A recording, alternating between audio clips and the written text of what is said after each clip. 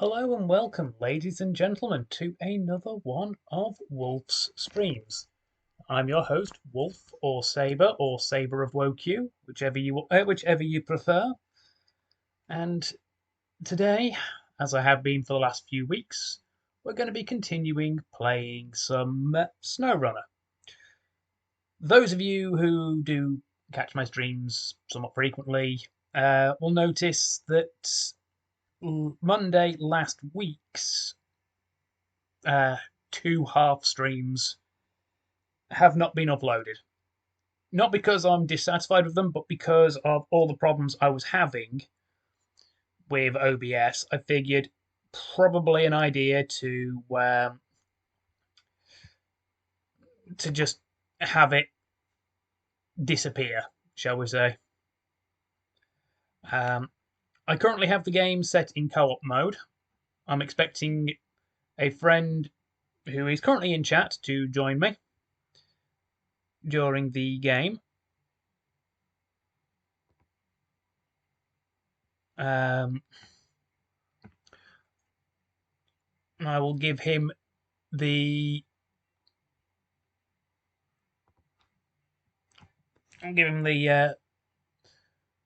code for when he's up and running.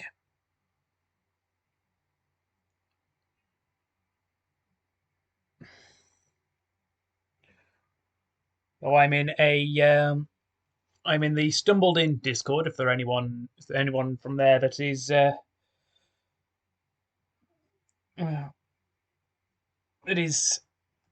joining us in chat, they are more than welcome to, if they have the game, to join in. There are a total of 3 open slots. Multiplayer only goes for 4 people at most. And without further ado, right, we're at 25 frames and holding. I have sped up the preset a bit, so this should be faster.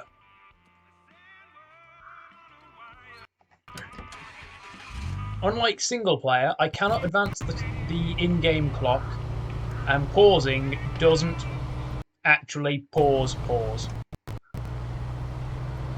So if I was to pause the game, I'm only using my Chevy for a few moments.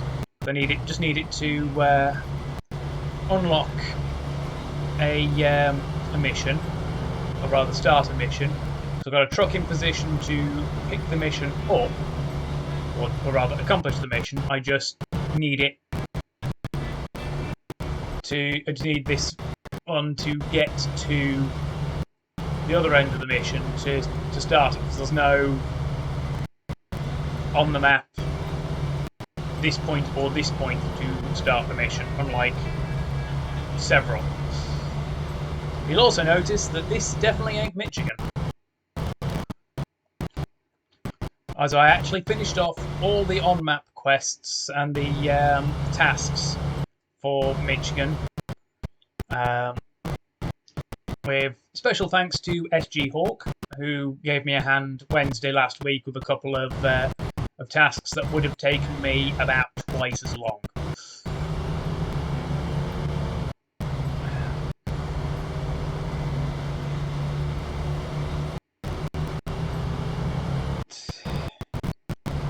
I've also got a fair few more trucks as well.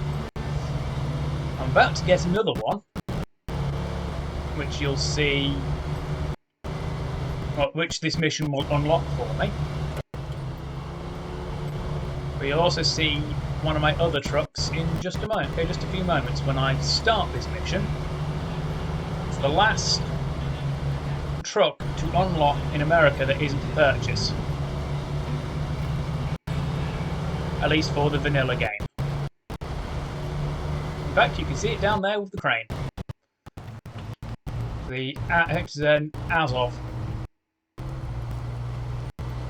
which is a fictional manufacturer, because the truck it's based on is not built to license. Pluck the Stuck Truck unlocks the Derry Longhorn 3194. which is based on the Oshkosh M911. Alright. Okay, I've just got to take it back to the garage. Nice. Right.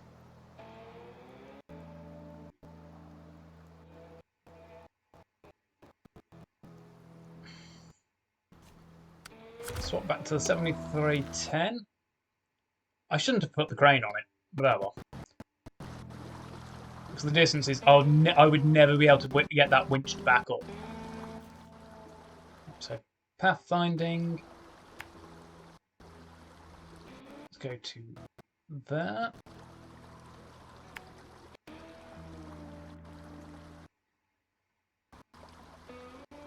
Right. Can't get under that, so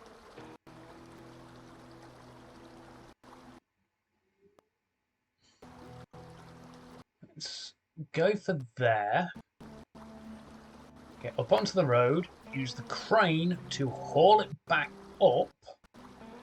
So the length and steepness of this slope makes it almost impossible. So we get up there. Then we just proceed down this road to here. From here, though, I will be moving to back to Mountain River because there isn't a garage there. There is in North Point and here in White Valley.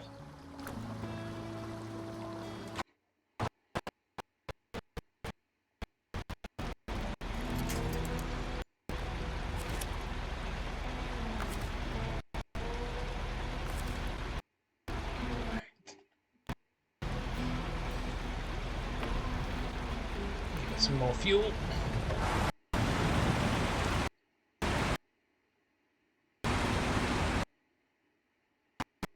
So it can actually help me with a bit of power. Now, the Azov, in this really nice snake-like cab skin.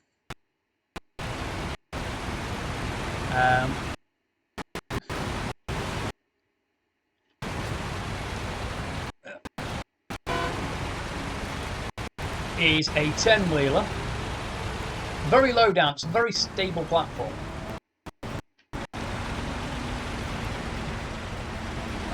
Unfortunately, the race suspension that I need for it to stop getting caught as much, is in AMA on the DLC maps, which I do have.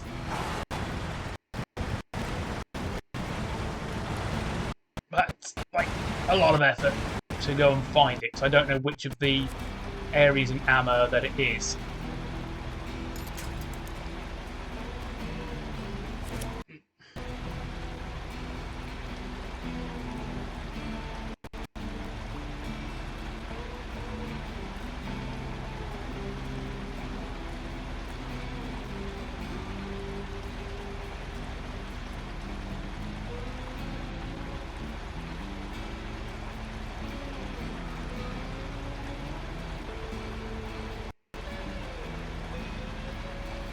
Need to answer this message. It is a friend.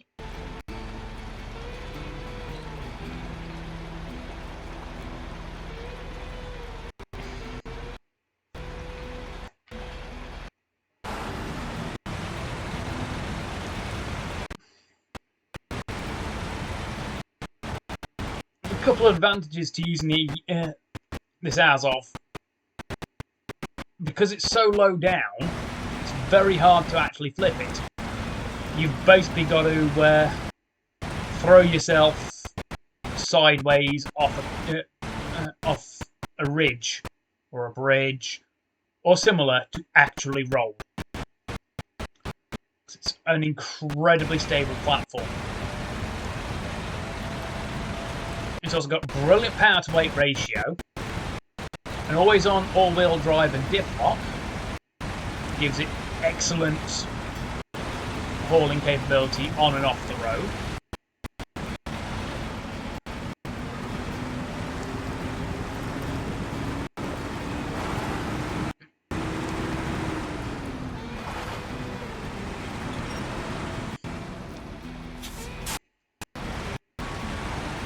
downside is the bumper quite often gets stuck.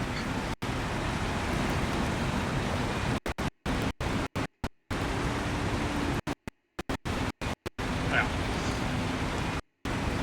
yeah, that'll be very hard to get past, so...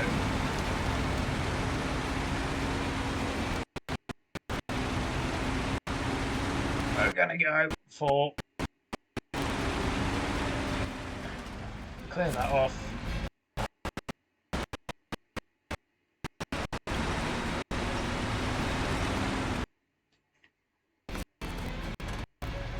Handbrake on.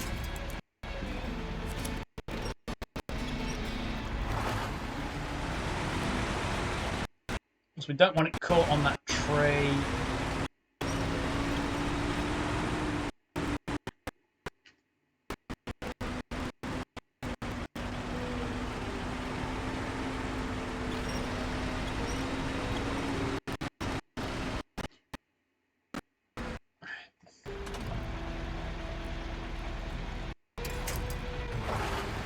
More power. We are onto the road near enough. Reconnect.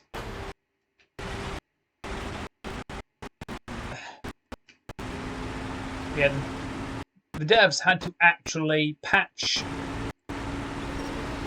the bumper of this thing to make it largely intangible when it comes to collision. Even then, it still gets stuck on occasion.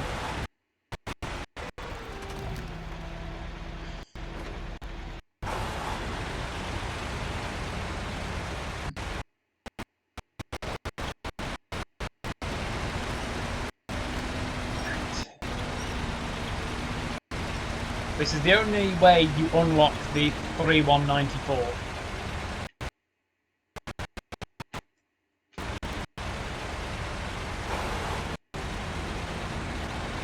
You'll notice I have snow tyres equipped.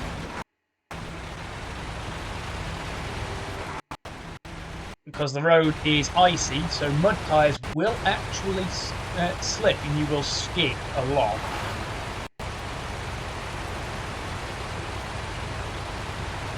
Having these snow tyres on enables me to, well, actually grip the road surface.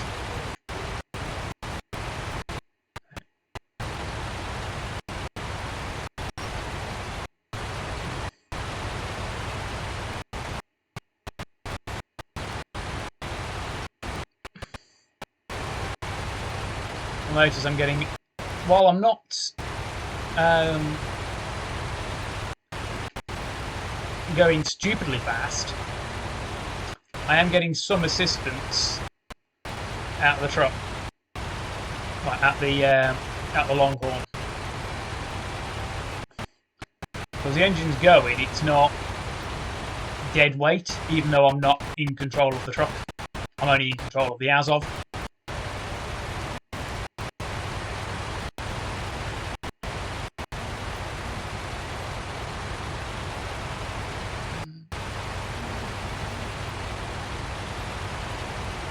And the 3194 is one of the better heavy trucks in the game, even though it's limited to just high and low saddles, as far as I'm aware.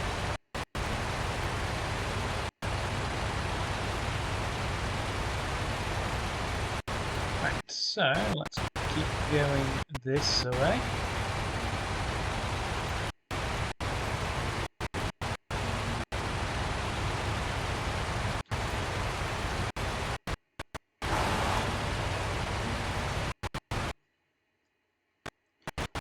Couple of refueling stations, but I don't need those. And you'll notice that my suspension is half braked. Yeah, I went over a rock and it just, my suspension went kaboing.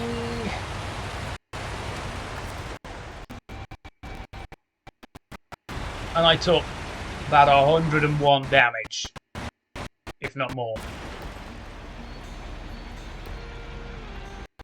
104.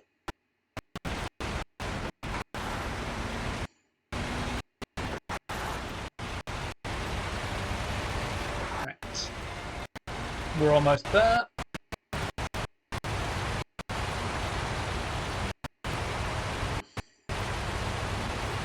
One of the key features of White Valley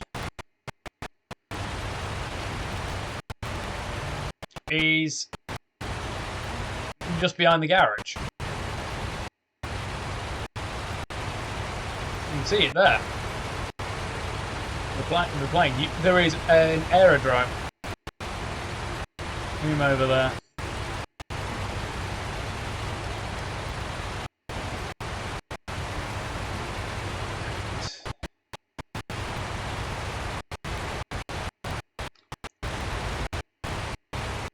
I did a brief stop in Russia a couple of days ago to pick up, if you haven't been following the screenshots, the Tartarin. There we go.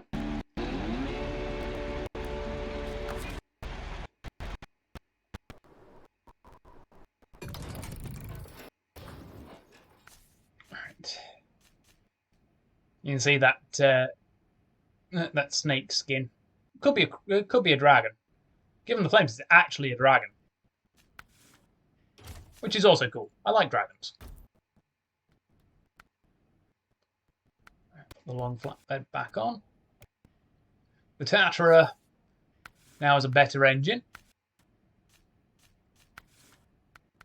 And one of the better gearboxes as well. Increased the fuel efficiency as well. Got the P12 kitted out. Picked up the Paystar 5600 twin steer. Oh, cool. Audio working. Ambrose is hopefully going to be joining me very shortly in game.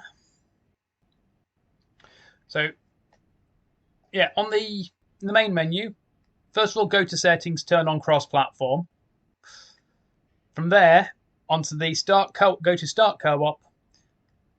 And then the last option, which is to find a game via code, put in the code I gave you. All right. This thing's a slightly shorter version of the Western Star twin steer. Only I can give it different back ends at the cost of having only a 3-slot bed at maximum. And I've swapped the fuel tank off of the 4964 for a maintenance bed. Well, I shouldn't really need it because there are a couple of options out on the thing. Move to garage. Fully restore. Alright. That's going to be a very expensive engine to mount, but it is the best engine for it. Alright.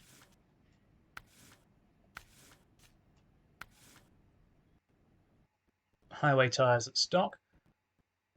You can actually raise and lower that lift axle.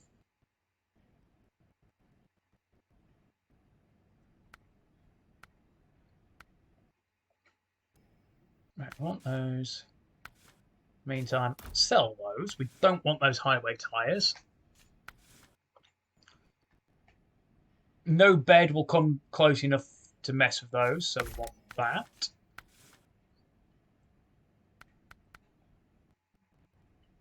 Alright, we don't want that one. We want all that. We want an actually functional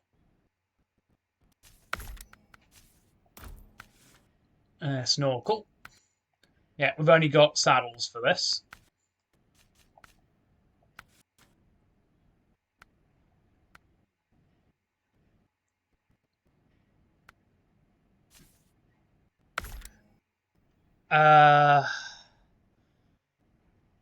Take a screenshot of your game thing and send it to me on Messenger.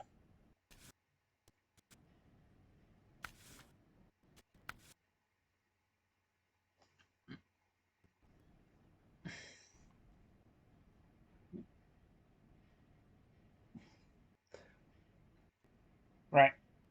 First of all, did you turn on cross-platform? because you're going to need that. You see the third option, start co-op.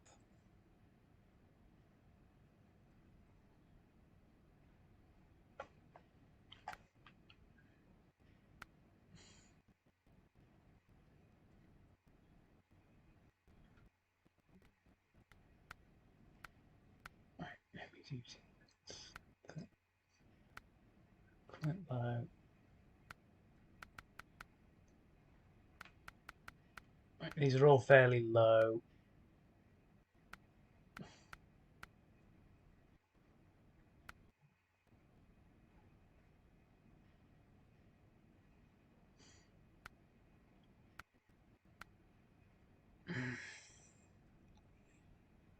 Right. There is no in-game party chat though.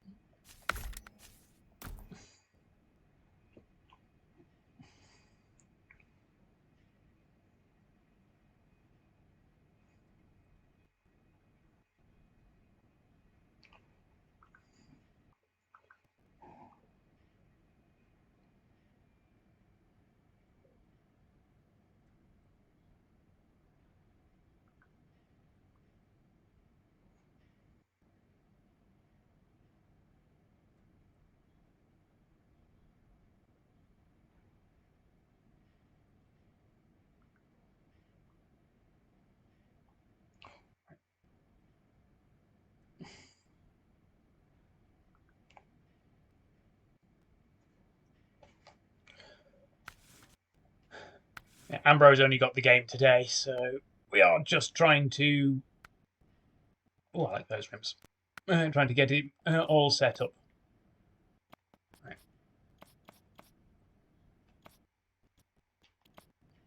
With the option of my nice dark blue, or this really cool charging bull moose skin with added peace sign. Let's go with that one. I like it.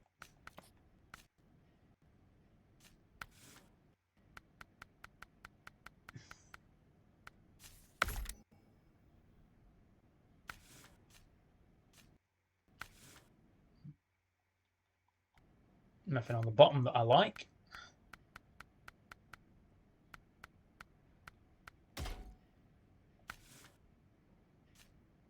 There we go.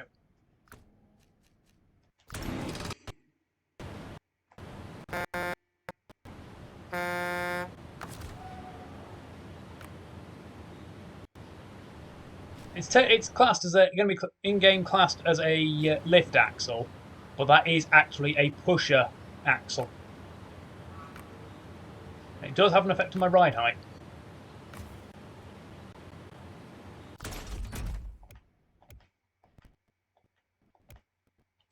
So yeah, I picked that up.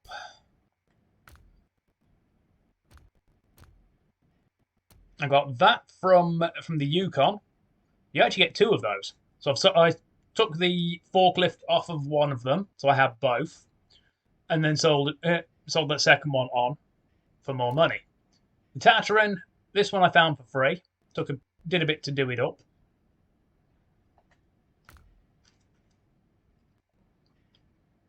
Found that last night. It's a bit fuel hungry though.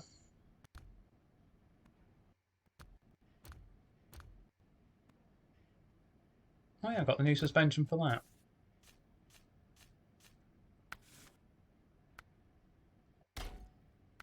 Sadly, that's going to be very likely to roll itself now.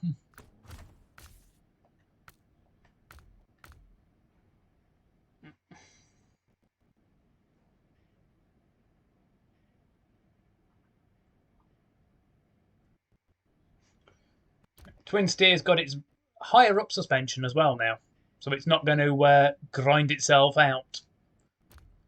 I also bought the Azov 4220 Antarctic. 6-wheel, tall ride height, huge fuel tank, only has those 71-inch mud tyres, and it's semi-articulated. That was a mission reward in Mountain River. Got another engine on the P16, which also now has the Cobra hood ornament on it. You get that in the first Yukon map. All you've got to do is rebuild a bridge right by where you start, or right by where the garage is. Go over the bridge, follow the road to the right all the way to the end. Mission for that. Get a truck with a high saddle, take it back to the garage, refuel it. Bob's your uncle, done. And you cannot do it up the exterior. Same with the other Caterpillar.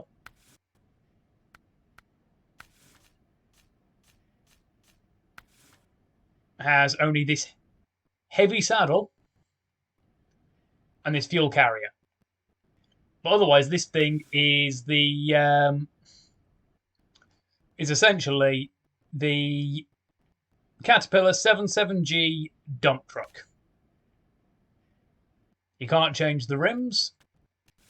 You can't change the wheels. You can't change the exterior. I've got a Dreamcatcher on, and I've got my Ruby Mustang curtain on. All right.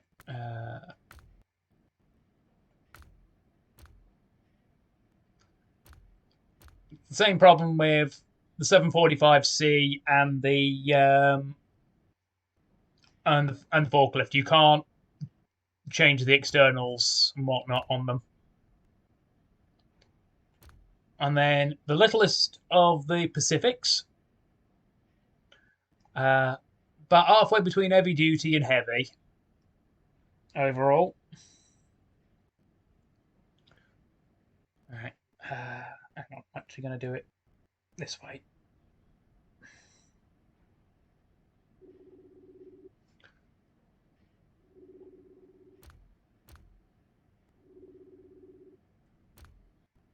The main use of this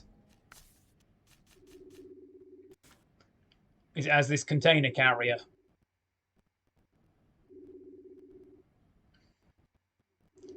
But it can also be a log truck as well.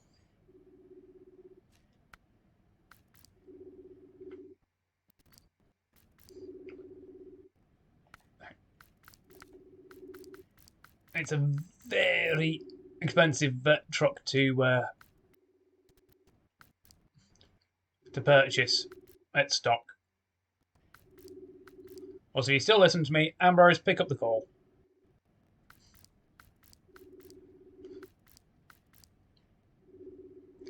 That is, however, the second most expensive thing in the game. 181k.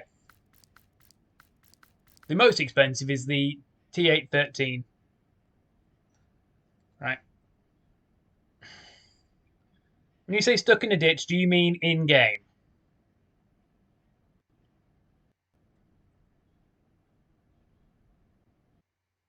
Alright.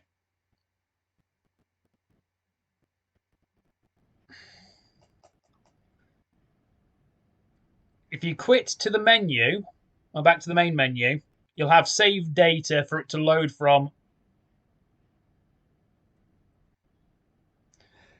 Right. If I'm going to do this again, pick up the call this time.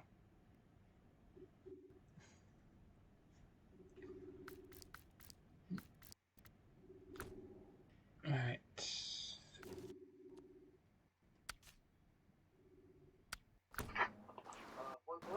Hey, right, you're on speaker. I don't know if laptop's going to pick you up though. Right. Okay. Right. So.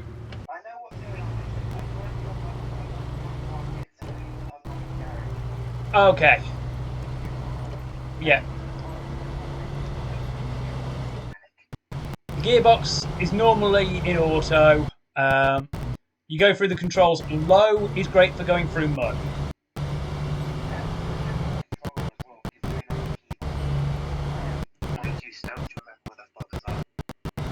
Fair enough. Right. Right. You should unlock the Fleet Star International very quickly.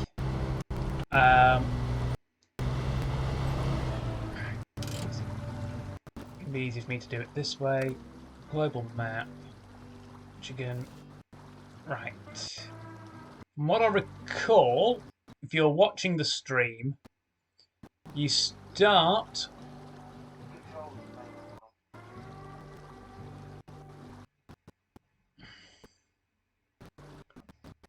Right, you should start somewhere up on this road here. Alright. You come down. You go very carefully.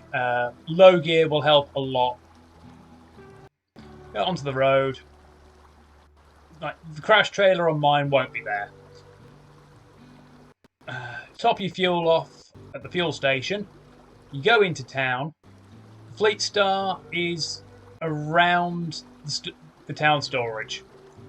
So you want to go that way around. Also, for the record, what controller are you using? Clicking left stick for horn. If you do that near like the road barriers, you know, the little ones that have the flashing lights on top.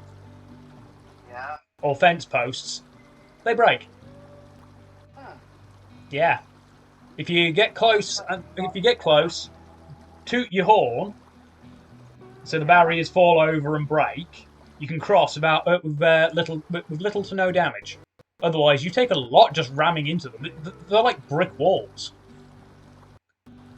But yeah, you get the Fleet Star International from the town storage. You pick up the metal beams or whatever it requires. Road back up to past the fuel station to this bridge here. You drop off the beams at the bridge, fixes the bridge, opens it up. You then follow the road. You want to take the right-hand fork on there. Crosses along here. Just follow it straight. It'll straighten along.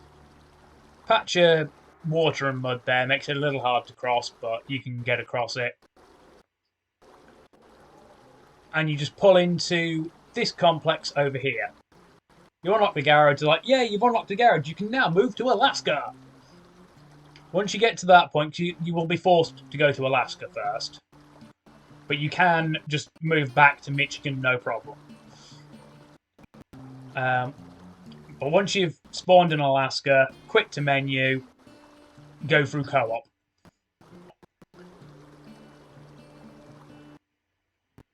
Should hopefully only take you about 10 minutes.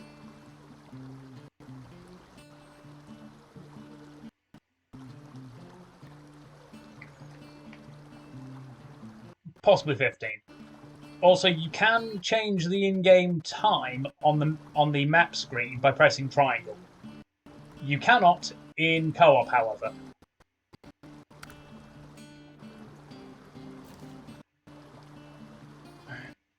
I need to go to Northport. I don't particularly like driving at night in the game. Even with good fog lights and whatnot, it's a little tricky for me to see where I'm going, especially if I'm fording rivers.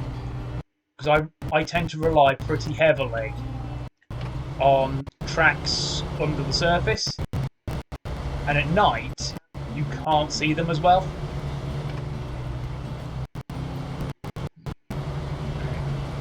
For those watching, you can't go to White Valley from Northport when you first get there. You do have to unlock it from the White Valley side by getting there from Mountain River.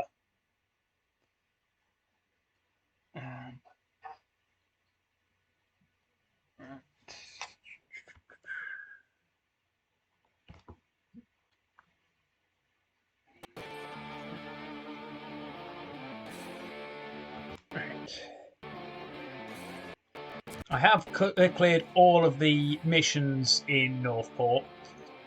The ones with a stop clock are repeatable races, effectively.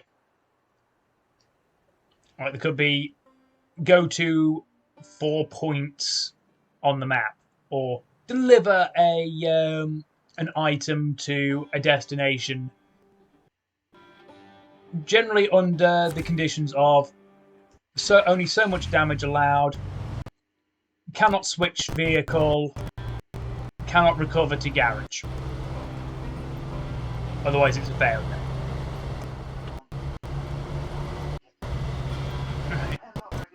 At stock, I believe you have an all-wheel drive, but no diff lock.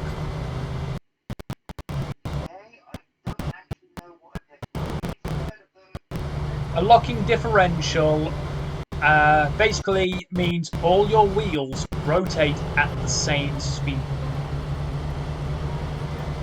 Right, so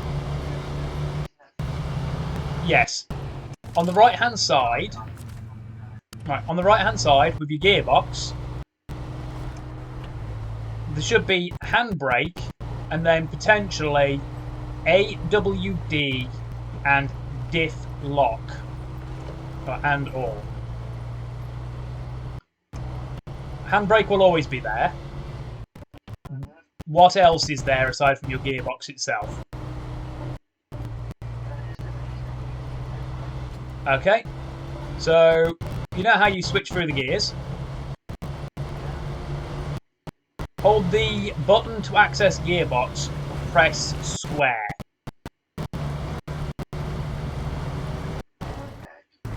You now have all-wheel drive enabled, so you've gone from rear-wheel drive to all-wheel drive. It allows you to go through the mud easier. When in low gear, if you have an all-wheel, if you have a diff lock or a vehicle that can have a locking diff, if you're in low gear, as long as you're not on hard ground, like a paved road, you turn on the diff lock, and it will allow you to basically brute force through mud.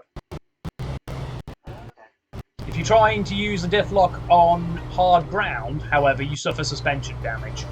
Not suspension, sorry, gearbox damage. Some vehicles have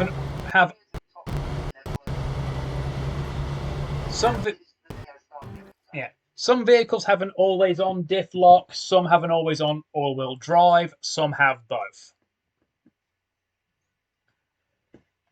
In the ones that have an always-on diff lock, they don't care if it's hard terrain or not.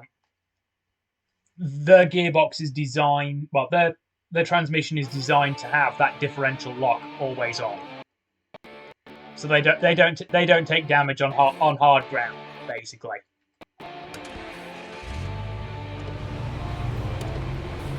So it's useful for them. If you start to, when you approach dirt, put on all-wheel drive. It will start to raise your fuel consumption, but it'll help you start crossing. If you do start to dig in, like you come to a halt and your wheels start spinning, shift to low gear.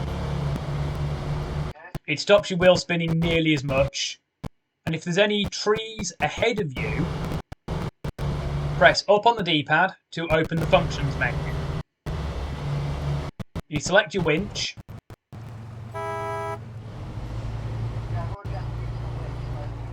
Yeah. Triangle will automatically winch to the nearest applicable object. It's not always the best choice. But if you do it manually, you can usually pick the right kind of fixed point. Like a lamppost is one of the best choices to grab to. Yeah. It's like you'll want to use a combination of low gear and all-wheel drive to get down to the paved road. On the paved road, you can flick back to regular drive and automatic gear. But when you start getting to the mud, you'll want the all-wheel drive on again. And the reason it's specifically all-wheel, not four-wheel drive, is because you got trucks that are like 6 wheels, 8 wheels, or 10 wheels, and typically your vehicles are driven from the rear wheel, which for most of them means they have like 4 or 6 drive wheels going already before anything happens. So it's easier just to say drives from the rear.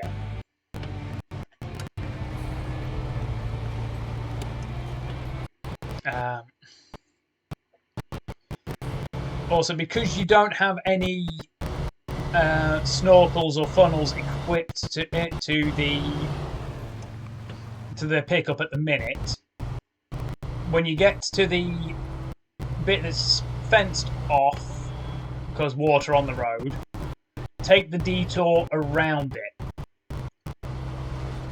You'll have to use low gear and all-wheel drive to get around it initially, because the problem of not having you've not got any funnel on it. So if you go in water that's deep enough, you start taking engine damage. Some vehicles do not have option for these air filters and snorkels. Like the P12, I cannot change the P12's air filter.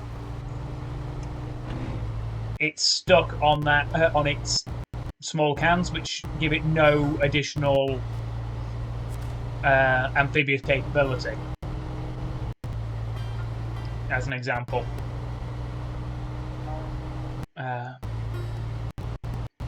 Also, if the International does have ruined tyres on it, don't just switch back to the pickup and take that to the garage. Just keep driving towards the garage on those on the blown tyres. Especially if all 6 on the Fleet Star are gone. There is a trophy / achievement for driving for a kilometre with all your tyres blown. Yeah, you're part way there. Just past, I think, it might be just past that, or you might have already gone past it. It'll be. Turn the engine off for a minute. Hang on. Oh no, you've already gone past it. You've taken that. You've taken that. The spot of water you passed getting to the fuel station. Yeah, that's the slightly problematic area when you don't have any tall air filter on it. Did you actually go to the bridge first? Because you got to go to the bridge first. Go to the map.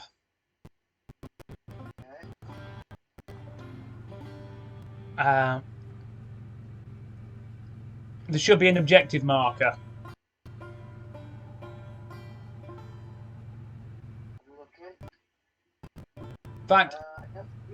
In fact, is there there should be an objective written on the right-hand side of the screen? Oh, you've. Yeah. Watchtowers expand your view. It's like.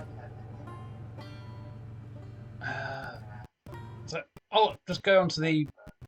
No, not that one. I'll go onto the quarry map in Fatamia. So if you look at my stream, you should see there are splotches of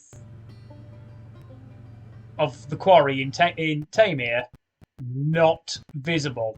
You just have the watchtower icon on them. You go to a watchtower, a big chunk of that map then gets revealed. Okay. For example, this one that I'm hovering over, that revealed basically all of this center section.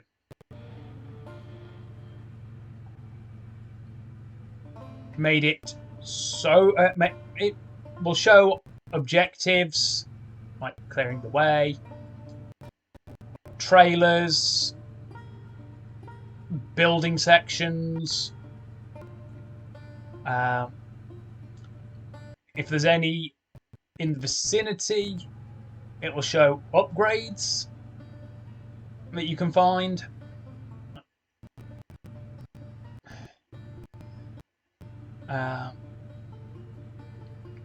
And in some cases, it will also show trucks as well. Okay. But yeah, once you get to the watchtower, you just want to then get next mission, which will be telling you to go poke your nose at the bridge, which you'll see on the map. You poke your nose at the bridge. Your objective will then be fix the bridge. That's when you want to go into town, because pickup cannot take the trailer, the required trailer that you'll need for the items you need to open the bridge up. You can only take scout trailers with the pickup.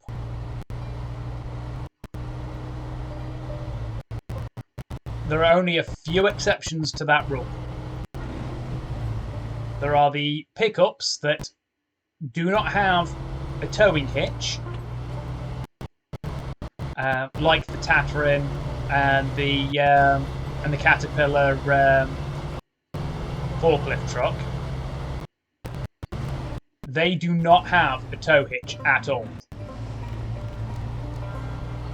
So they can't tow any trailers.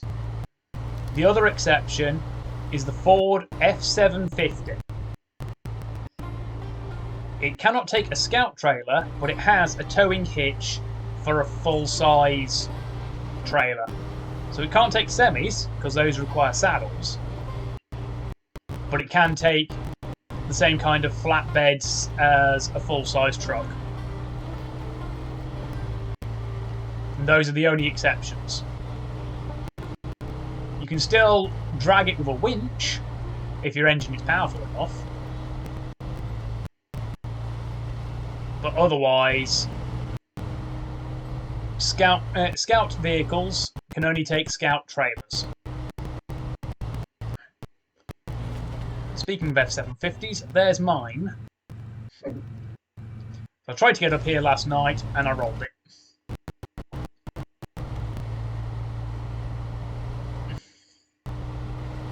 I've not got anything that's powerful enough to put it back on its wheels. So once I've achieved this mission, I'm going to return it. Oh yeah, I also put the DLC paint scheme on the Chevy. It looks like acid burned. And fun enough, the blue that it uses is very similar to the blue I normally use as well. Which is cool. I like that. But yeah, once you've got the bridge open, just follow the road as it loops to the right. And keep going. You will eventually see a turn off for the garage. You turn onto the forecourt and approach the doors. Garage is unlocked. Enter garage.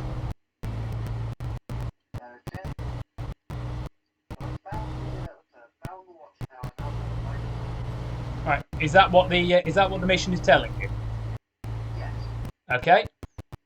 The truck will be by the town storage. Okay. Look at the map. It should be I'm a looking at it. I'm on the way. yeah. If you use R2, you can plop nav points down. Okay. It'll always be a straight line, so it doesn't take into account corners, terrain, etc.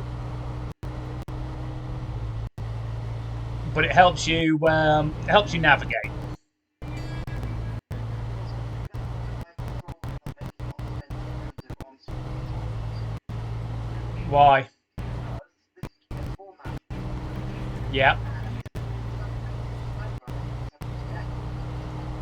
Which gives me Lols. a why.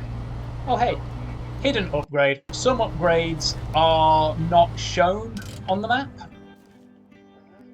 Like I had this section here fully displayed from having all the watchtowers, but this upgrade was not visible on the map. Okay. Westline V16 M2450 engine for the twin steer, the Caterpillar 770G, the Paystar 5600 twin steer, and the Caterpillar 745C. It was just the engine I was looking at as well. Also, I've just had a thought. What? This is an American-style town. Yes, you're in Michigan. There's no traffic, so it doesn't matter. Okay, I'm on the other side of the town already. You should be on the right hand side for accuracy, but there is no traffic. Nowhere in the game is there any traffic. Okay.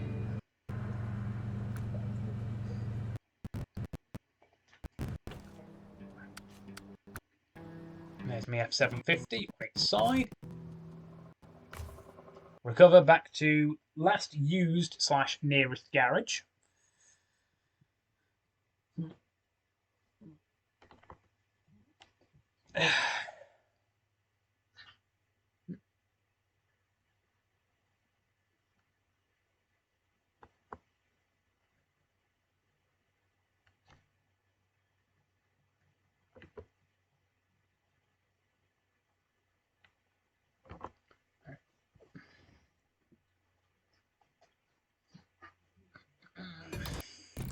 Once that wasn't actually beer, that was just Pepsi. Who are you and what have you done with Ambrose?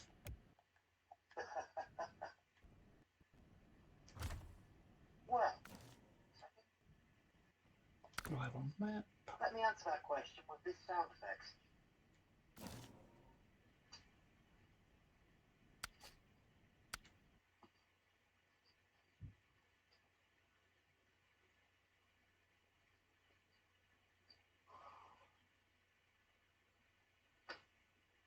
That answer your question?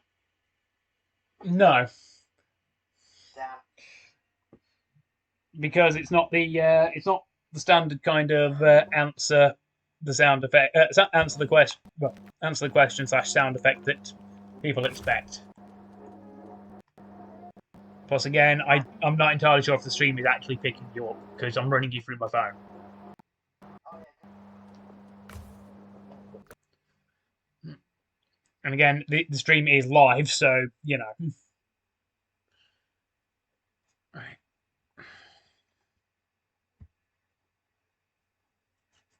You know what my username is on pretty much every game except everything on Steam, right? Kind of. Probably underscore HI. Ah. Yeah. Well, it is what it is.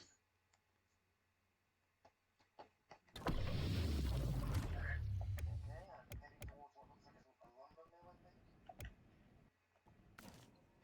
Hang on.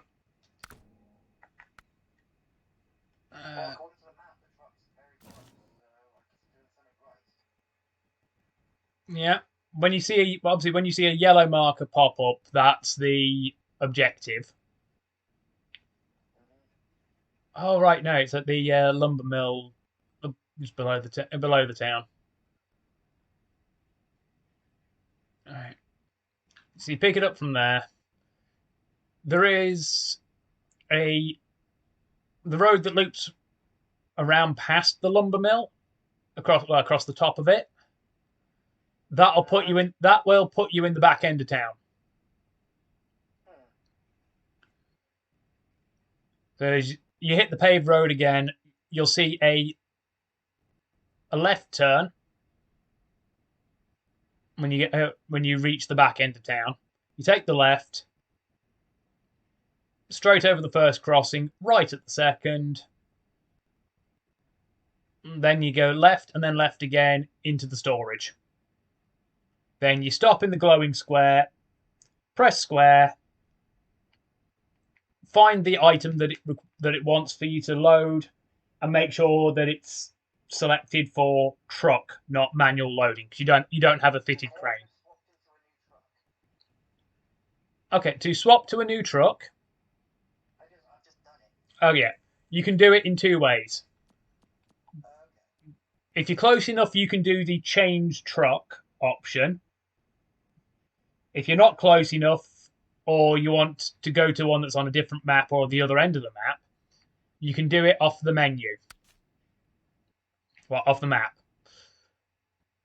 It's like you can see on my screen where I'm just jumping to different trailers. Oh, I see. You can do it that way, and if it's a applicable truck, you just like, yeah, I want that one, and boom, you're in that truck. Okay, so you are at the lumber mill, yes? Yes. All right, so that looking at mine, you see that road that runs across the top of it. Yep. Follow it to the right, Mhm. and you get to this road. From there, Yeah, that's back in town. yep, into town, because I believe you need metal beams. I'm getting a prompt for it, so I guess I do. Yeah. Um, there will be a trailer parked just outside the back of the storage, It's showing there is, yes. which will be here. Okay. If you get to basically the alley into the storage, connect your winch from the back of your truck to the trailer, Mhm. and just haul the trailer close to you. Then go through the function menu to attach trailer.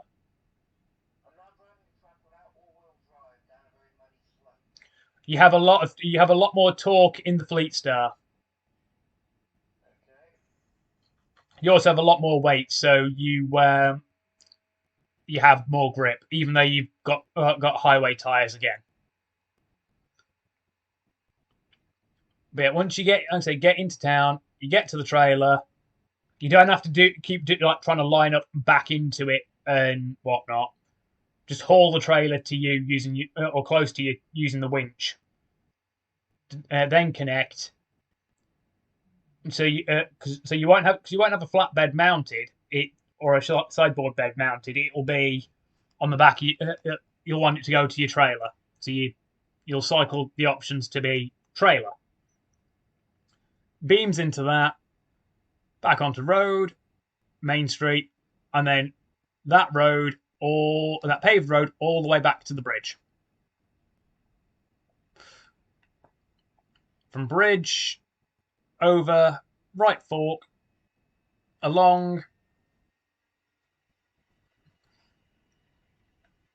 to the garage over there. So actually, yeah, about 10 more minutes then. Right. I want to be in Mountain River. I've managed to clear up most of these. One, two,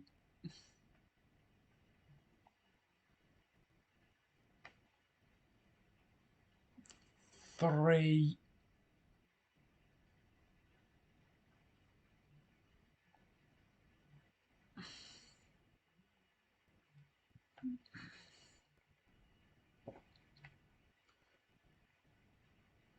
3 missions and 2 contests.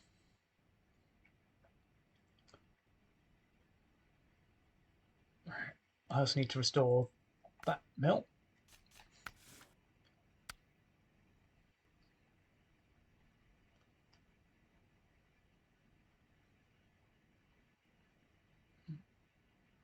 It's not that mission. No.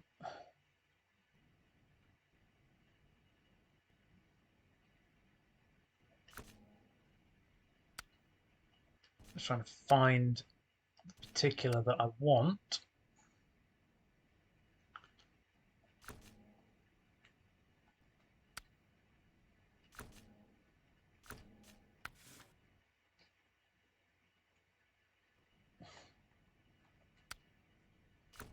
No. Because some of these open others.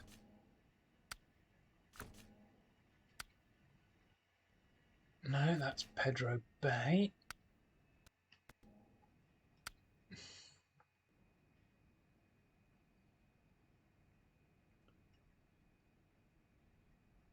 Well, I need to repair that one.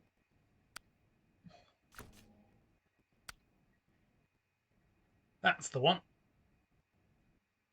Requires me to complete mountain delivery,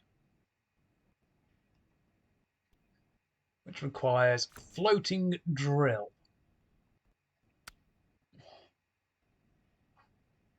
Okay, off-road on-rig salvage semi-trailer. Wants an off-road truck and a high saddle.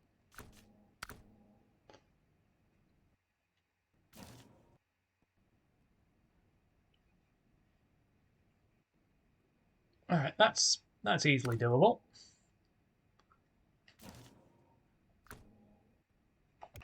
Oh yeah, put that into storage. Actually, I'll use the Longhorn for that. Let's give it a proper spin. Move to garage. Yeah, that's the I believe that's the Kodiak C. The Chevrolet C70 Kodiak, I believe, on the Northport loading screen. Right.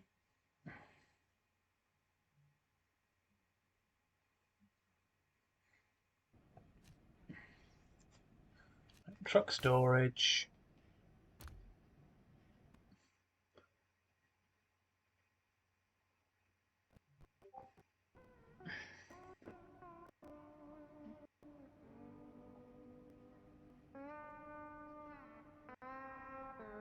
Oh, I just got an achievement. Get over it. Haul yourself for more than 6 meters. Ah. And the thing is, I got it as I slammed into a lamppost. Ha!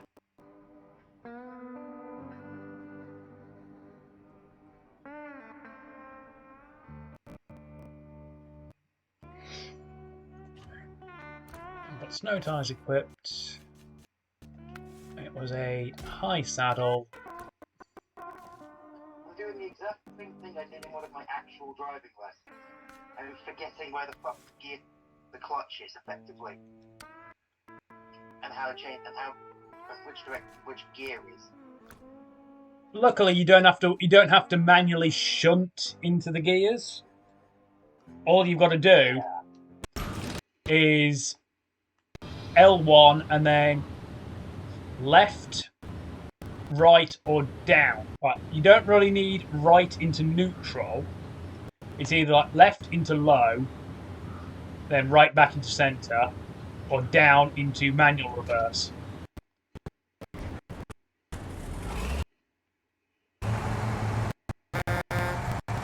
Let's have a look at the interior of this. Oh, that's actually a pretty cool interior. If you click in the right stick, you get your cabin view.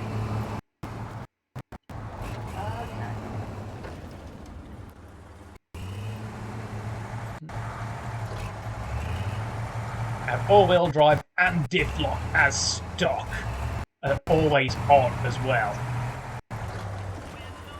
So this thing is going to be a pain in the arse to control, but it's going to take a lot to actually stop it.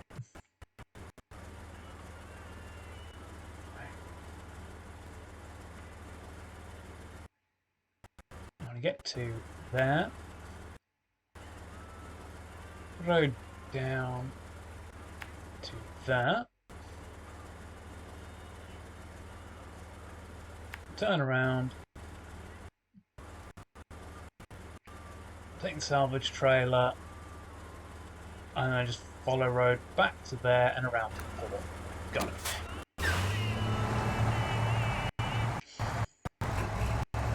Also, be careful about the crash barriers.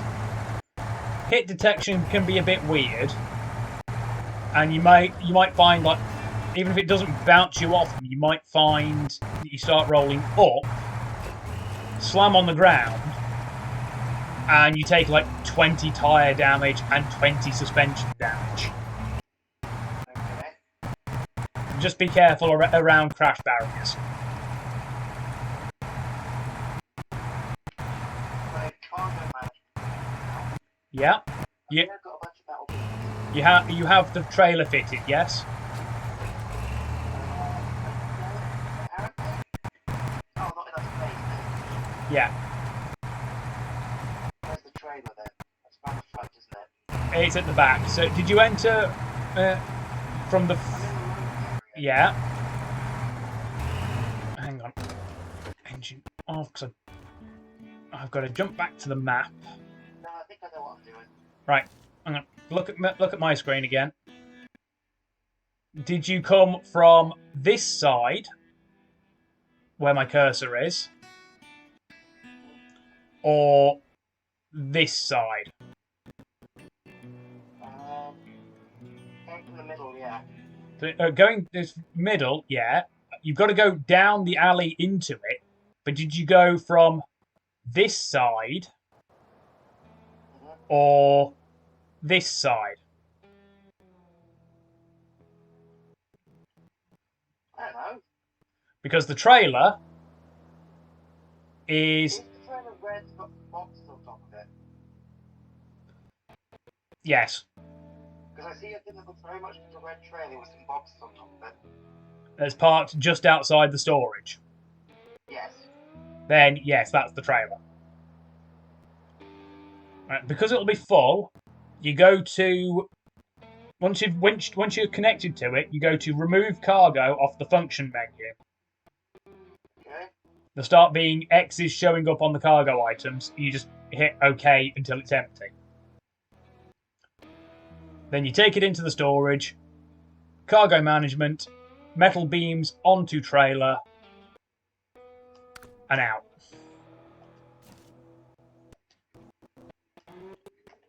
Oh, luckily this is actually the road I wanted to turn down as well. How do you actually connect to the trailer? You have to actually It has to be close enough to your hitch. So, usually, most people will just try and back up to it to get close enough. Me, I use my winch to bring the trailer to me.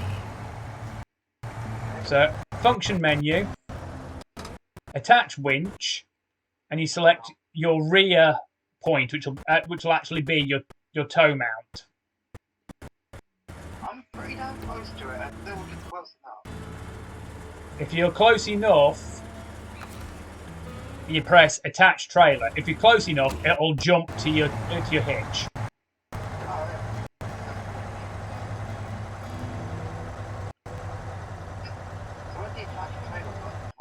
It's on the function menu. Press up on the D-pad. Oh, there we go. Attach trailer, there we go. Found it.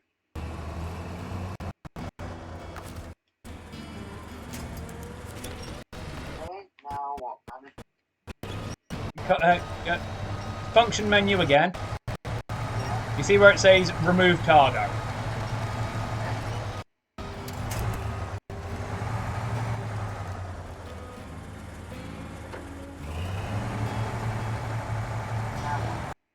Keep pressing the X button until the trailer's empty. Now take it into the storage.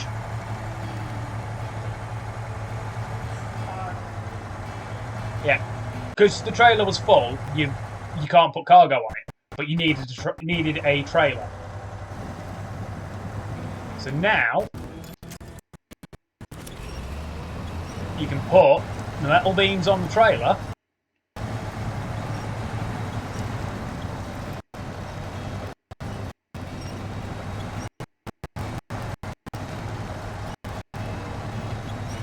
From there,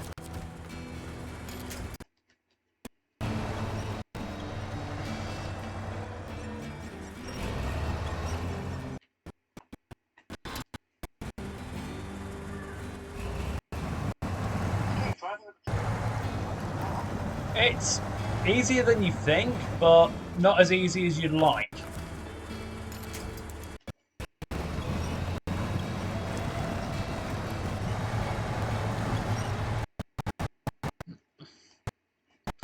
Backing up is the hardest part.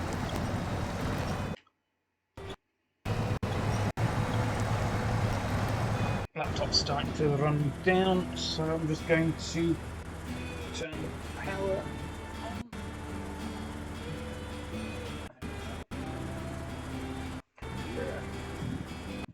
Oh, damn it. Turned off the bloody capture card by knocking the USB away.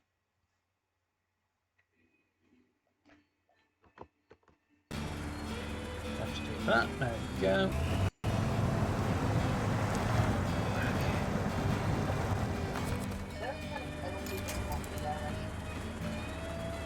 No. Typically speaking, the penalty is you fuck your truck up. And until you get to a garage, you cannot repair that.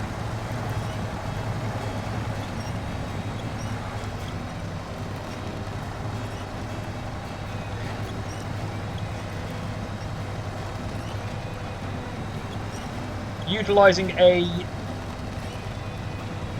if you're worried about hitting things, utilise low gear.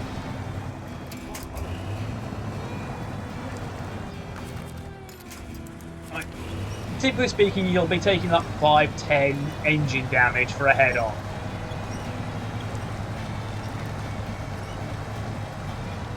Just try not to go high-speed collision into things.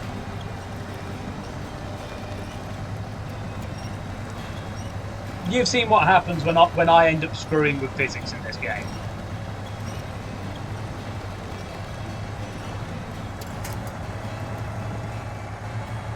So consider yourself forewarned.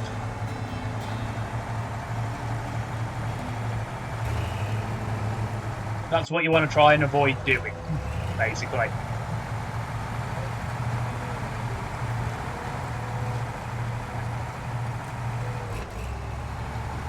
But yeah, you get the. How close to the bridge now are you with the trailer?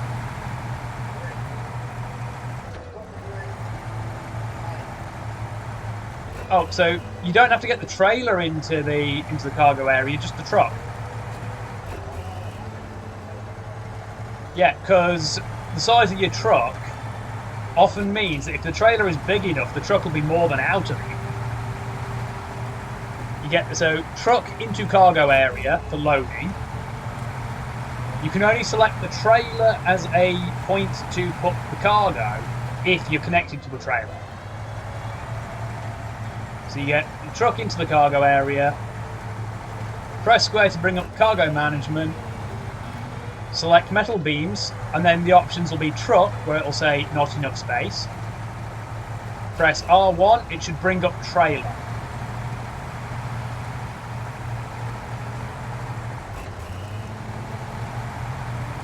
So then you get, you tell it, yeah, want it on the trailer. Boom, trailer's got it on. Close the menu, and then head off.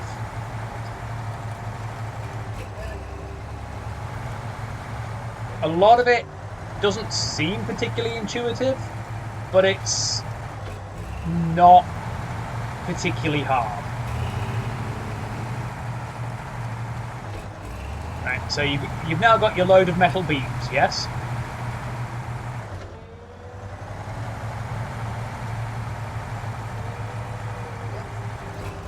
Okay, head to the bridge.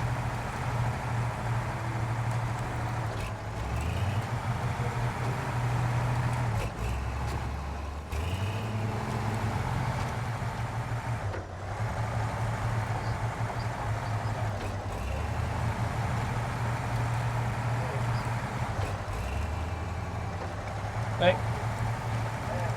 Yep. Bridge reconstruction. Take your load of metal beams to the bridge. Bridge will be rebuilt.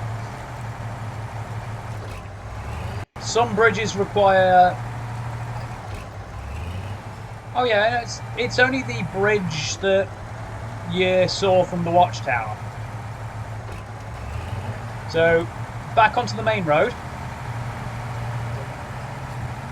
So, you pull out, pull out the cargo area, left turn, and put you onto a crossroad. Right turn will have you running on Main Street, and you just follow that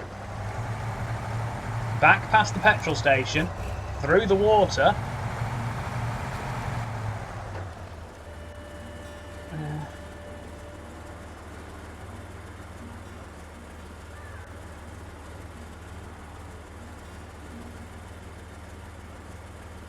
And then just keep going to the bridge.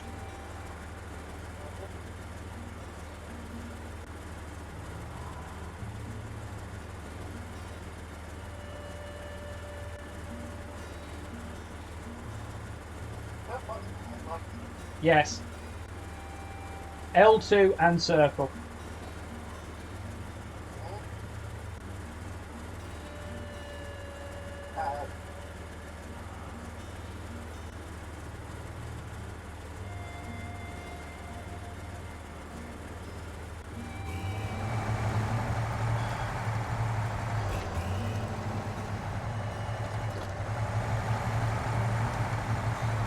You'll almost always have low beams on anyway. It's L2 and circle puts on high beams. And fog lights if applicable.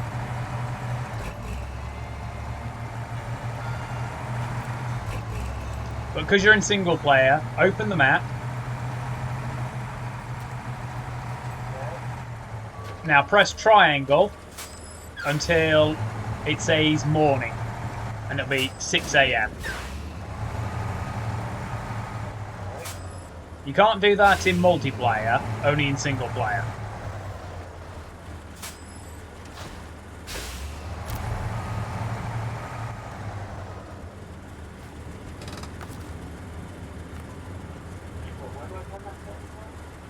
Open the map. Look at the controls on the bottom. It will say skip time. In Mud Runner, it costs you fuel to skip to the following morning. In Snow Runner, it's free. Oh boy, this is quite the big trailer. Oil rig salvage semi-trailer.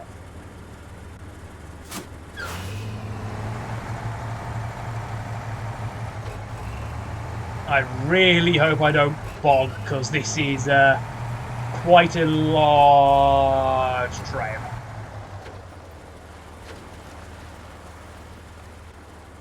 Like, you can't, because I've switched to trailer view, you can't even see my truck. This trailer's so long and tall.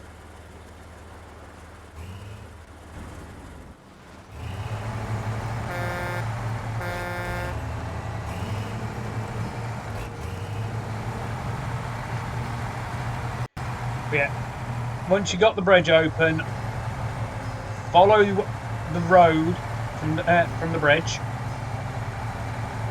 You'll see it forks off slightly. Take the right-hand fork and just follow it.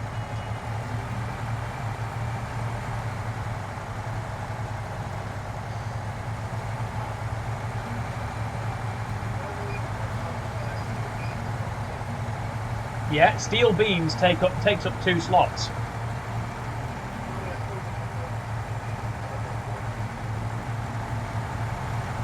That's what we're...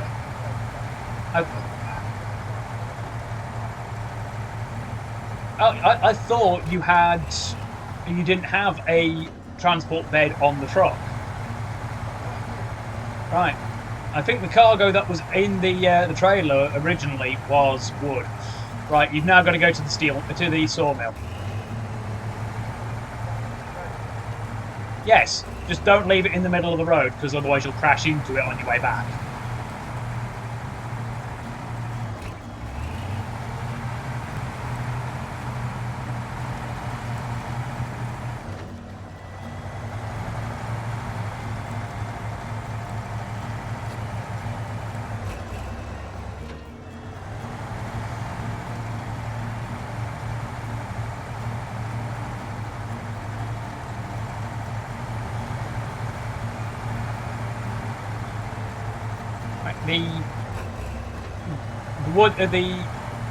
The wood will only take up one slot, so you can get 2 items on your transport bed.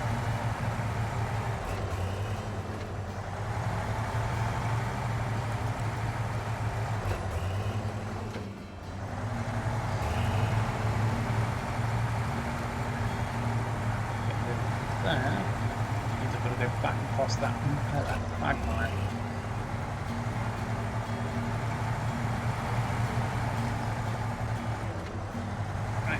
If you use your nav point markers to go to the sawmill instead, if that's where it's indicating you can get planks from. No. Open your map. Is there any markers on the map? Yeah. So, do you know I'm not wasting fuel? Global map, Michigan, Black River. Right. So,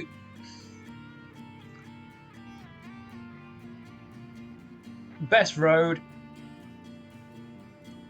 Okay, look at my screen.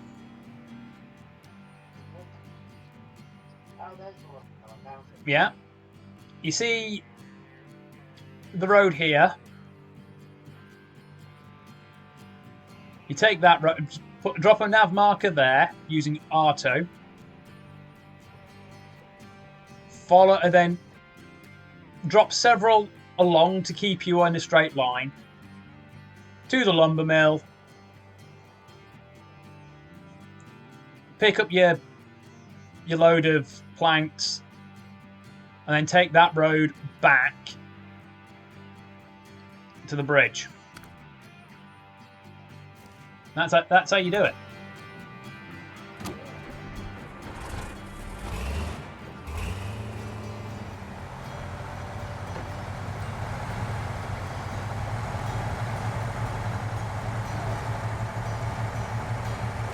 Moving, so I can actually go back into gear.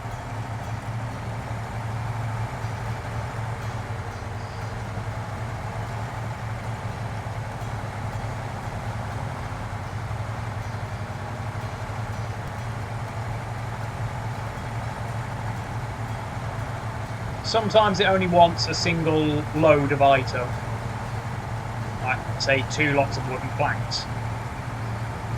Other times it's like beams and concrete slabs, or concrete slabs and wooden planks, or beams and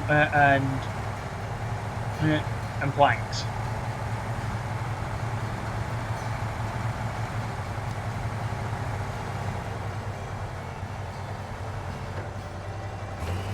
For now, it's also your only way across.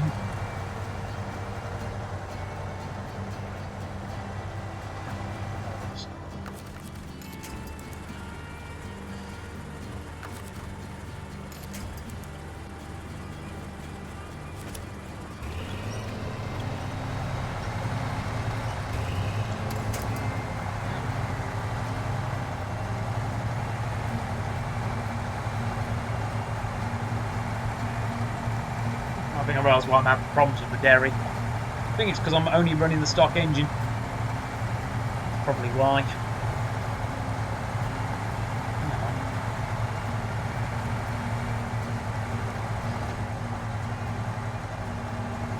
So I'm moving about as fast in low gear as I was in full gear. I'm still in first, because I'm still stuck in first. Weight plus terrain.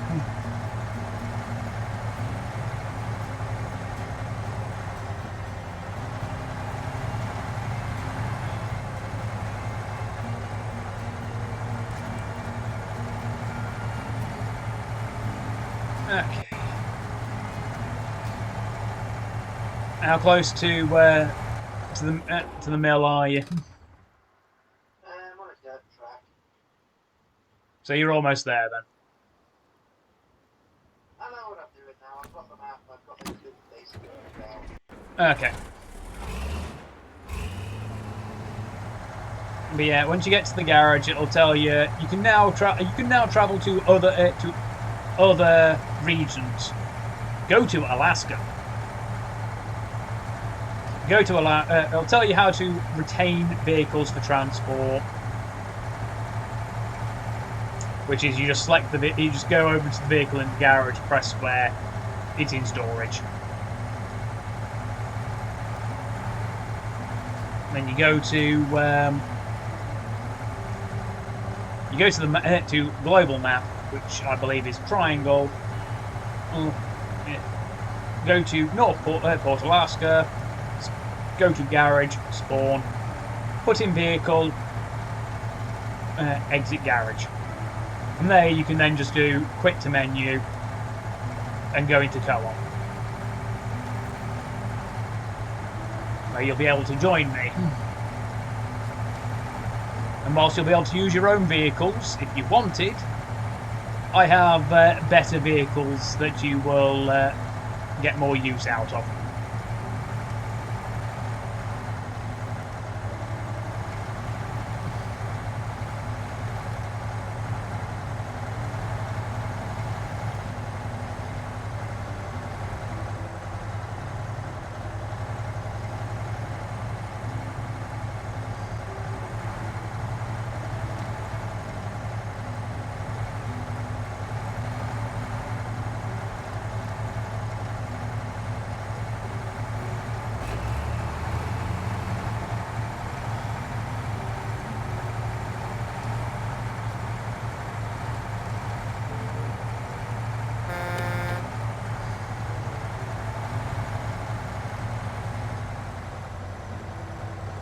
But yeah, tutorial obviously teaches just how the game works.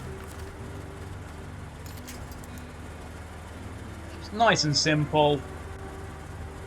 When you understand the gameplay loop, quite relaxing.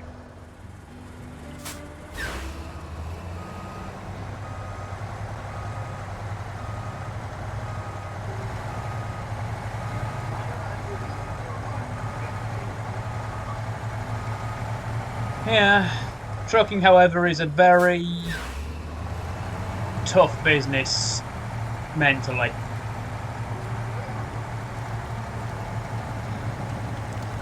There are a lot of truckers who exhibit PTSD symptoms, especially in America.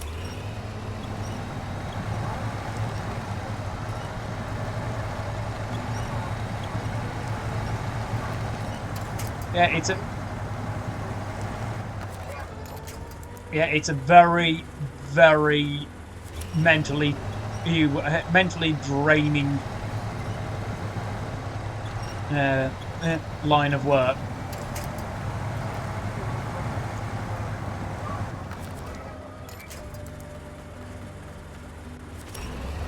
It's also incredibly lonely, which you typically run in by yourself.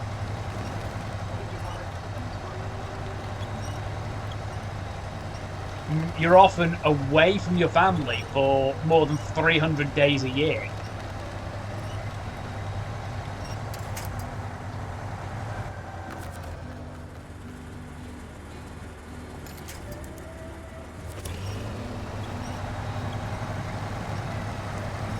You'll notice loading screens often contain little bits of info like that.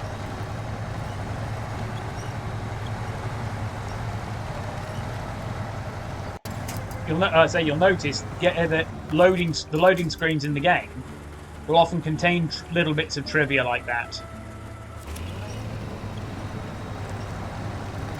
Like, for example, in I think it's like 2018, Chevrolet celebrated their 100th year of sales.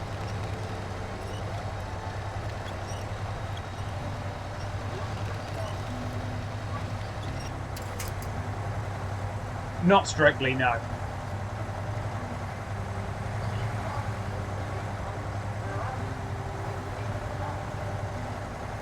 they would have at least in the Second World War helped make parts for some American armored vehicles. Northern America.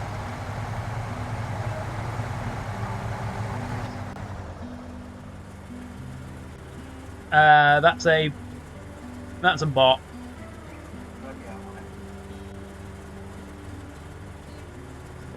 I've got it as well. I've got to learn the new interface.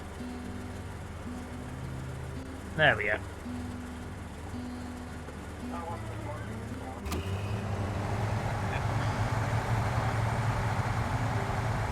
And obviously, because I've got OBS open, it counts me as being in mod view anyway.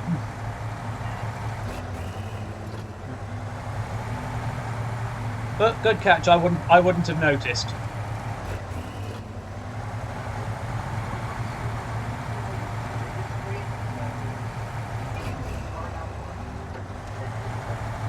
Yeah, it also like shows first time chat from a viewer.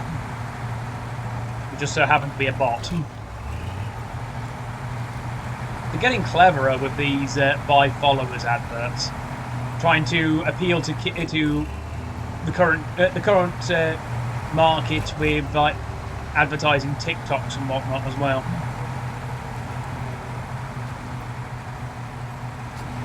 Oh, how to escape? How to escape?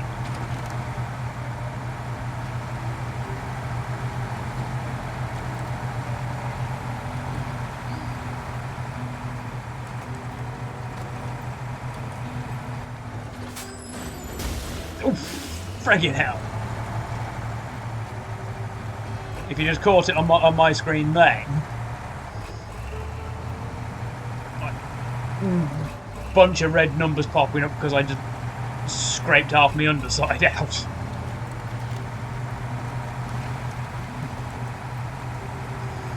Some engine damage, suspension damage, and tyre damage. But I'm now almost at the port. Aha! I can drop this off, which will then allow me to pick up the mission that I wanted to pick up. Whoops. Oh yeah, you'll notice bumpers generally don't do anything in game. They have two things to look out for: ground clearance and whether or not they have fog lights on them. Ground clearance is obvious. The only function they have, in terms of practicality, aside from that, is if they have fog lights on or not. If they don't have fog lights on, they're useless. They're just cosmetic.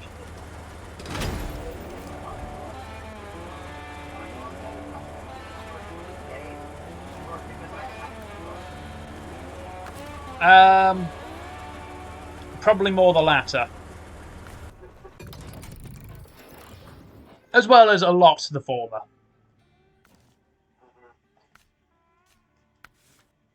Okay, the bridge is being built, put wood on it, which is bad enough. I've reached rank 2 apparently. You have leveled up successfully. Dun dun dun dun dun dun.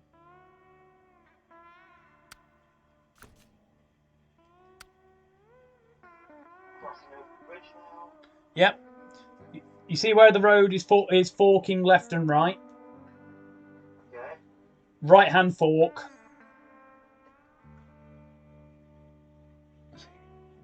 4, 5, 6, 7. I need a total of 9 slots of cargo.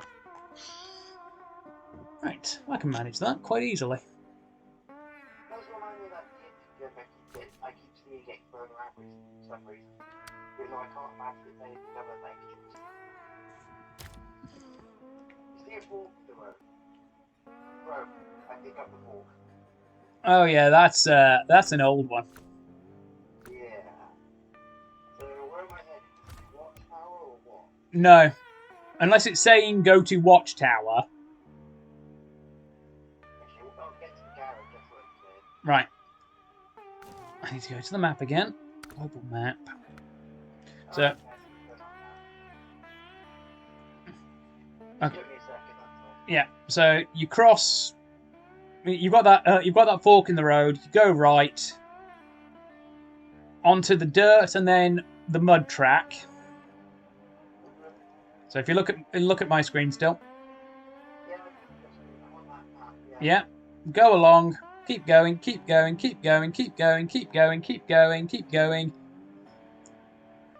Scrape half your underside out across that pool, but keep going. Keep going. Keep going. Keep going. Keep going. Keep going. Keep going. Into here. And you pull up to the doors that are there. I haven't used the winch quite a bit. Oh yeah, you'll get a lot of mileage out the winch.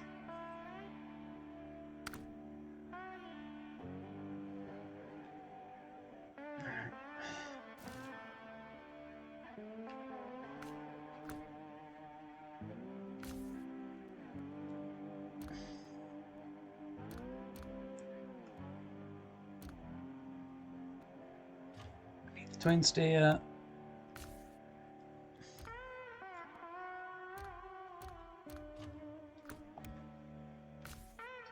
Need the paste RTS.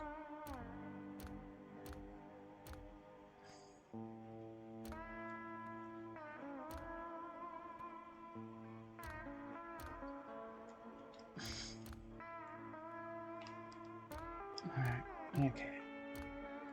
Yazov is still the thing.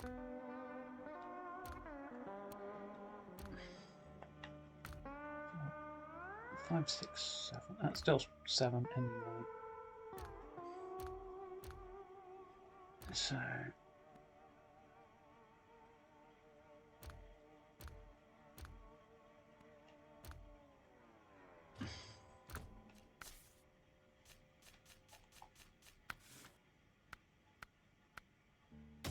may as well make it 9 that way.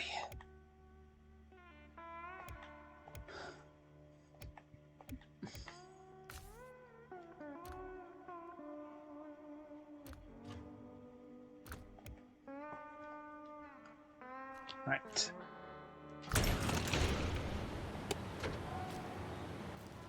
Okay.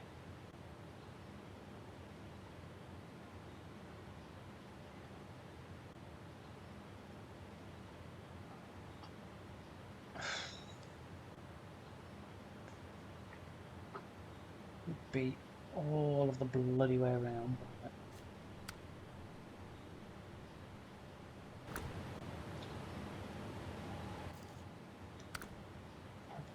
Mountain River.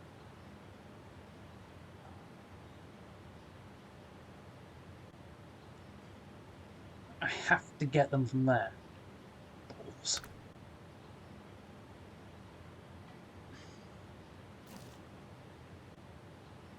Right.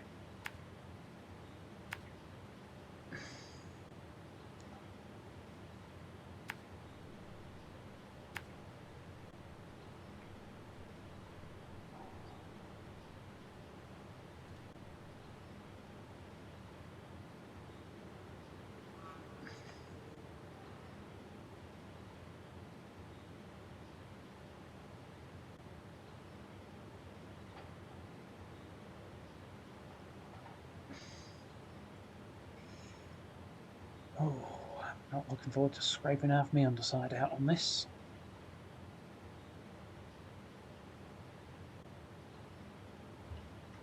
Right. Okay. How close now are you?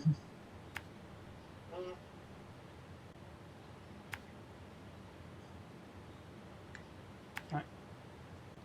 Or rather, what part of the Michigan map are you down to? I don't know, but I think I'm close. I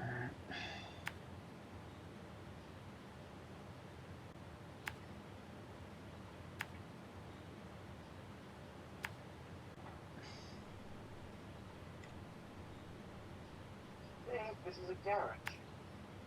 Yep, garage discovered. Okay. Go up to the double doors, or the rolling doors, and pull in by pressing square. Okay, I'm in the garage. Okay.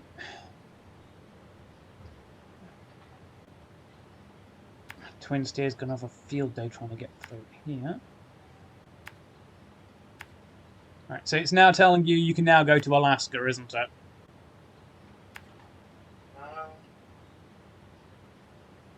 Yep. Right. Because you have to go.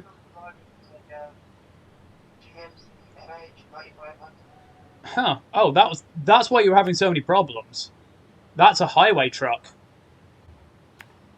Yeah. Great fuel economy, but it's not got particularly brilliant off-road capability. Oh. Right. It's No, it's not. yeah. You can give it off-road tires, but there are generally better options. Actually, due to the complexity of this mission, back into the garage review.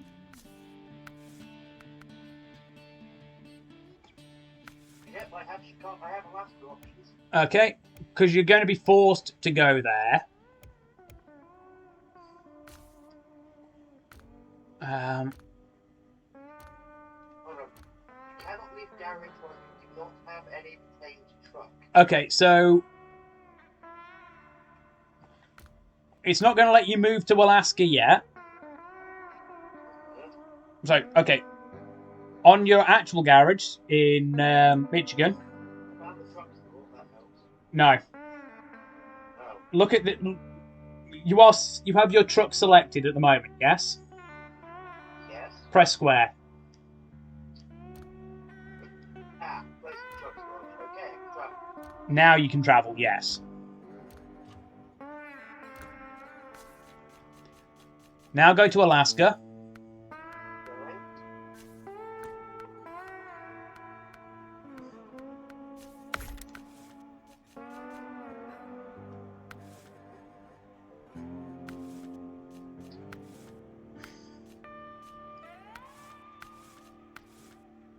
Then once you load in, go to take the truck out of storage.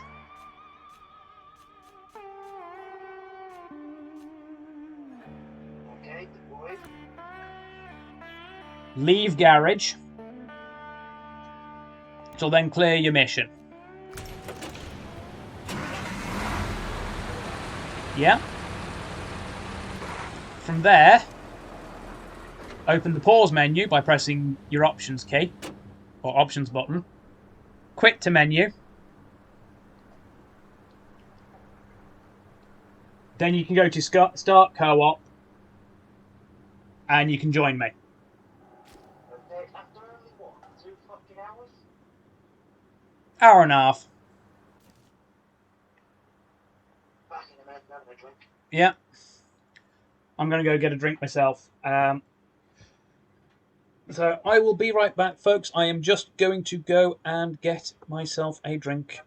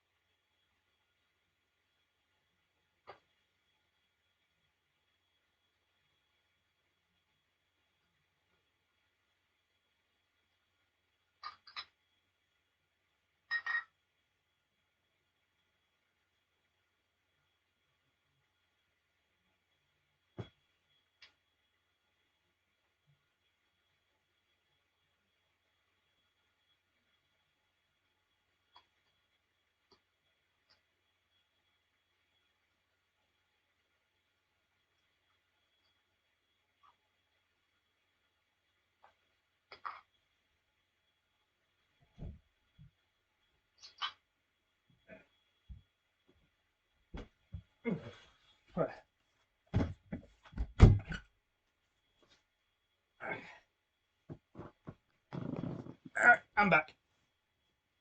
Okay, I'm at the point where I need to enter a session code? Scroll back through Messenger. Okay.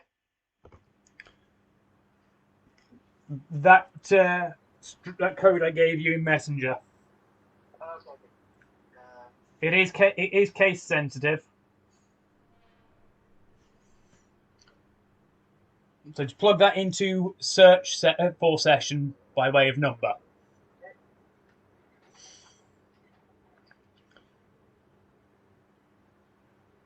So you'll get to my game. Looking for something.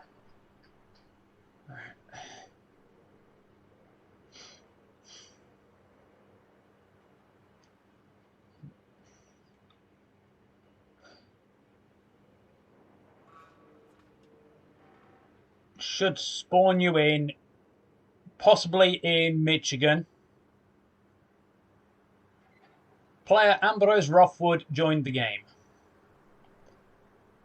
Northport, Alaska, USA. Oh, cool. Just the garage you need to be in as well. Also, I don't know where Michigan is. Michigan, it is. Michigan is the state. Alaska is also in America. Alaska is that one at the very top left. Oh, I haven't got the truck, so I forgot to store mine back up. Oh, it's fine. You should have access to mine. Okay, how do I do that? Hang on. What's the global? There should be 3, 4. There should be 5 trucks in. Should be 4 trucks in there. I'm just seeing it empty in here. I am connected, right? Yes. Okay. Hang on.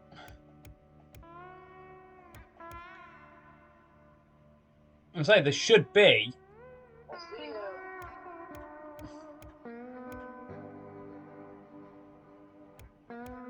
Hang on. Let me do it this. Let me do it this way.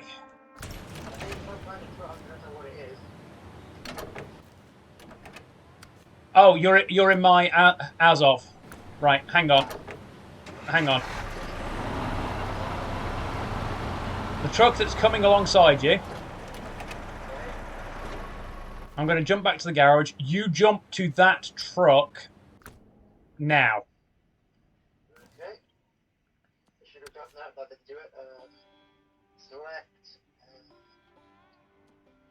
Okay, there we go. Right. Click it one more time. I'm in the truck. Okay. Pacific 512. Right. I want you to follow me.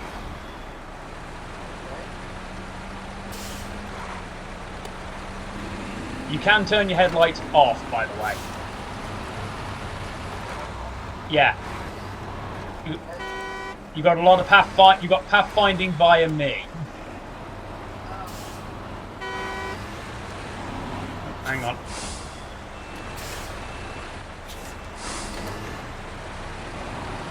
Right, okay. You only have access to trucks if my garage if I put them on the map. I thought you'd have full access to my garage.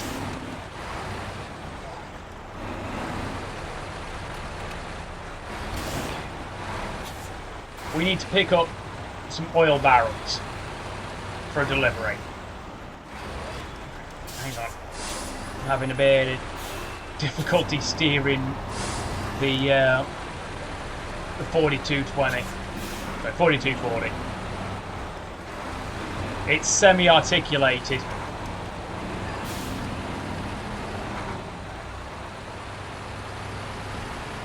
I would have just done this in one jump with the twin steer, but there are some very tight corners, and the twin steer has a huge turning radius.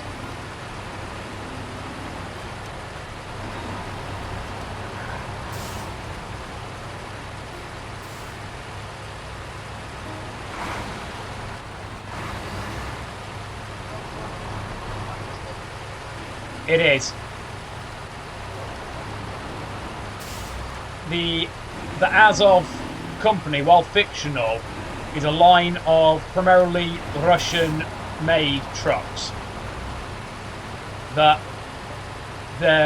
Saber Interactive and Focus Home Interactive did not get the license to build, or license to use in the game. So they have suspiciously similar substitutes.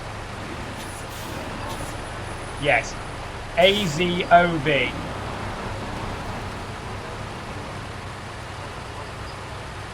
I don't know.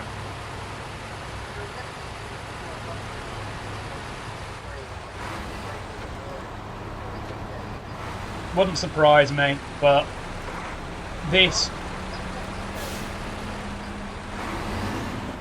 What?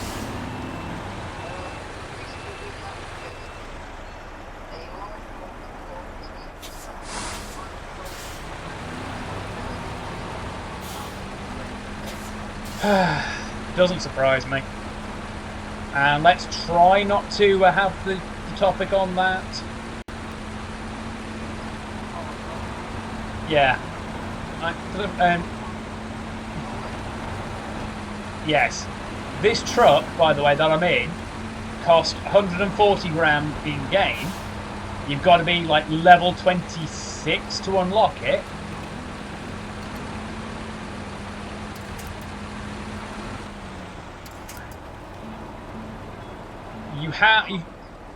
Yeah, swap into low gear. Yeah, L1 and triangle.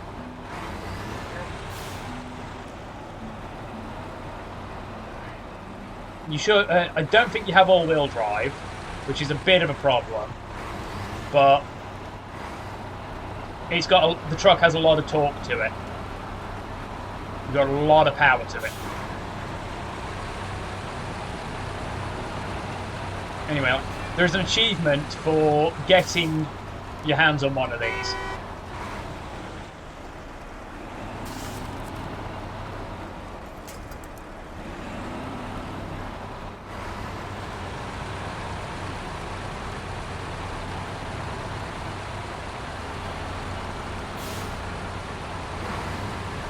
You should now be able to turn off the low gear.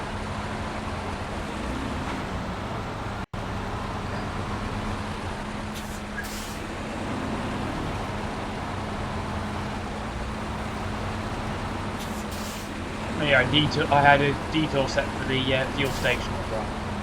It's because we have a long way to go to get to where we need to go,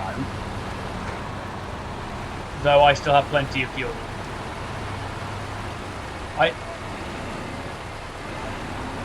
Yeah, you don't have a massive fuel tank, but you've got pretty good fuel economy. This thing guzzles fuel, but I have a 340 litre fuel tank.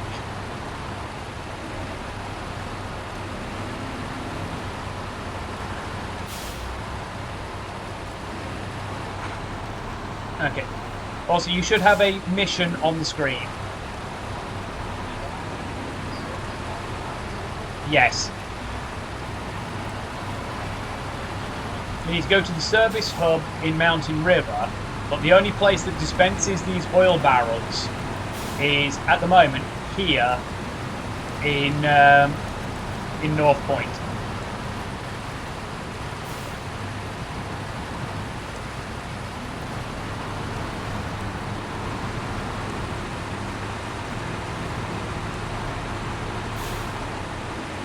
The trail that spits off to the right as you come out the water is mostly for scout vehicles, so you're a bit big for that one. Which is why we're taking the next right, which is this one.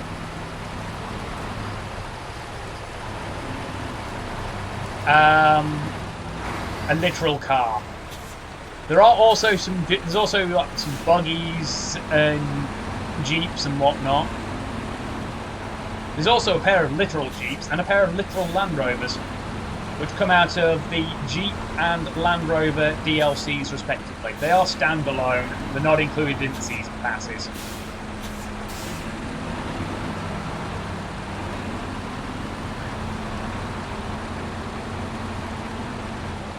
Now we'll put the grunt in that engine to the test.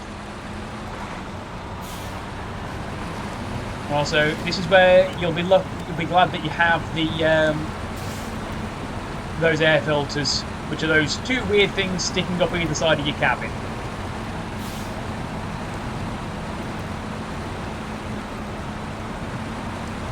Because we're starting to ford this spot.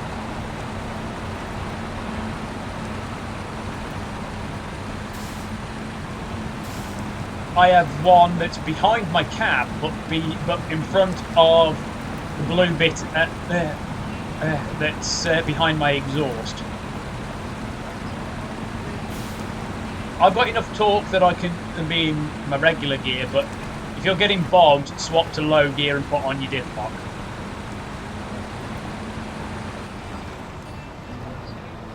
Well, hang on. I'm going to do...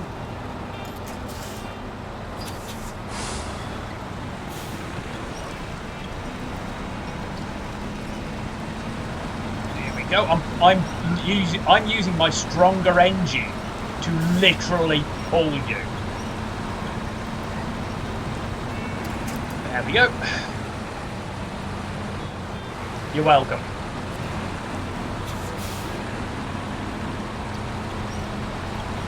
I can't keep doing that because it does have an effect on my fuel economy, and there are times where I will pull to a halt as a result. But if we're close enough, I can hook my winch to you to help you.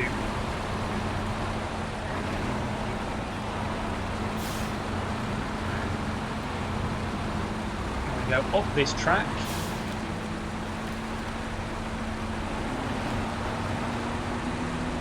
Having like proper snow tyres would be useful, but neither of these trucks have those tyres, sadly.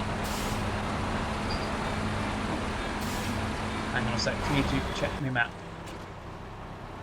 Oh yeah, I've already done that one. That's the mission we're going past. There is one of those races. Western Mountain Conquest. Basically, you have to visit 4 points on the mountain that is past the trees on our left. If you do it, it's got four brackets: gold time, silver time, and then bronze, which is X amount of time plus.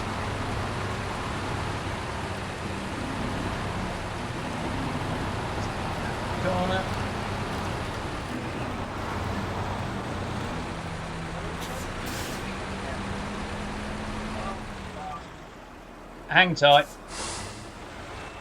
I mean, it's not like you can go anywhere at this second in time, but I need to... Oh shit. Shit. Back. I just rolled. I was trying to get myself into a good position where I could back up around and put you on... put you right... Scout vehicles at higher levels have access to the autonomous winch, which will allow them to connect to trees even if the engine is off or stalled. Right. Hang on, I'm going to select one that's going to be a bit better for you.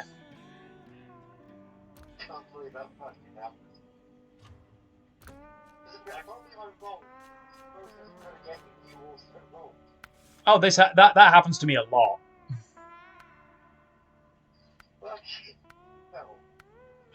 Don't worry about it.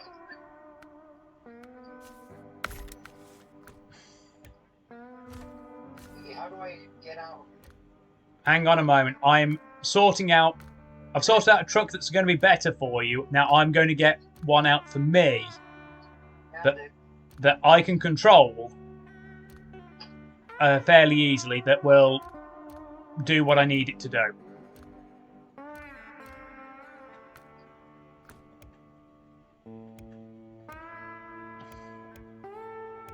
Because the problem is, we need a reasonably tight turning radius.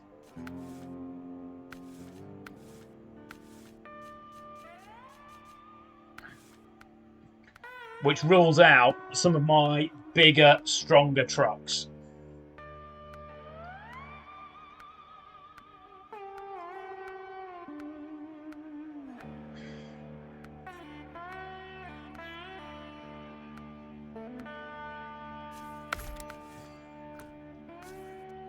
I need to add on a bed on this one.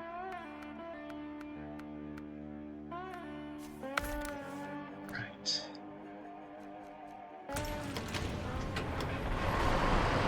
Okay, so the truck you're in, you should have a option on the menu called Recover. Okay. Yep. Which will move you back to the garage with the truck.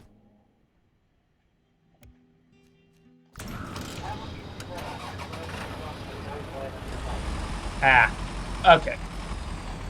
Right. Okay, there's now another truck on the map. Okay. You want the KRS 58 Bandit. Right. So, There it is. Yeah, found it. yeah. I've got to switch away from it for a second, so you can now switch to the Bandit.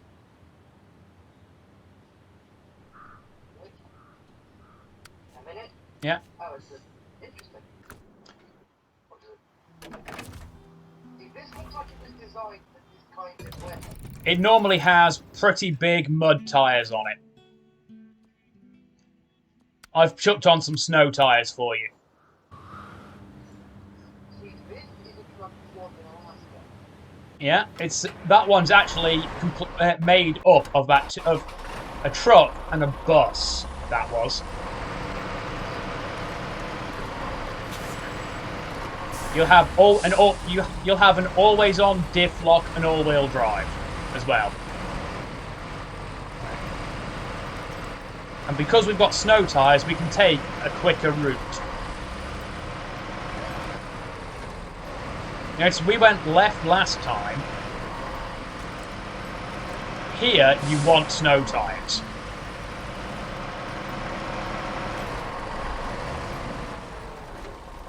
And even with snow tyres, you still skid everywhere if you're not careful.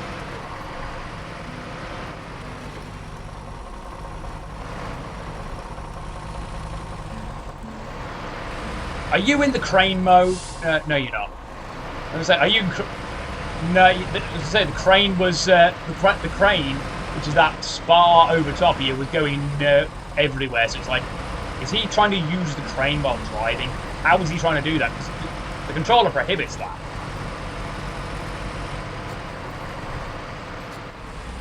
As long as you haven't completely rolled over, you can use the crane. And you can use the crane to effectively prop yourself back up. Kind of. However, it's subject to the same rules as winches. So if your engine is stalled because you're completely on your side, you can't roll yourself back up with it.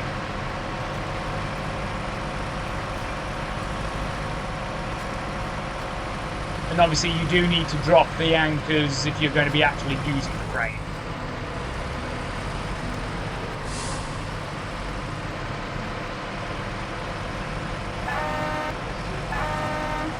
Yes. Oh yeah. Have a look inside. Have a look inside your cab.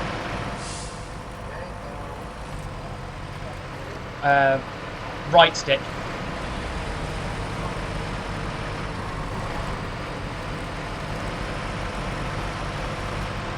Notice the passenger seat is covered over, but if you use the right stick, if you then use the actual stick itself, not the right, not R3. Yeah, you can look around using the actual right stick as well. You can see your passenger seat is covered, but look at how much passenger capacity you have.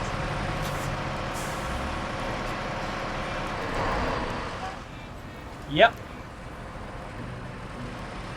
Also, you can have the driver's hands turned off in first-person view in the options menu.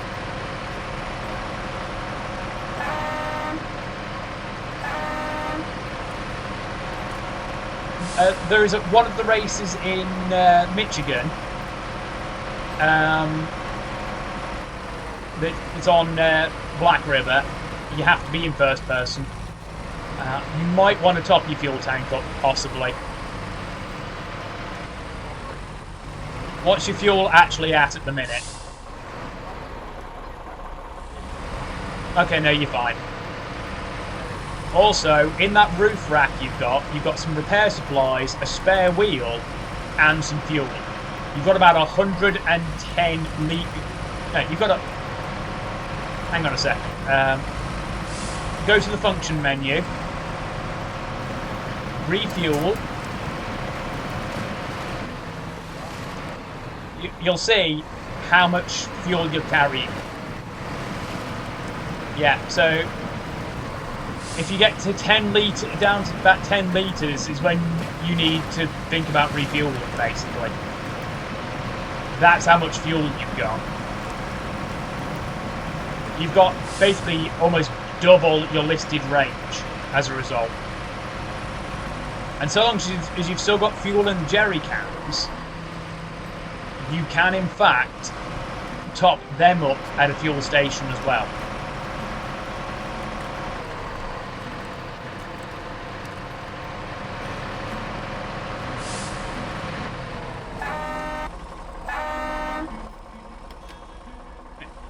Just turning onto the road.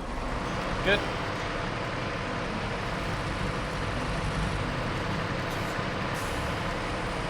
The one I'm in at the minute is one of the two out of the anniversary DLC. It's the Caterpillar CT681. Its upgrades are level locked rather than have to find them.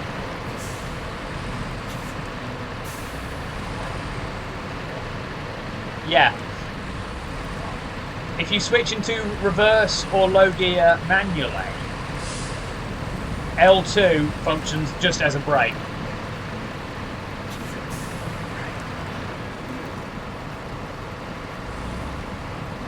Because of the size of my tyres and whatnot, I do have to go into low gear as well to have my diff lock on.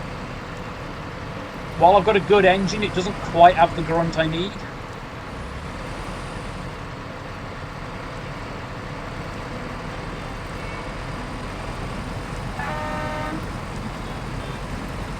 Doesn't quite have the same grunt as the Antarctic, which is an approach-type vehicle developed for polar exploration.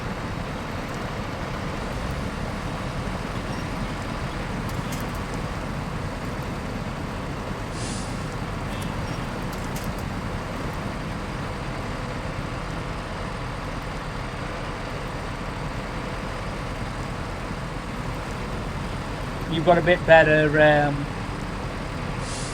capability to cross terrain like this than my truck, because this is a heavy duty truck. That your one's an off-road.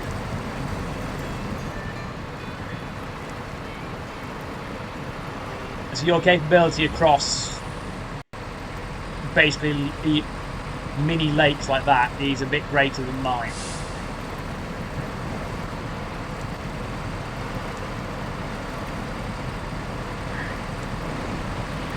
Should be able to start.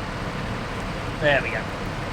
I'm now onto terrain where I can actually pick up traction and speed off my own back, basically. Also, one good benefit of the Bandit, yeah, you will roll if you're not careful, but you've got a better turning radius. Deep snow is going to start bogging me a bit. I'm going as fast as I can through this bit. It's just deep snow will bog all but the tallest vehicles. Mud tyres are surprisingly good for snow, just not for ice.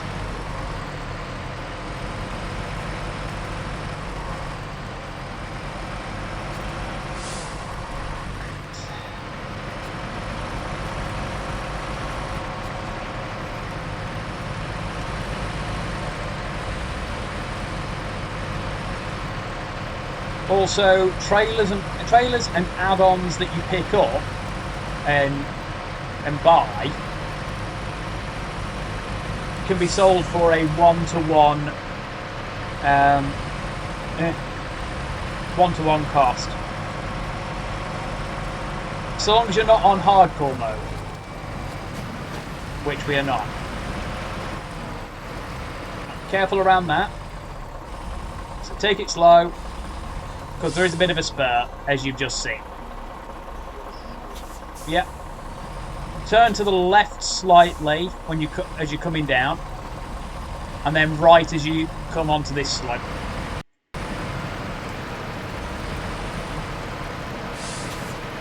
We're almost there.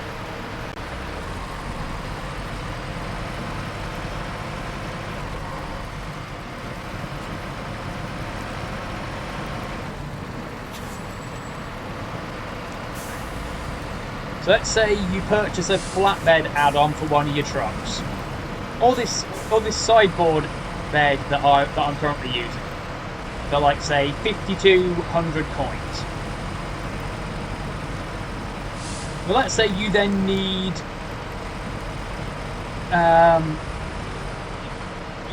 some money back, and you want to put on say a high saddle, and you need a bit more money to buy the right kind of trailer bed from the trailer store. You take off the sideboard, you put on the correct saddle. The saddles are free, but then you sell. Let's say you then sell that sideboard bed. You get that 5,200 back. Hardcore it isn't one-to-one. Regular it is. So we're going to loop around this first, so we're facing the right way.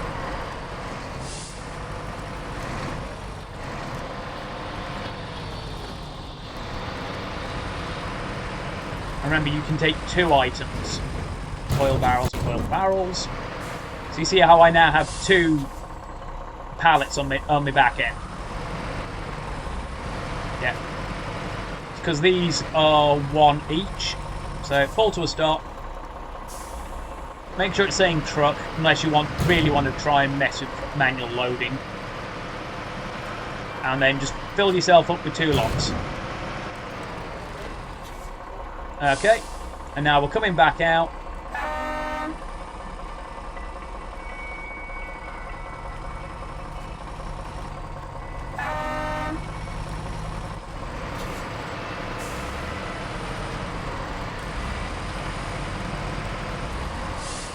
Then we want to take this road here.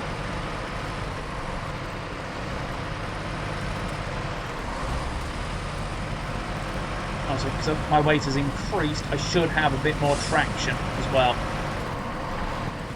I'm also going to drop my lift axle. Going to increase my fuel consumption, but to increase my rolling resistance. But it means I have a lot more traction, which is going to have an effect when I'm trying to drive. So it gives me more wheels in contact with the ground, more surface area. I can't change the tyres on my lift axles though.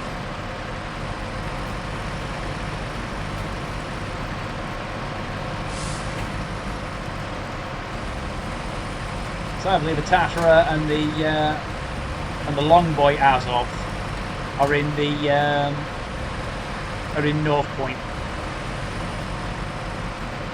Okay, low gear, diff lock. You've basically got the easy mode truck because for you, all wheel and diff lock are always on. So you're not particularly fuel efficient as a result, but it is a lot harder to stop you. You still have to use low gear when appropriate, but you are a lot harder to stop when it comes to terrain. You can see the mud starting to spray up in front of me then. That's what happens if you don't use low gear at the right time. You will bog quite badly in soft mud as a result.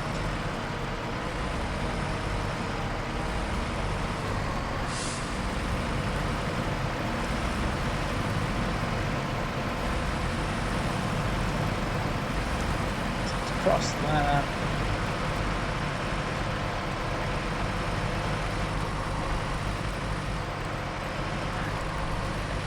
Actually, let's take off all the drive and I was just lifting my having to lift my lift axle, but I can only do that off the function menu.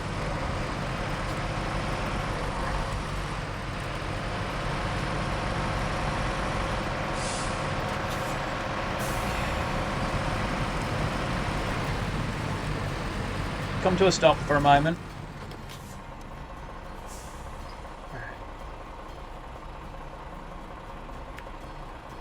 Okay, I'm just adding additional to the route.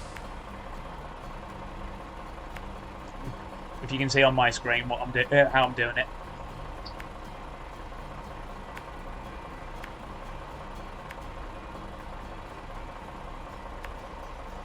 While it only ever shows you your next nav point on the screen, you at least get an idea of the route. I actually don't know if you can see the route on the map on your screen.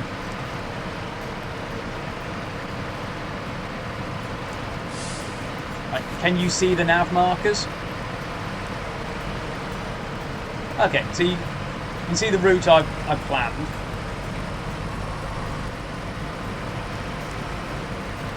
I tend to use multiple markers even if they're only a few meters apart. Especially if it's like, oh, there's a turning. It makes sure I know which way I'm going.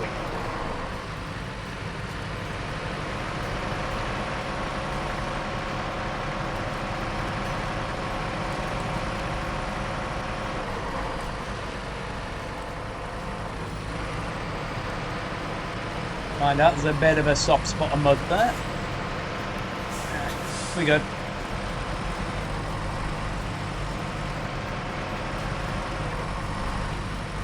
You'll find sometimes that skirting the edge of the road means you're a bit less likely to bog in, and you might cross a bit quicker.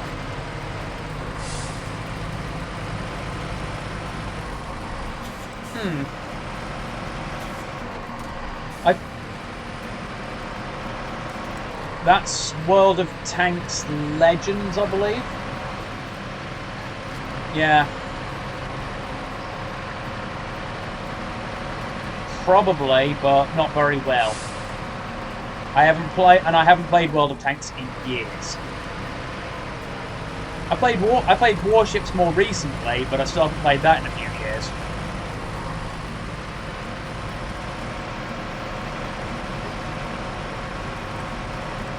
Yeah. Obviously, we know my dad's off work during next week. We'll sort a day out during next week for it.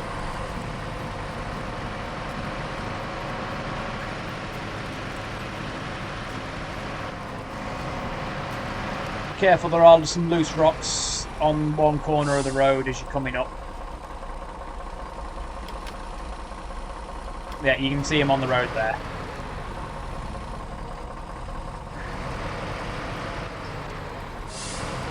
Okay, stop. Function menu, refuel.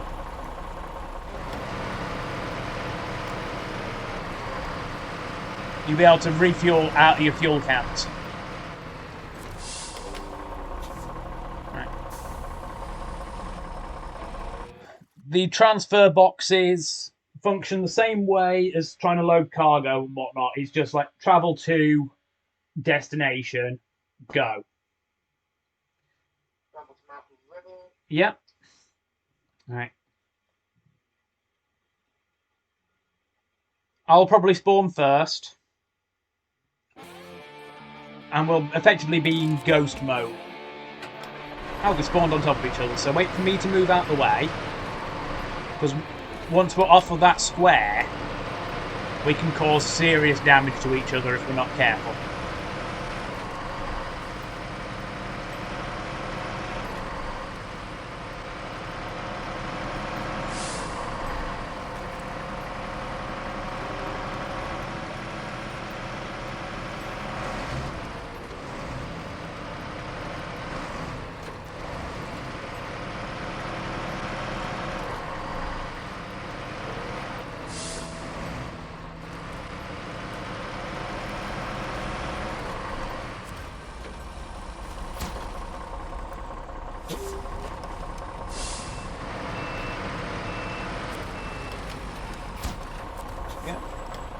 Pull into here.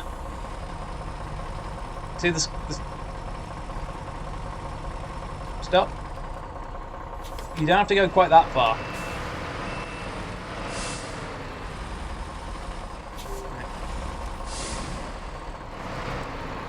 Stop. Yeah. Back up a bit. Stop.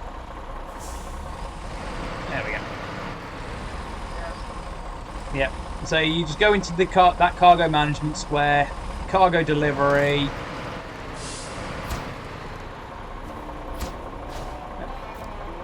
Mission complete. You should get 290 experience and 2,500 coins.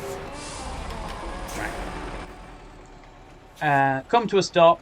L1 and X turns your engine off.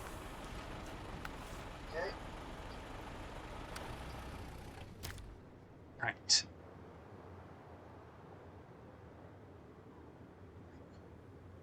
Okay, there's some bits we can pick up from this service hub. It's going to help.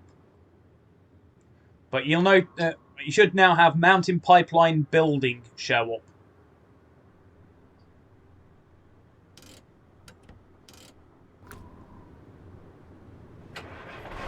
We should have mountain pipeline building on the map. Well, on the screen, rather. Right. Service spare parts. Okay. I want you to pick up the service spare parts from here.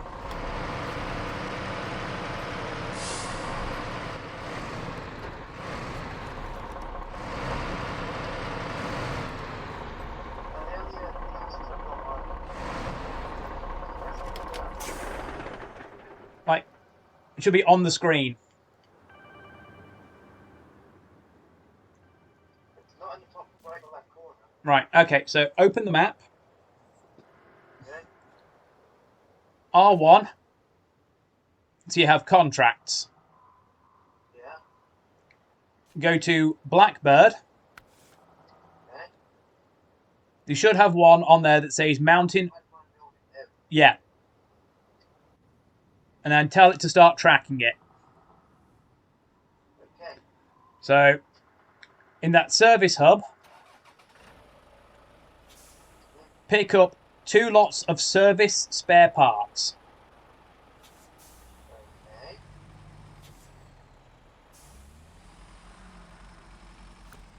And then I'm going to show you where you need to go. Also, there's a fuel station nearby.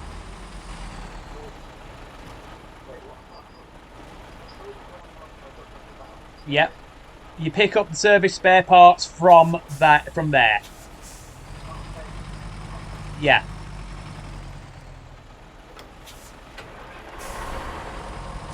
You don't have to be pointing towards the back end. You just have to be... Yeah.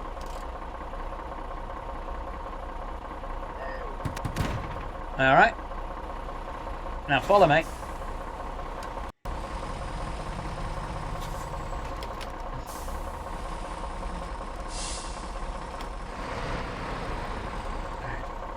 I don't think I've got a truck that can forward this because it's basically just a fucking crater in the road.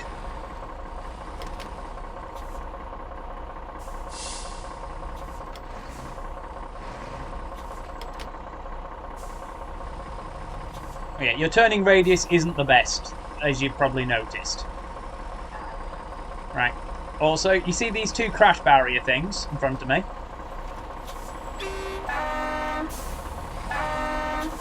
You see how they just disintegrated? That's what your horn can do. But yeah, I don't think I've got any kind of truck that can navigate going through that safely. Especially when there's an exposed pipe down there. Alright. There's a fuel station right here, which is useful.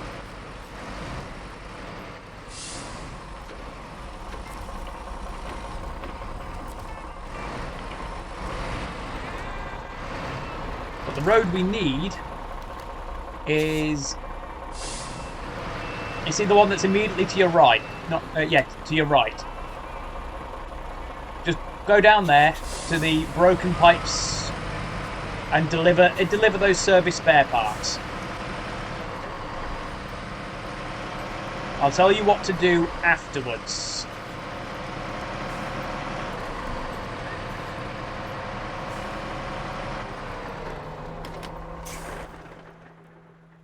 What?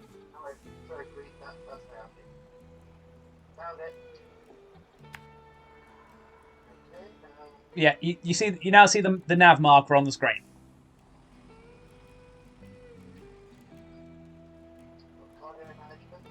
No, you don't drop off there. Okay.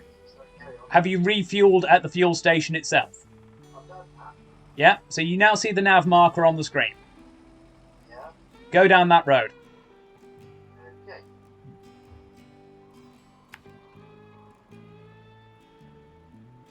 Notice the nav marker has changed positions. Where you'll get... So, you see where it says pipeline facility? Yeah. That's where you're delivering them to.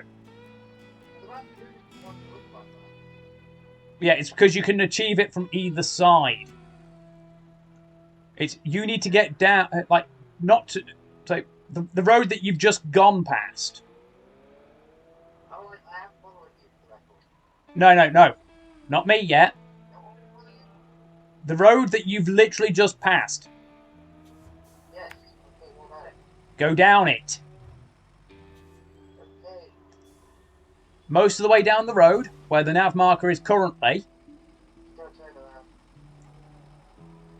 is where it says pipeline facility.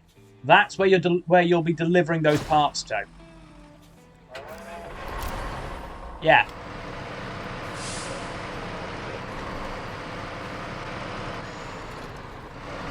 I'm picking up parts from another building. Yeah. The sheer number of things we've got to pick up means it's more efficient for us to split up and pick up parts individually. Like, yeah, drop them off.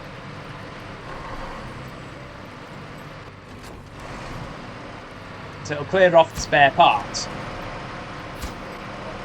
Okay. I will tell you where to go next in a minute once I work out where I'm going to. Because obviously metal beams and medium pipes are all 2-slot. This is... Okay. Small pipes are also 2-slot. Okay, so now come to me. Now you come over to me. I'm going to plot you a route out quickly. Just reverse back up to the top of the road if you need to.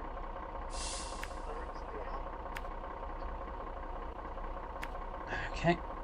So the warehouse that I'm at, I've picked up medium pipes. I want you to pick up small pipes.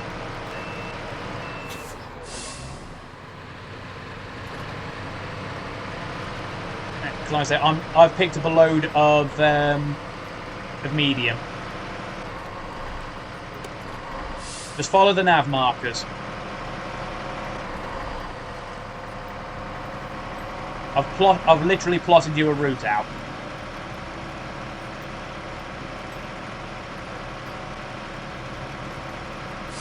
So if you got to the top of the road, just follow it straight to the next right-hand turn.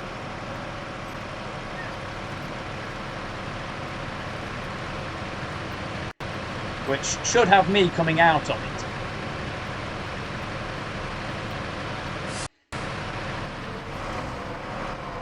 Yeah.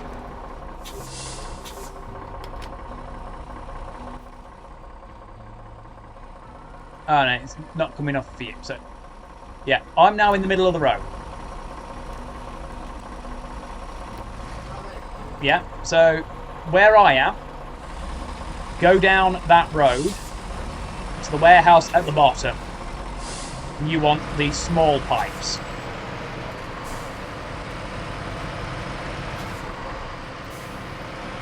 And then you bring them to the broken pipeline again.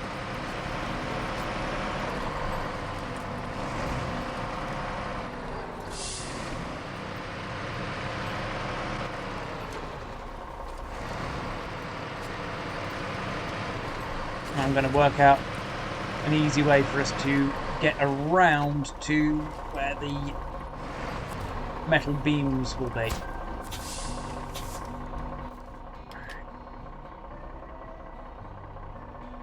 Yeah, because that's an awkward spot.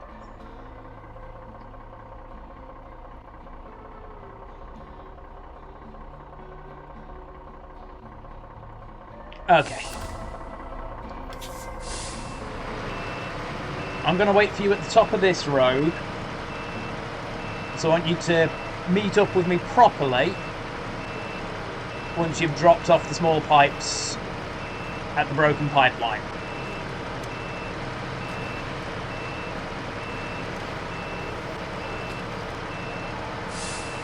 Remove cargo off of the function menu. Did you grab... Yeah, you grabbed medium.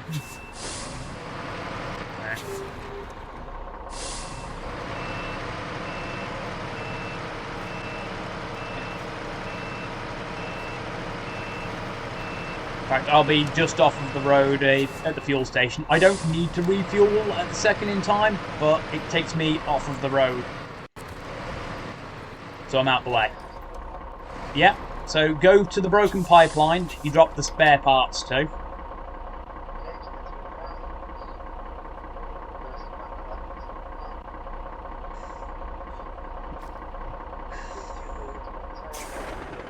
Okay.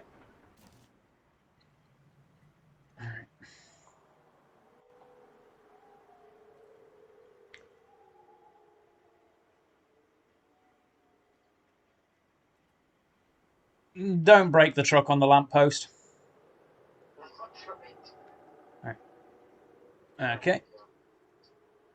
You'll notice there's only now, effectively, the marker to your left for supplies, which is that factory that you can see past the trees. What we're going to do is go around the pipeline across the easiest convenience.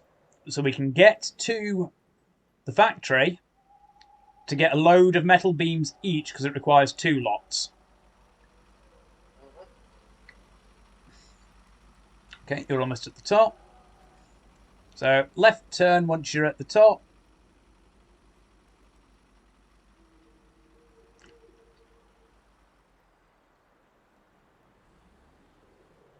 Pull back.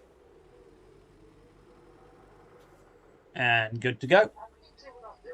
I can see you on the map. The map isn't static. It shows your truck in motion.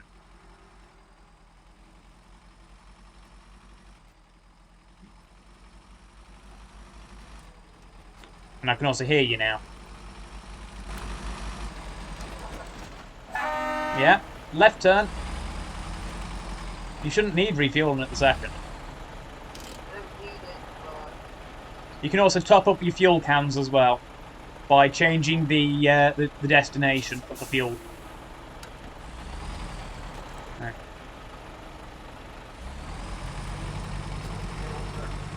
Right. Down the slope to the pipeline. So left, left, left, left. Keep going left. Keep going left. Back it up. Left. And you're good.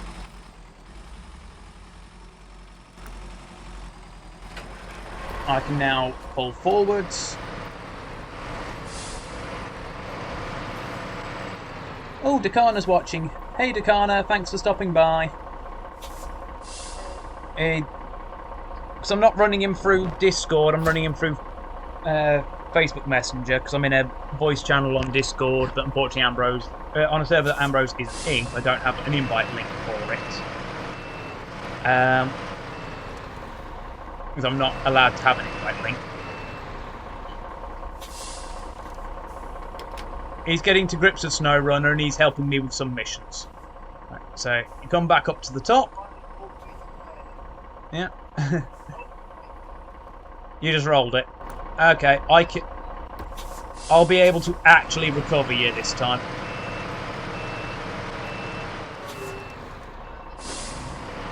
It would have been a lot easier if you had quite simply just reversed back up the hill.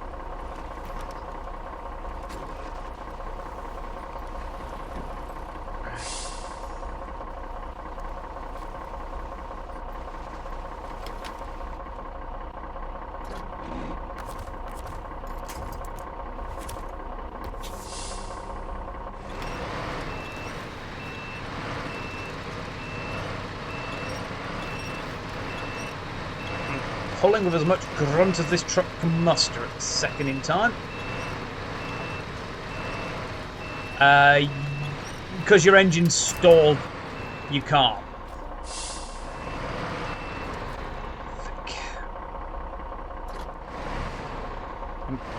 I'm gonna need a strong truck. Clearly.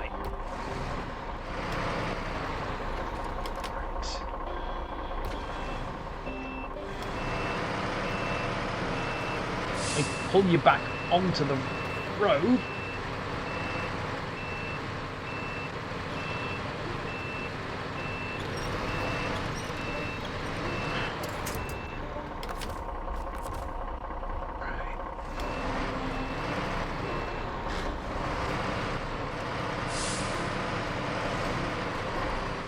Time to do something controversial and crazy.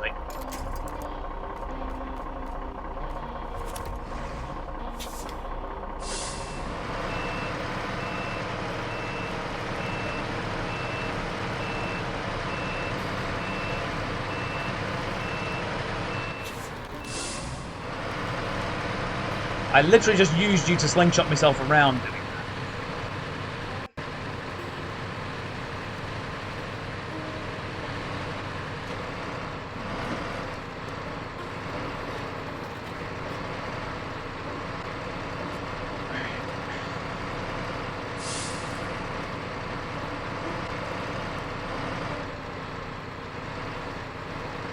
Got you caught on that, which is not what I intended.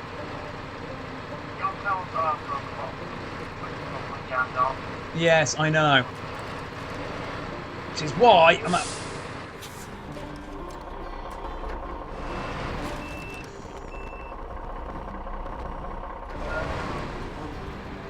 Look, I can fix this. It's just going to take a lot of bleepity-bloop. Violence, no. Unconventional driving, yes. Oh, that partially worked.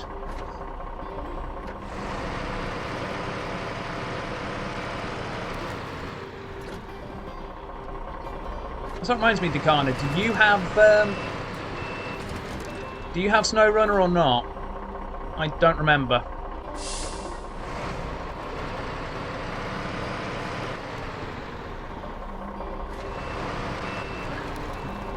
reversed the wrong way.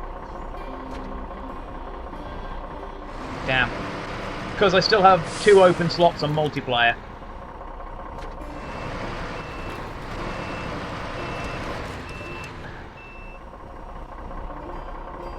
You can probably tell what I'm trying to do, Ambrose. I'm going to use my own back end as a bit of a ramp to turn you around. So I can start pulling you. Yeah. Unless you do something stupid like roll with the truck over.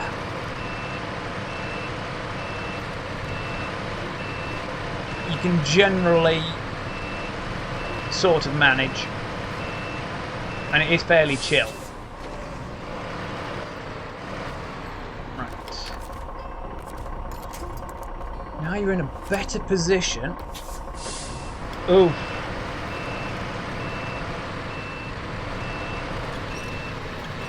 I hope you feel better soon, though. Yeah. It knocked me for a loop for about 3 days, and it had my dad in bed for about a week, near enough.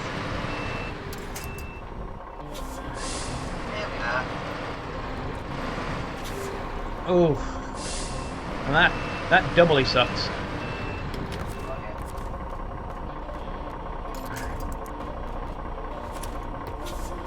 Do this right.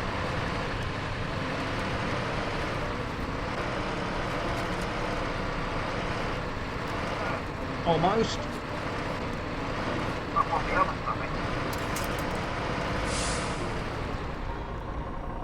Almost. Almost had you over enough to be able to re-engage your engine.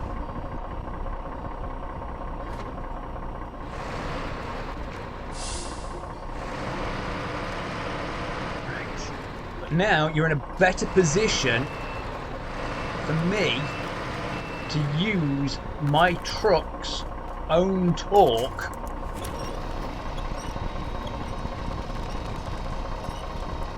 there we go. You should be over enough. You should be able to restart your engine. Right. Angle your wheels left. Enter low gear and slowly pull forwards. Damn. Right.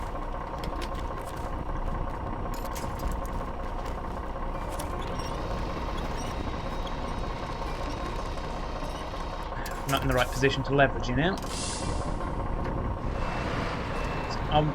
I've got to be in the right position to use my own truck's weight plus the foliage, the immovable trees, to pick you up, basically.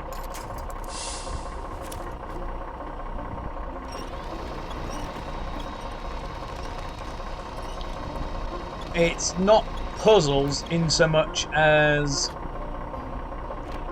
leveraging my mass against yours.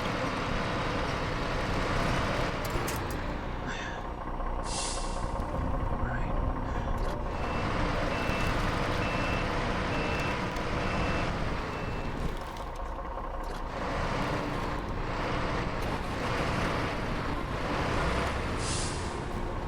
Does it?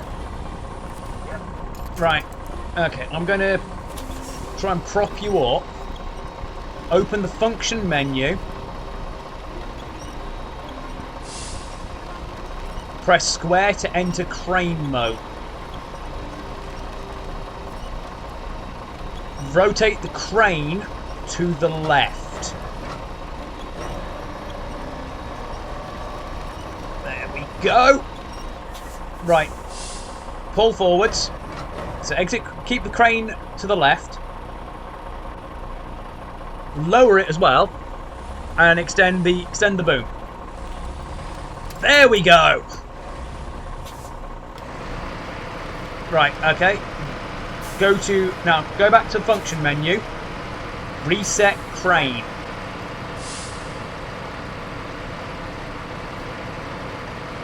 there's an actual option on the function menu to reset the train's position. So quit out of train mode with circle. Yeah. Reverse.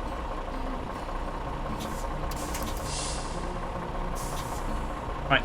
You should be able to connect to the tree behind you with the winch as well.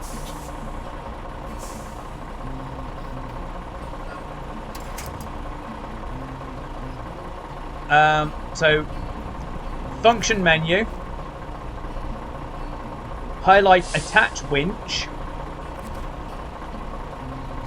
And then you can select your rearmost point, and then select the tree that's right behind you. Manually targeting with the winch can often work much better. It's harder to do on the fly, but okay, that's close enough.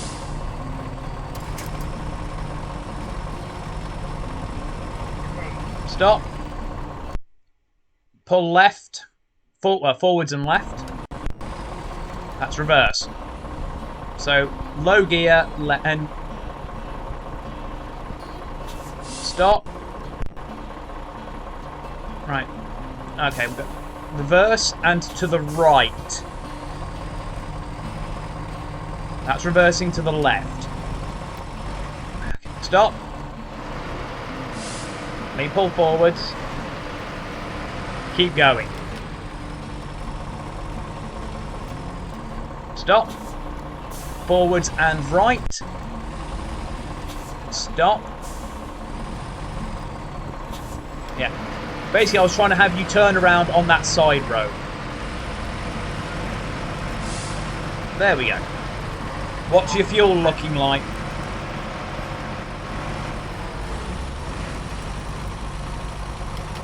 What's your fuel looking like first? You're fine. Come on. Yeah, you won't need additional fuel. Right, you don't want to race to the bottom on this next bit. It's a lot easier with daylight, but we don't have that option right now. But what we're going to do is because there's a little side road we need to take as we come down here. Well, you've noticed your light actually reflects off the patches of ice. Good attention to detail. Let yourself coast down. So release the accelerator and just let yourself roll.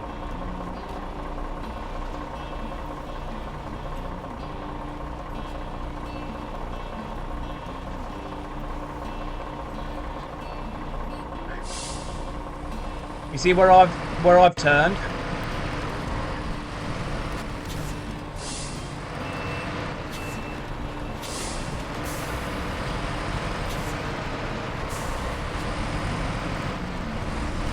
This is going to be a little hard for me to navigate with this one. And you'll have to do all this yourself when you get to this point manually. For the record though, Michigan is a great place to pick up some more trucks and to actually level up and get money. To just do everything on the map, contracts, the races, the stuff that's actually on the map itself, explore, you know, just you get a lot of stuff. Though Island Lake will be quite hard for you as a new player. There's no fuel station, there's no garage.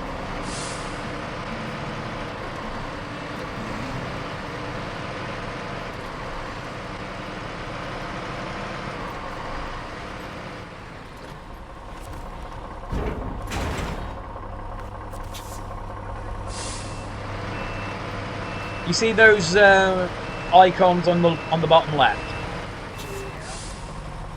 Those are your component helps.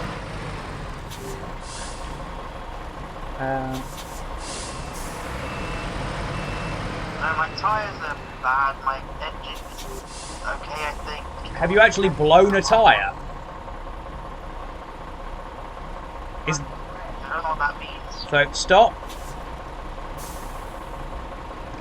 Open the function menu and press triangle.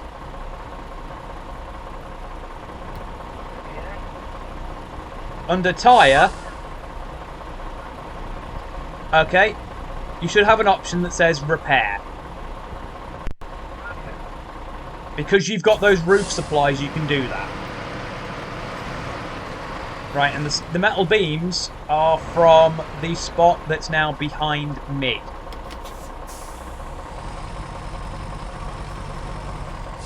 That's the trailer stop. Turn right. Keep turning.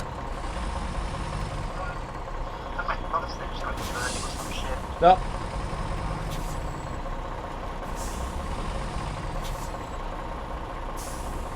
Remember, when turning in reverse, turn the opposite way to where you want to go.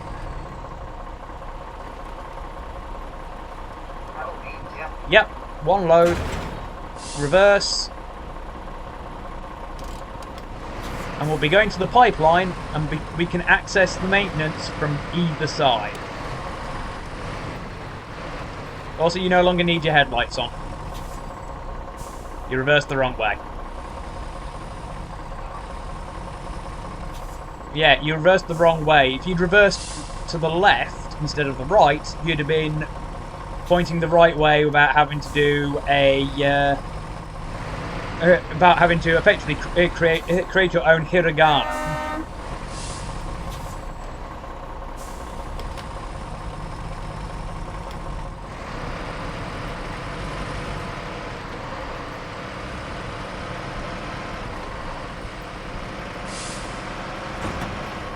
Have you just rolled it again?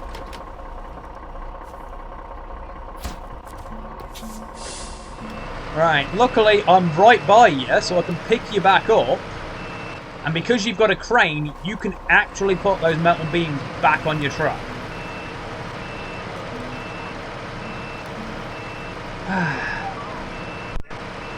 Yep. The advantage of a sideboard bed over a flatbed is it's harder for the cargo to roll out. However, if you roll your truck good and proper, you are losing that cargo. Oh, buggery. Wrong button.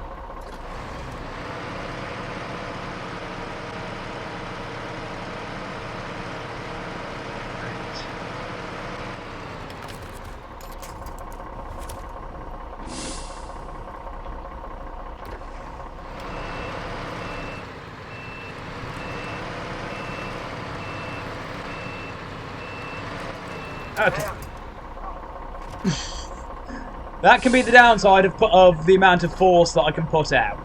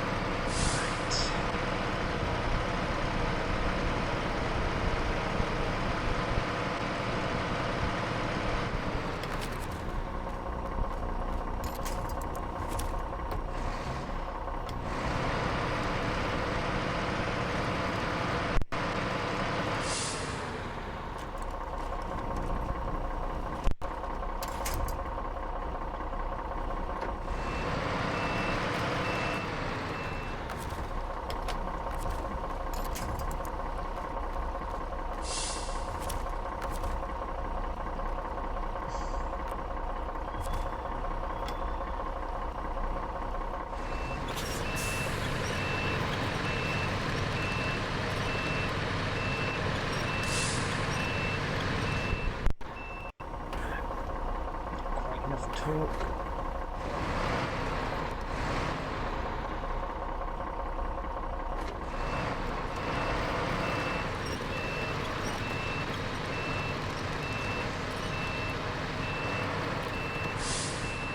Once again, I'm trying trees and other bits of environment to get enough leverage. Oh, I've just nudged me bloody capture card. Feck. Yeah.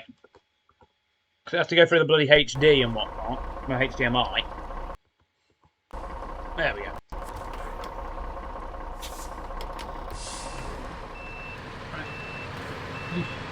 Good. Be round about the point where you can almost start re-engaging your engine. Yes, engine's on. Use the crane. Not the winch, the crane.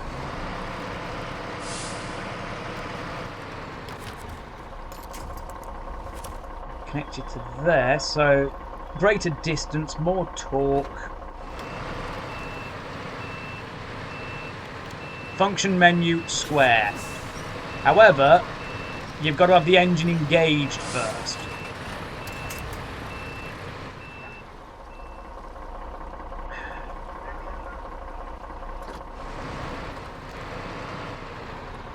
Moderately. If I can square myself behind a tree, the tree will stop my forward momentum when I'm trying to pull you.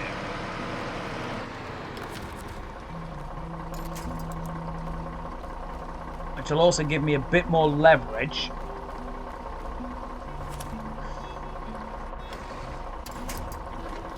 Oh, what just bloody happened?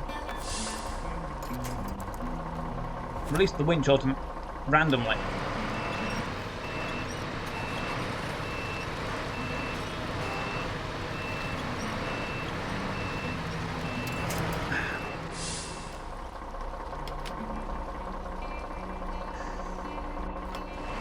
Hang on. It's not letting me get into proper position and actually leverage you. Right, so we're going to do this the harder way. Right.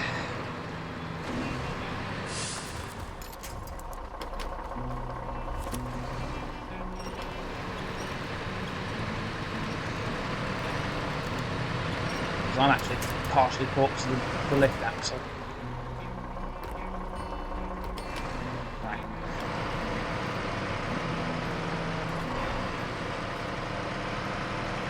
So you'll have to stay like that for the moment.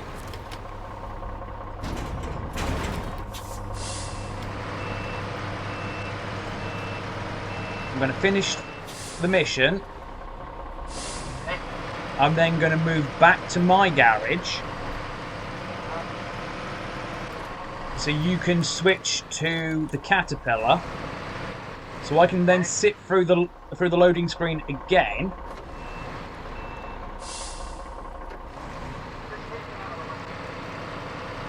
No, it's not that. It's I'm trying to get round you. I had to go deal with the lamppost.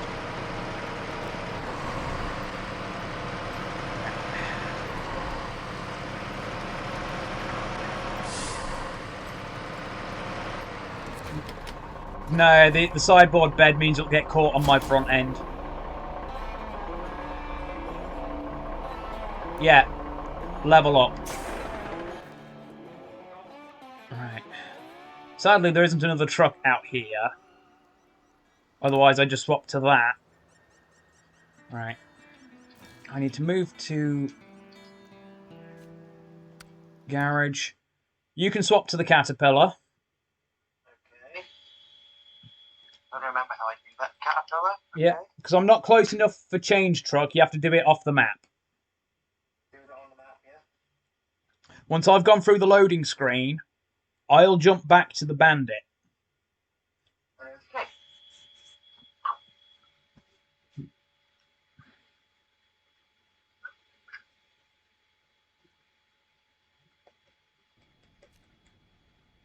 Right. So you.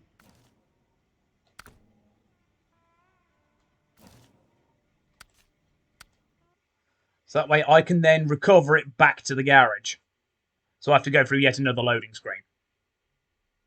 Yeah. Chevrolet celebrated 100 years of truck sales in 2018. Also, for the record, do you want yourself a fuel-hungry but good, dedicated two-slot hauler for off-road? Sounds good. I don't know what any of those words mean yet, but I want one. Right. Basically, roll up to the fuel station and refuel, and then turn your engine off while you wait for me there. Okay. Where's the fuel station? Just up the road from where the Caterpillar is.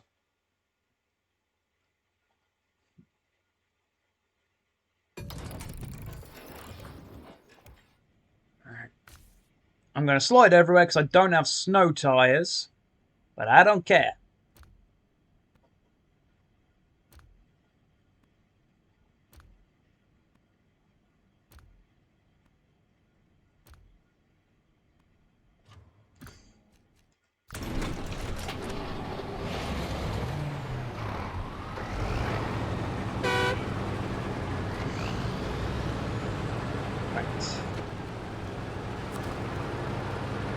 I don't have the greatest speed either, so it's going to take me a little bit to get back to you.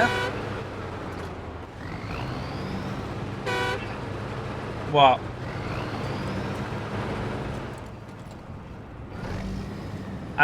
Most trucks can have different engines, gearboxes, suspensions, wheels. Some have spare tyres, some have roof racks. Otherwise, it's the back end, like the Caterpillar that you're in at the minute. I could have a fuel tanker on there. What? Isn't it?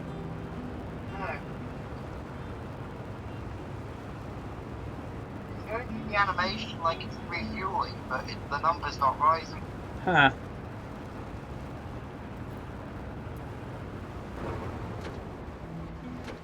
I am starting to lag a bit on my end as well. I mean, literally lag. I know I'm getting like weird little momentary like blips and stuff. Yeah. That's not the tank you've got there. Or an APC really, but... It's the tanker. Is that an APC? It says on the wiki that it's built off of the gas. I cannot remember the string of numbers. That's only for the windows and the doors on it. The actual chassis is a TUZ. Sorry, not TUZ. Is a BTR 80K APC. Oh, I restored to White Valley. Yeah. Oh yeah, that's why I got this. Right.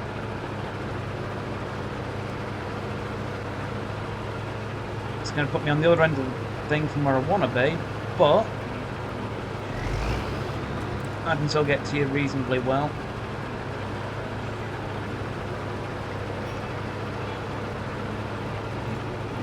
Yeah, this thing does not have particularly good fuel economy and has no optional tyres, but the tyres it has are some of the best for going through mud. And because it's got a rear-mounted engine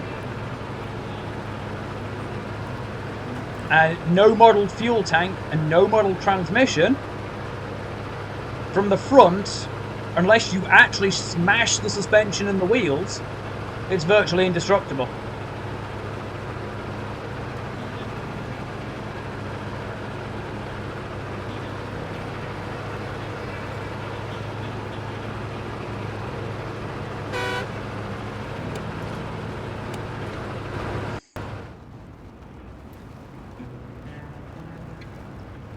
Three rear seats, a passenger and driver, so all that space inside largely wasted. Yeah, the gas that it's supposed to be based off is a is a heavy-duty off-road fire engine.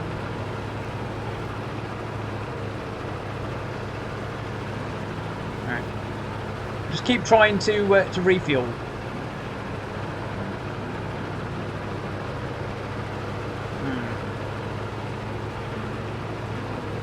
Is it actually giving some kind of message on the screen?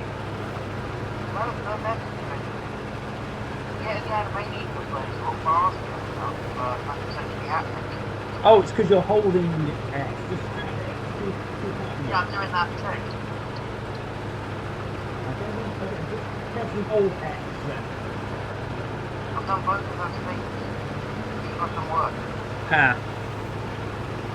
Well, the fuel tank should be okay. Just shut the engine off if you haven't already.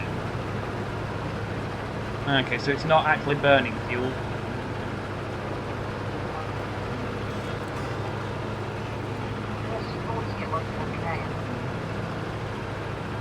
It's not powered by Doom Rider. Doom Rider truck would be a good addition to the game, though. I mean, because you're playing it on PC, you can be able to create mod files, so you could do it. You could do a Doom Rider skin. Yeah.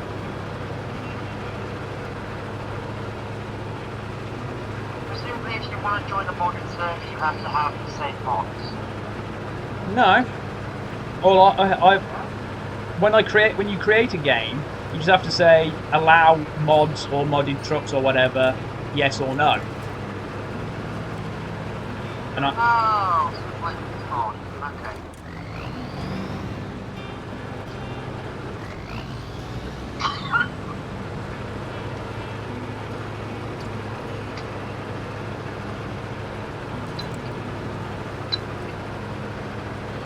Oh fuck, it's off there. yes, it is. Mwah, mwah. Alright. Just check them in. Okay. Not as bad as I thought. But I'm planning on going till around about midnight. Okay. Alright, okay. That distance is better. Alright. At least that's my plan. If you want to shoot off before then, you are welcome to shoot off before then. However, hopefully, there's going to be a truck for you to get. Okay. Otherwise, you're going to have to muddle your way there on not very fitting tyres on your own save. Yeah, it might be worth the challenge.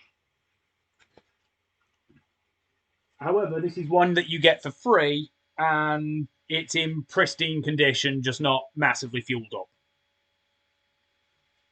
Okay. But also, its presence on one of the loading screens caused. Okay, now I'm on the same map screen. You try fueling again.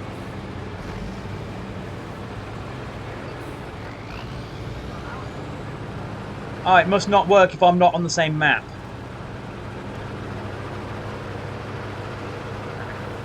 As I was about, I don't think it's a bug. I don't know. I can't explain. Anyway, maybe.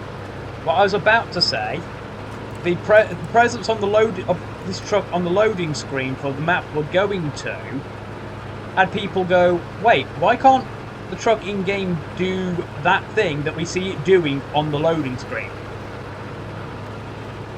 Turns out that feature was dummied out, even though there's actually entries in the coding for it to do that. So in one of the DLCs, I think the Season 6 DLC, they added in a slightly different version of the vehicle that you can buy that can have different back ends on it.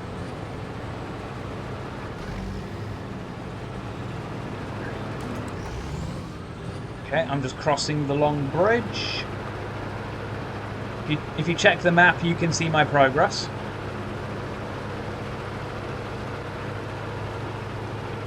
So you'll be able to see where I am.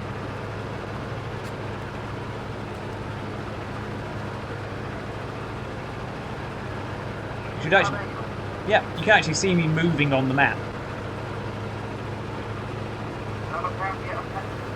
Yeah, that's how I was able to keep track of you.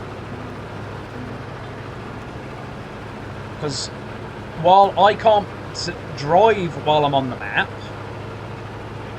I can see other people moving on the map.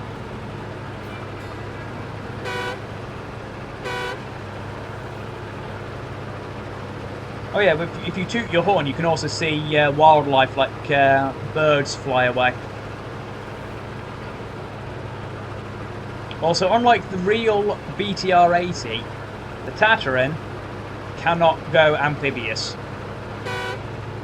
So for balancing, it's got the best mud tyres in the game and a fuel tank comparable to heavy trucks. So for balancing reasons, they had to drop the amphibiousness. Alright, turn around.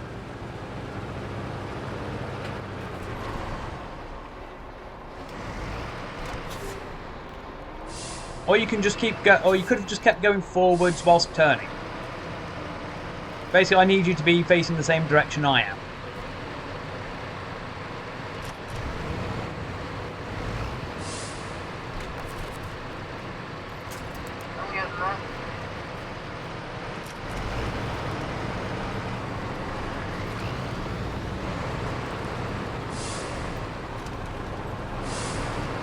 Yeah, I don't have snow tyres, so I will actually ski it a lot. Just follow me.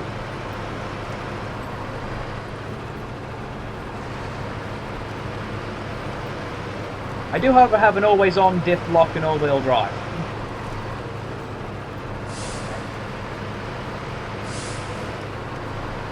And because this is the heaviest scout vehicle in the game as well. So heavy, no crane in the game will lift it.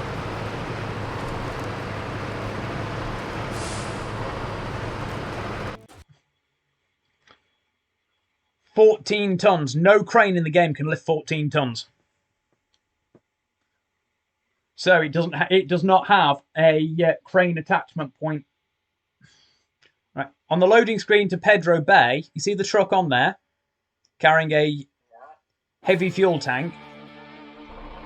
The truck we're about to get cannot actually do that.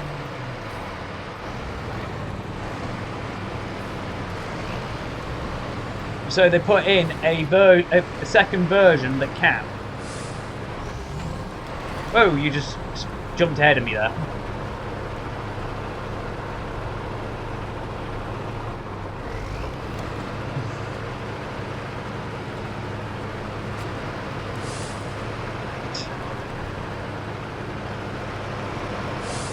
I'm going to need to refer to the map a couple of times, so I'm going to head this way, so just let me coast. Yes. Alright. That's in the way, so we can't go that way. So we're going to go...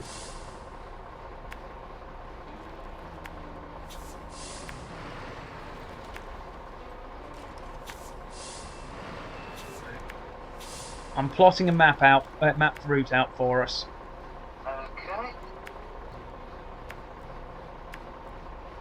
Because I found the truck last night, and if I'd thought that the spot of land was accessible, I would have taken that and completely missed it.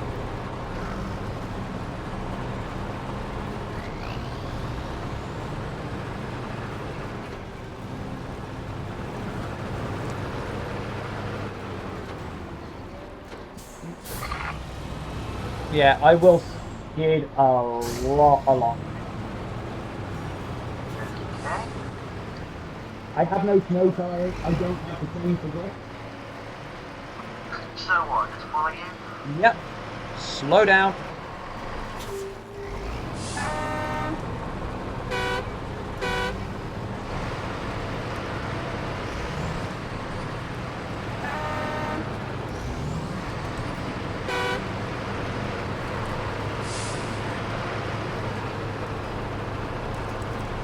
There's a more direct way, but I don't have that landslide cleared yet.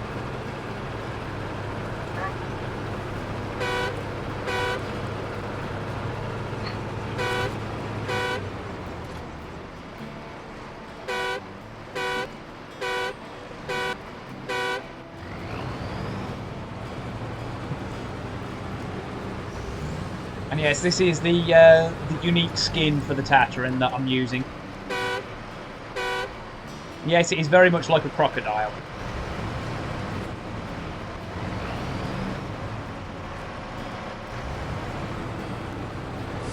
You're probably going to want to leave the all-wheel drive on.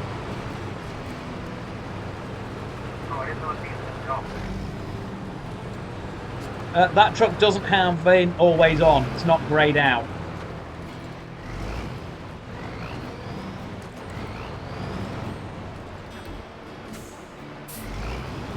So you have that one's toggling, so you want to leave it on. Switch yourself down into low gear, because you're going to want the control.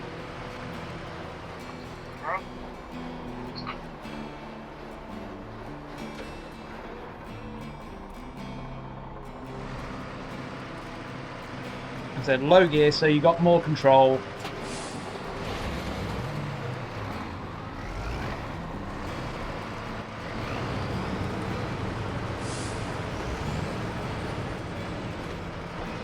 Especially since I'm not pulling another truck out for you and coming all this way again to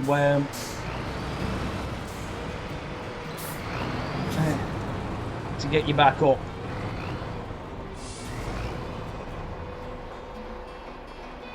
Reverse a little, then turn left, stop, forwards and right.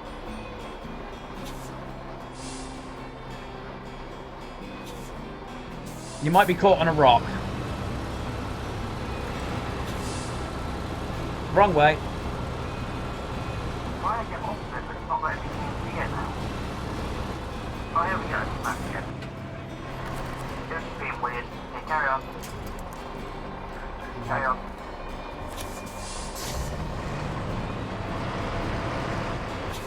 There you go.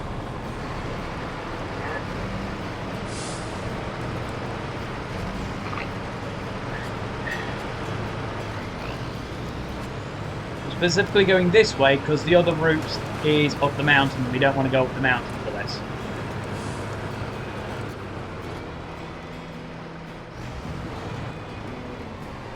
Alright, you can switch out of low gear now. So you'll lose the diff lock, but you'll keep the all-wheel drive. If you start bogging, then swap back to low gear. But you shouldn't be bogging quite so much at this point.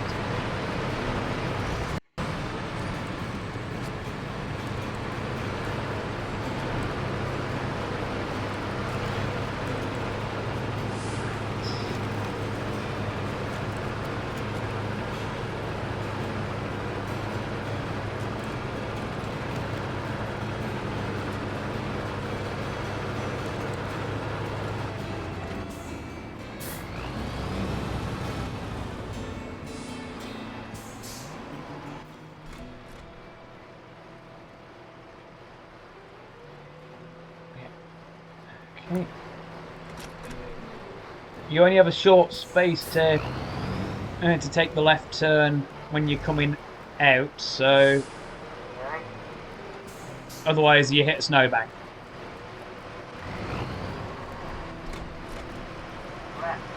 Yeah, as you can kind of tell from the tyre tracks, I also hit the snowbank. I'm actually stuck on a rock. However,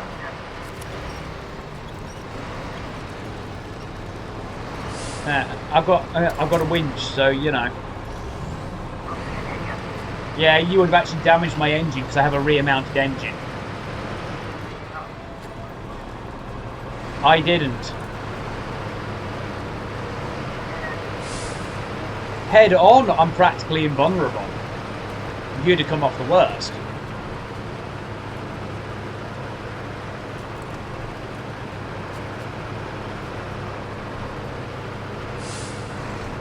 But rear on is where my engine is, so I would have actually taken a lot of damage.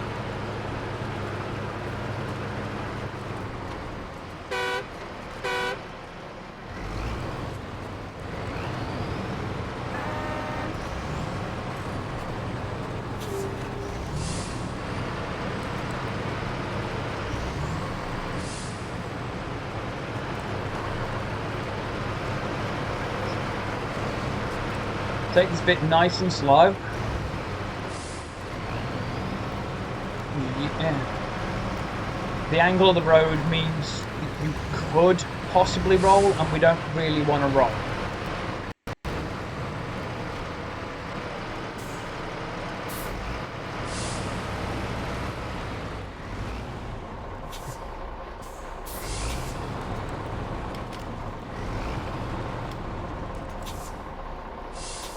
One second, I'm answering a message.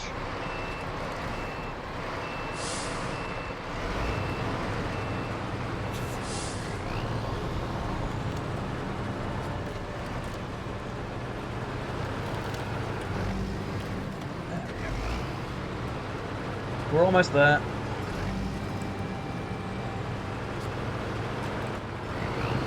I don't know if it'll be there for you or not. If not, you'll be able to at least note where it is.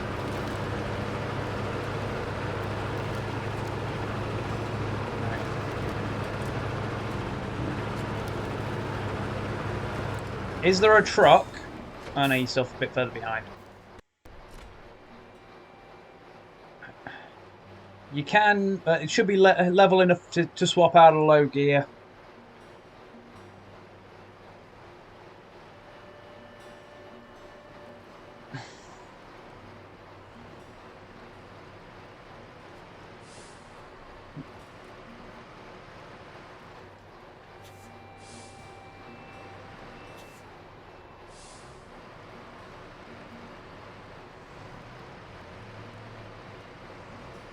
Right. Take the corner.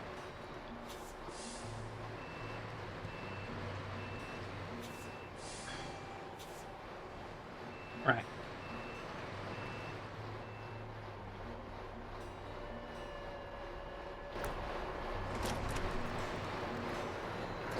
Oh, I know what's that. What? The angle of that road. Hang on.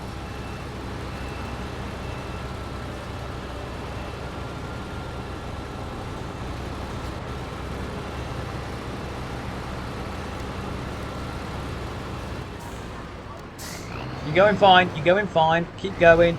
Keep going. Keep going. Keep going. Yeah. I just backed up to have eyes on you. Right, you're fine. Okay, cool. Right. Is there a big green truck? Right. Okay. So, yeah, you must have moved it to my own block. Roughly where I am now, there's a truck, pristine condition, just a bit out of fuel, well, a bit low on fuel. It's a very good off-road truck.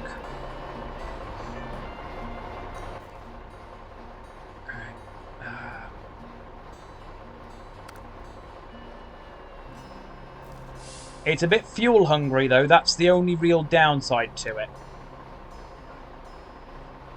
Right, so the first problem you have is getting there, because when you first get to Northport, the most direct road is blocked in two places. So, you know that long route we had to take, like drilling site and then up. If you take that route to Mountain River and then just follow that road to Pedro Bay, and then from Pedro Bay to this point.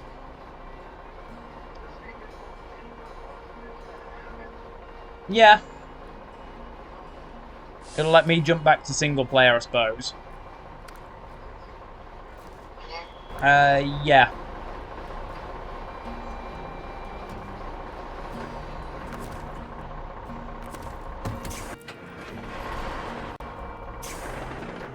Right. I'm going to jump back to main menu and go to single player myself.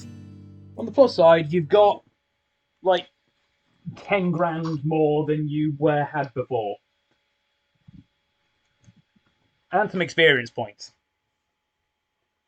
So, Yep. when you next play, just do recover to garage and go from Alaska back to Michigan. Once you've recovered your truck, and just keep doing missions in Michigan, which will give you money, experience. You'll find trucks, etc. Okay. It's probably easier to clear up the on-map stuff in Black River first, then go to Smithville, clean that up, Island Lake, and in fact, it's easier to go from Smithville to Drummond Island because it will give you access to the P16, which will be invaluable for you for long logs and semi-trailer stuff. Okay. You just have to restore the bridges in Drummond Island, which will allow you to find it and give you better access to it. Okay. If I go to the right bloody one.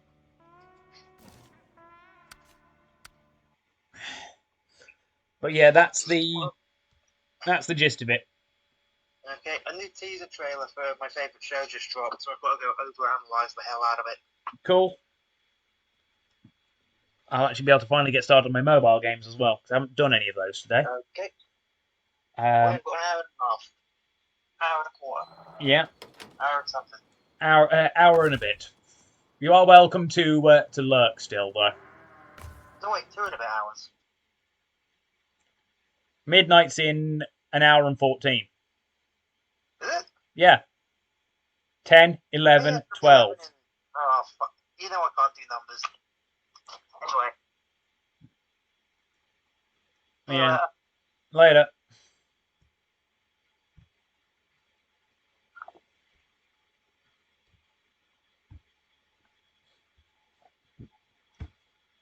Right, that was Ambrose Rothwood, everybody. Good friend of mine, one of my players in my my Death Watch campaign, amongst other things. Ooh, looking at my list of users, I have a lurking banana.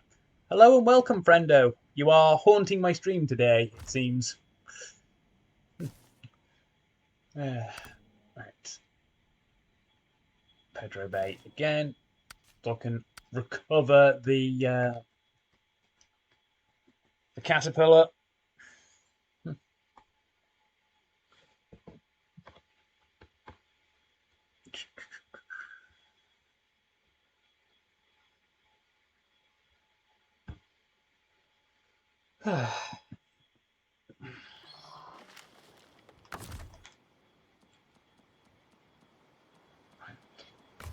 cover that back to a garage. White Valley as well. Fine, it's a relatively straight drive back to Mountain River where I want to be. So I can finish the map tasks there, do the rest of the ones in White Valley and in Pedro Bay to get full access there, and it makes it a lot easier to go along with the contracts as well once that's all done.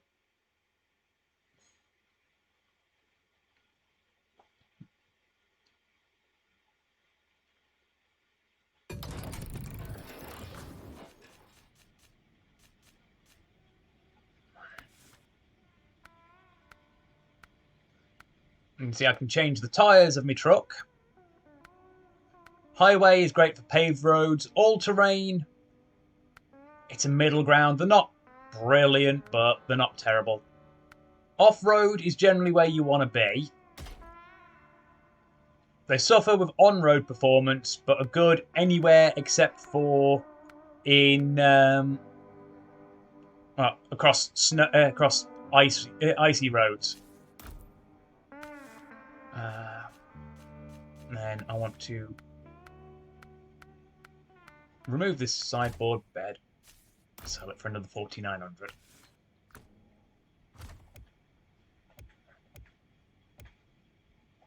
The bandit was recovered back here as well.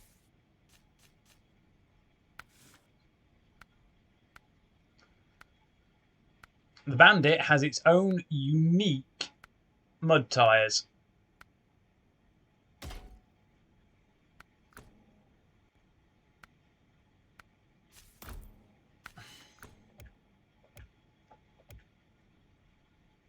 Right. Local map. Right, yeah, we want that gateway. There's no garage in Mountain River, unfortunately.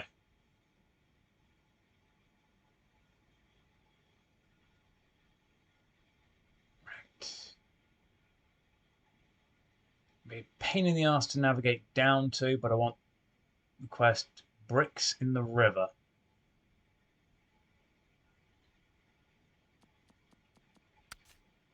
Alternatively, if I go back to Northport and come out here, I'll probably just tow it to a specific location.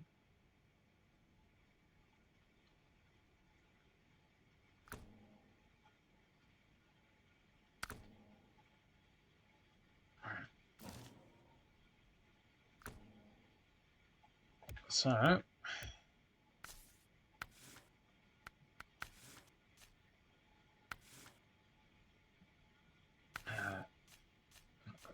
that.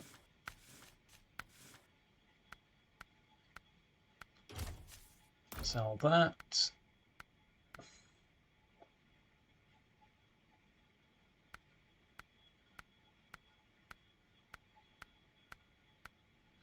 That's not long enough for it. That's fine. I won't actually need spare wheels.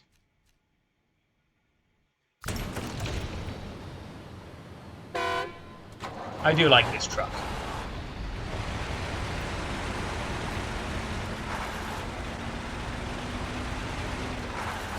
I'm out of North Point. Not North Point, I'm out of the garage in White Valley. Oh yeah, Fawns can knock things like chain link fences over just by going beep beep at them.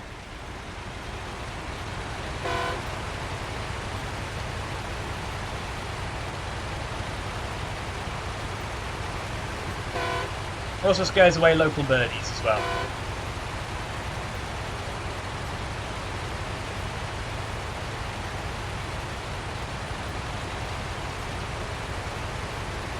Okay.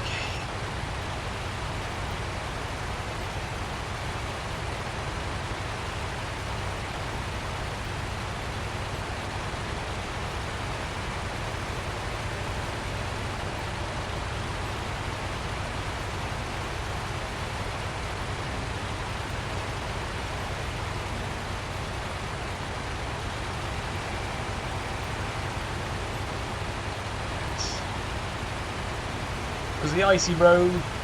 It's one reason why I've got snow chains on. Because otherwise, as you saw with the Tatterin, you skid and slide everywhere.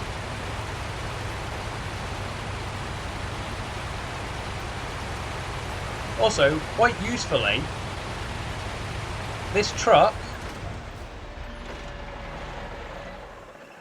has a rear steering axle on top of its twin steer front end.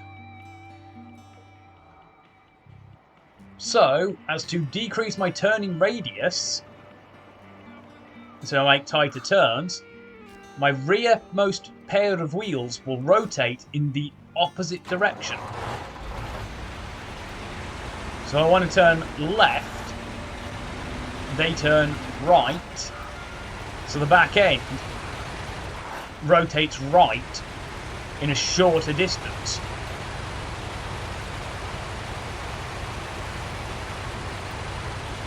Gives me a much tighter turn radius than I normally have.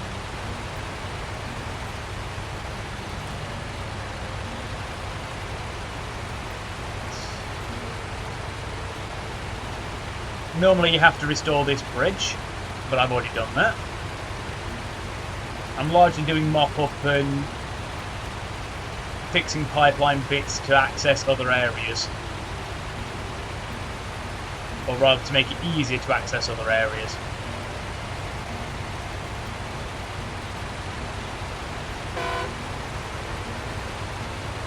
The answer is this truck is not available to buy in the American maps. You have to travel to the Russian maps. It's also quite expensive at about 140,000 money units.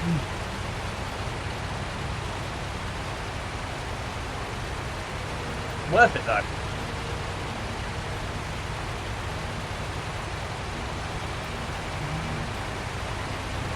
Brilliant power to weight ratio. It's low height, means the central gravity is low, so it's a brilliant, and I do mean brilliant, crane truck. It's very hard to tip it as because of that low height. Downside is it does tend to get stuck on terrain. They actually had to patch the bumper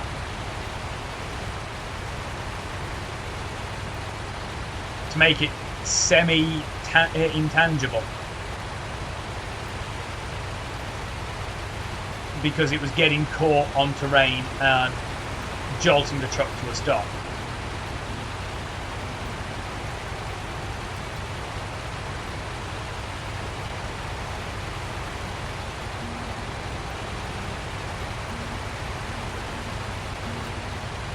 Luckily I've not bounced off of any particularly tall terrain. It's being directly in the path. And also I found my Derry Longhorn just down there and had to tow it back to the garage. It's recommended you go down there before starting to haul it, because there's no way you're getting it up that slope. Very steep.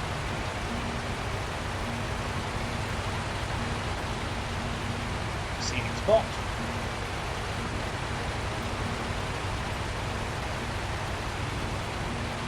Now we want to go left over this bridge. We're going to have to sit through 2 loading screens, but it's still quicker.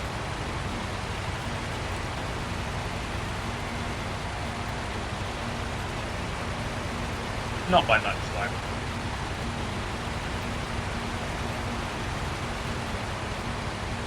But to be able to do this, you have to come here in the first place.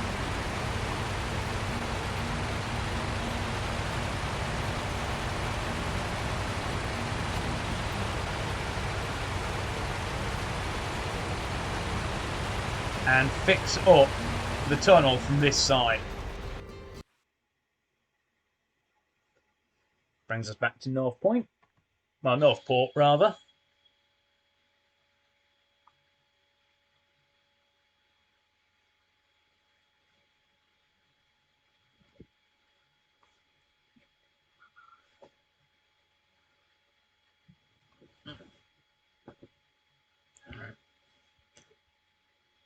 am actually out of the...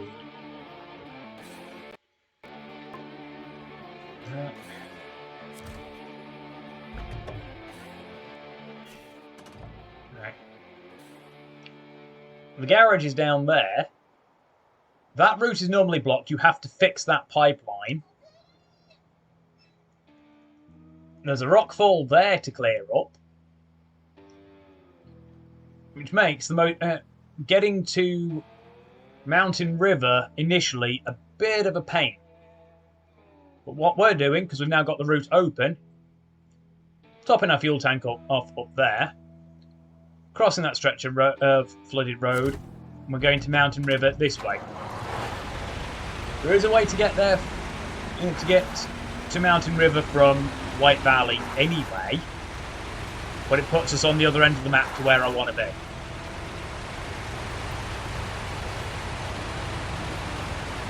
This is somewhat closer. Now, I've only used 28 litres. I've got more than enough fuel left.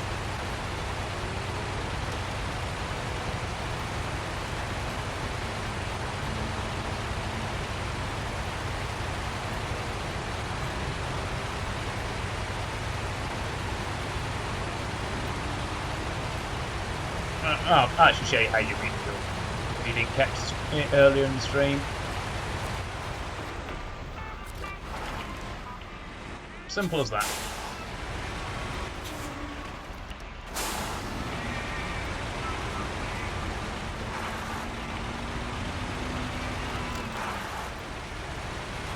Some trees are breakable, others are not.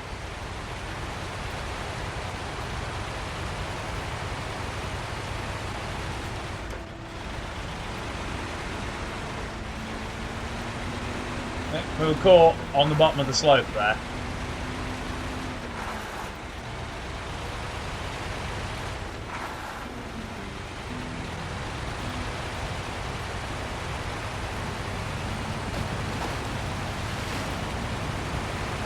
We'd also run the risk of damaging the engine by getting water in it from it because we're that low.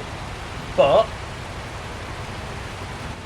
this little wedge-like can on the back end of my cab is my air filter, well, my snorkel.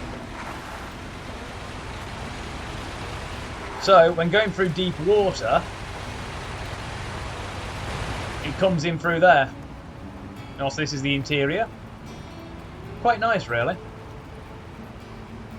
Bit of a bed-like structure to lie down on.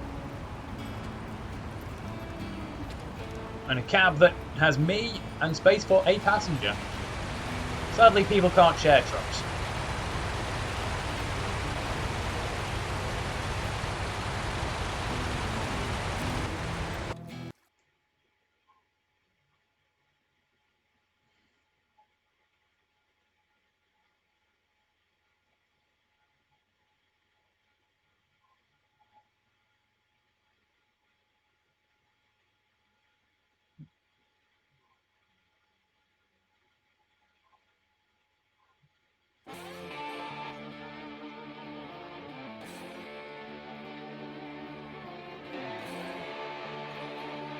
Right, we're now on Mountain River.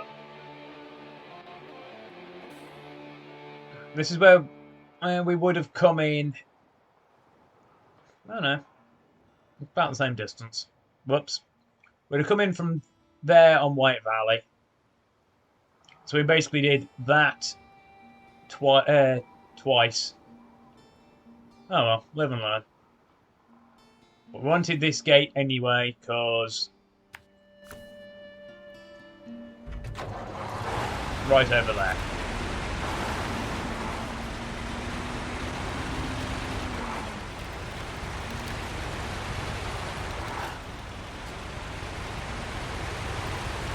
Cross over here.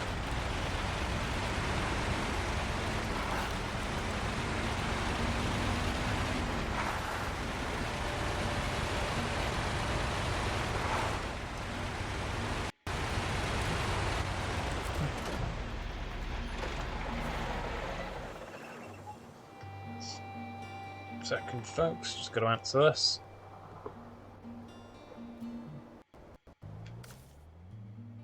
Right, I'm just going to drag it to the service hub.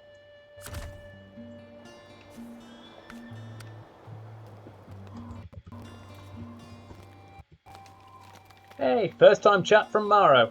Welcome in, friendo. Glad you're able to stop by for a little bit. Right. We have this international truck there that's stuck in place.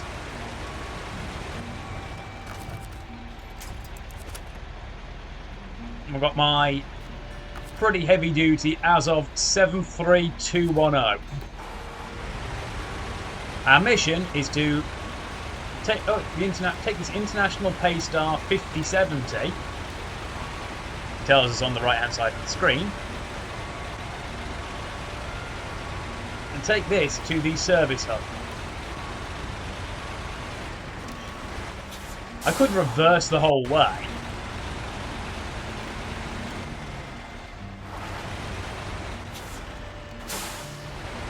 But be mildly inconvenient.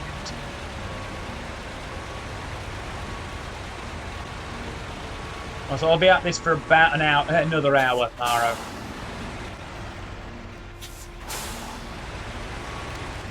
Oh, what are we? Oh, I see the problem.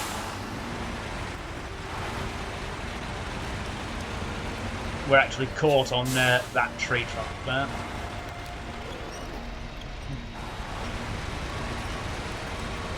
There we go, now we're clear.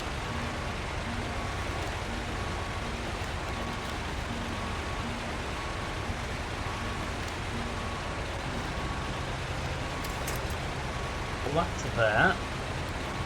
Oh yeah, I've more than got this. This truck has so much torque. Right. Power to weight ratio, A+. This is about a 25-ton truck. If not heavier.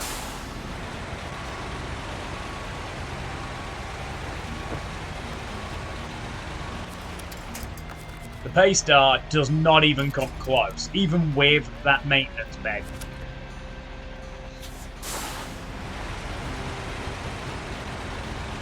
One of the secrets to this thing having so much torque is it has an always on, all-wheel drive, and always on differential lock. So all 10 of my wheels rotate at the same speed at all times. And my drivetrain powers all 10 wheels rather than just the front or the rear.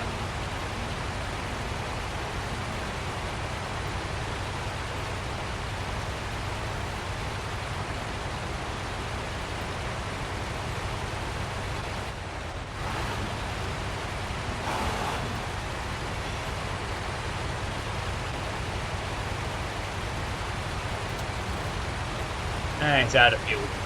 I could refuel it with a little bit out of my tanks to make my travelling a bit easier, but we've only got to drag it into here.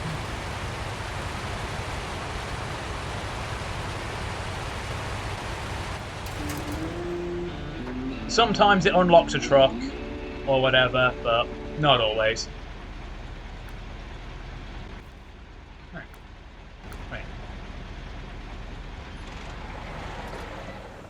Turn my engine off so I don't waste any more fuel. Some refueling. I want to go this way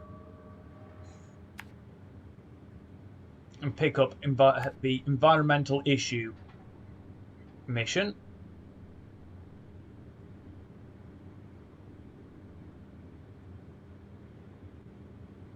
Right, it's just a fuel can. Okay. There might be a mission over here, I don't know yet.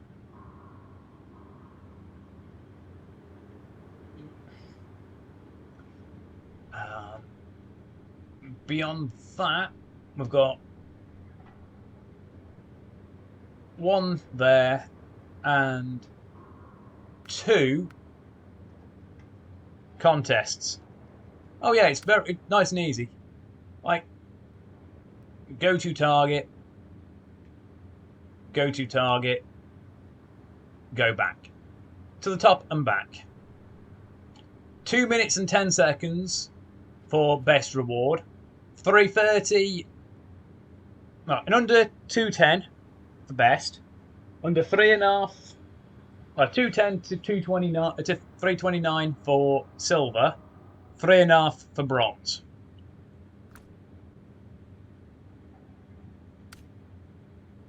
You cannot use recovery, you cannot change your truck, you cannot use garage. Otherwise it's a fail. River contest. 2, 3, 4, 5. Finding 5 lots of crates.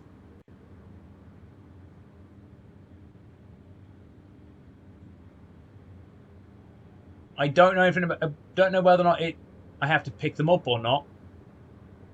Considering you can't change truck, recovery, or use garage, be a pain because no truck has more than 4 slots for cargo, and the one with 4 slots is the twin steer.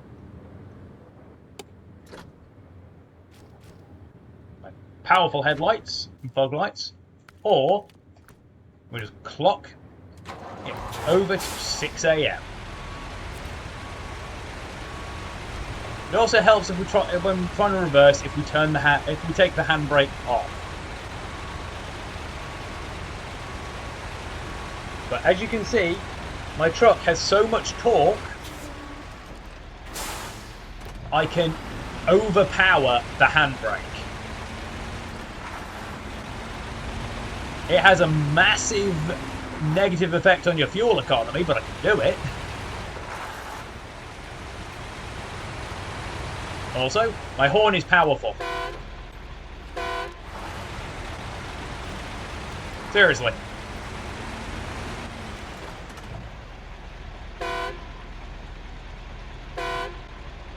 I'm not even touching them, I'm just using my horn.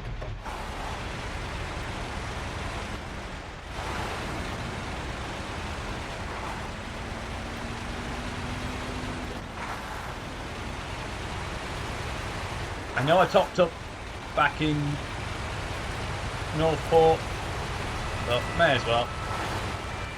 Nope.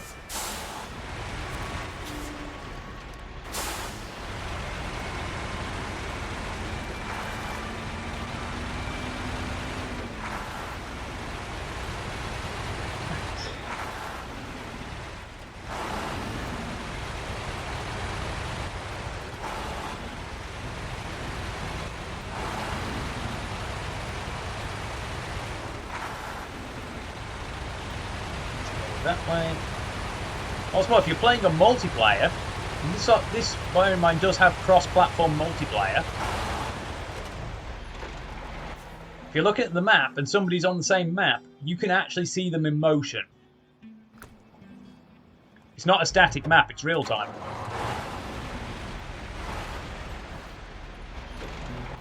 Like, I'm just rolling freely on this. You can see my truck is moving.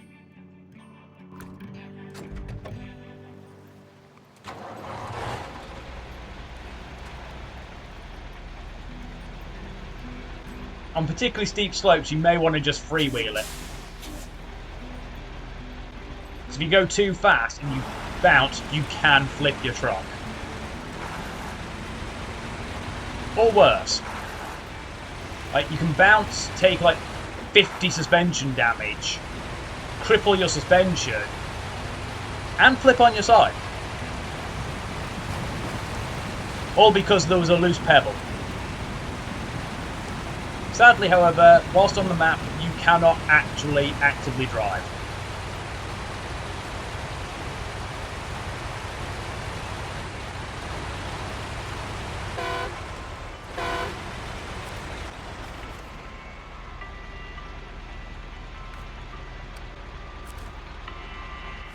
Limit to the research zone. 1 curtain-sided trailer. Right, let's turn ourselves around. Where's the research centre?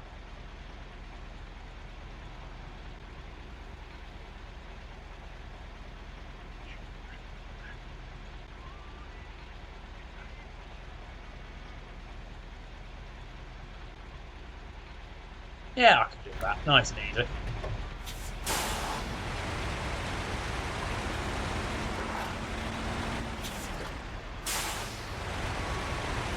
I wouldn't have been able to do it quite so easily if it wasn't for the fact. Hang on.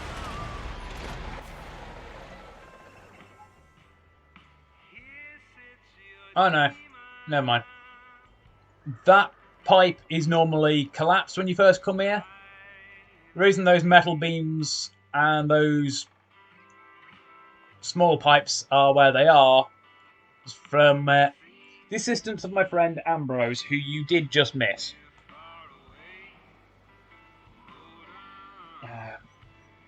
We got that. Oh, we got that fixed up and open.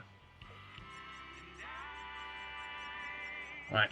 We want to connect to the trailer, back out, turn right, turn left, left, right, straight across, and straight on. Yeah, you'll notice as well, the rearmost pair of wheels turns in the opposite direction to my steering wheels. Too far away, it's too far forwards. Normally I just use my winch to pull these up, but yeah, connected to my hitch.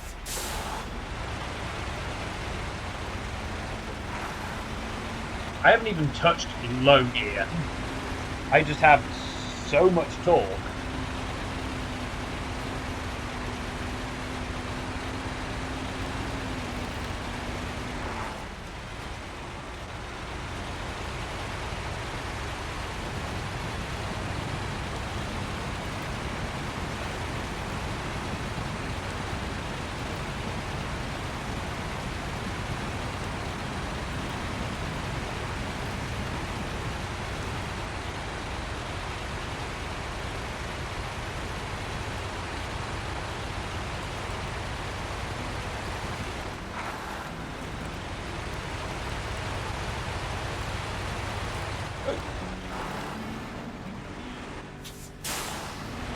Also, trying to steer with a trailer is a lot harder. Oh yeah, Mario, this is a, no pun intended, very, very chill game.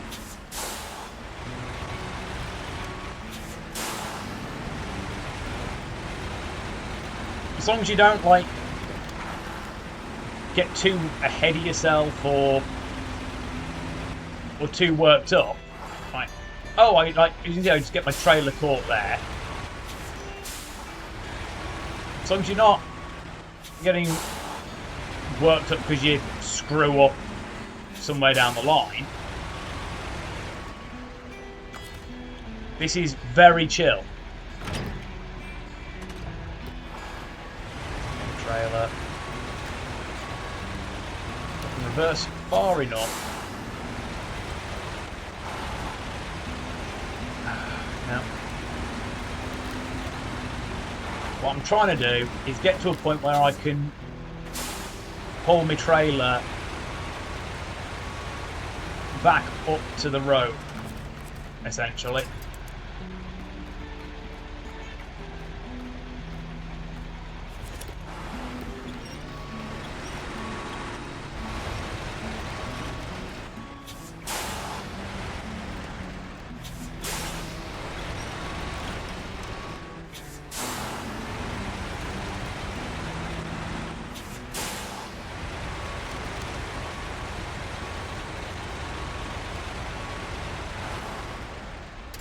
Like that.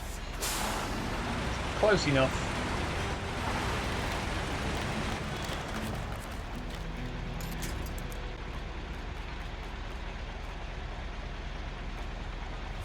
There we go.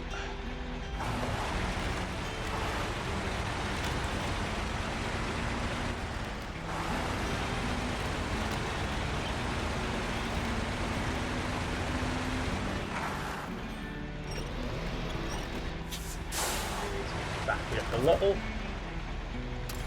Attach trailer.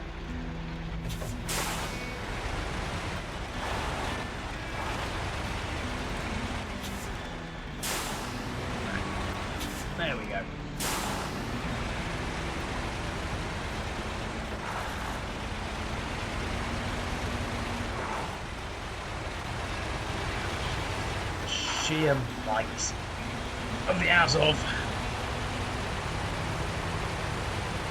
Yeah, sure. I'm trying to get back to a schedule. I'm just like, half the time it's like, oh, I'll stream on X day. I wake up and I'm just like, yeah. And then it's just like, yeah, no, not happening. I'm trying to do more in the evenings where possible, so I can raise my number of viewers.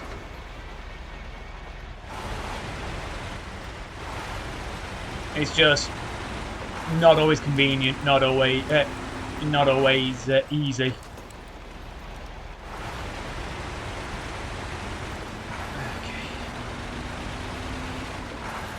But yeah, I'll let you know in the future.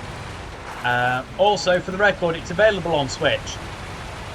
PC, PS4, Xbox, and Switch.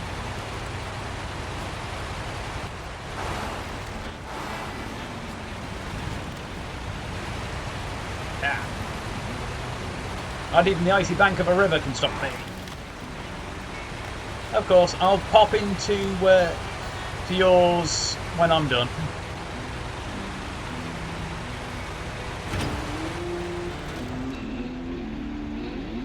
Woohoo! Mission complete.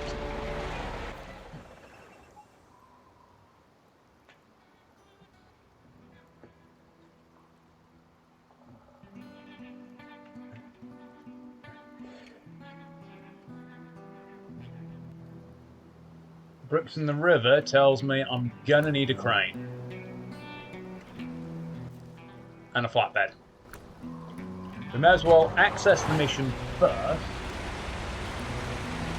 so we know what we need specifically. And how many. It might be easier for me to get a crane truck and a flatbed truck.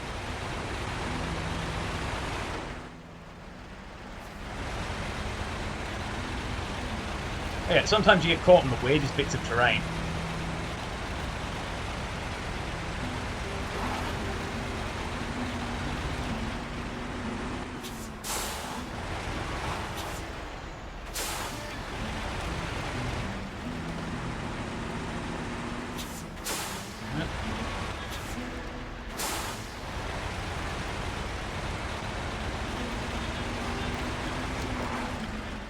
Even if it's like, oh, I'm a truck, shouldn't I just be able to rip right through it?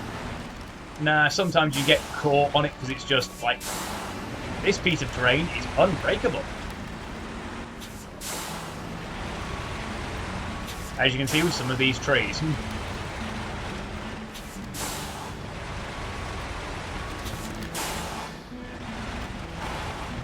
Okay, I might go...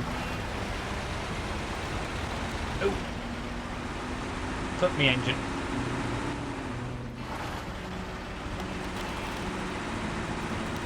Right. Actually caught. Oh yes, we are. We are actually caught on that tree there. So connect to there. That way.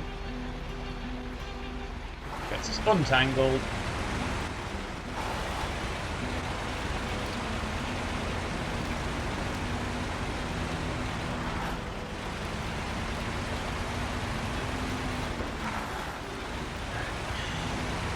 For the record, watchtowers, like you can see ahead of me, open chunks of the map to actually be visible.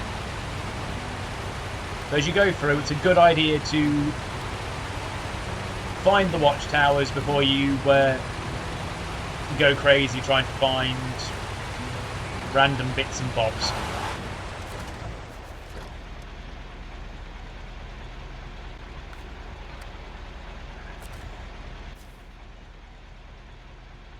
One, two, 3 pallets of bricks.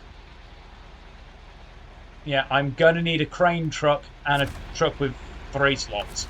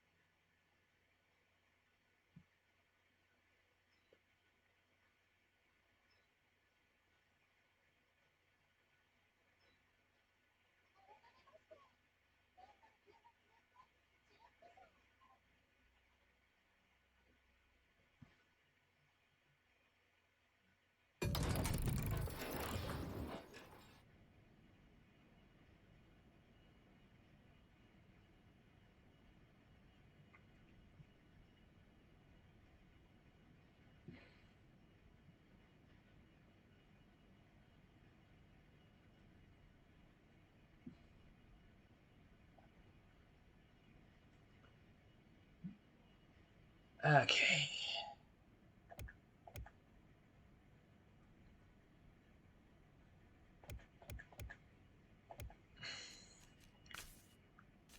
So what we're going to do is put a crane on the Azov.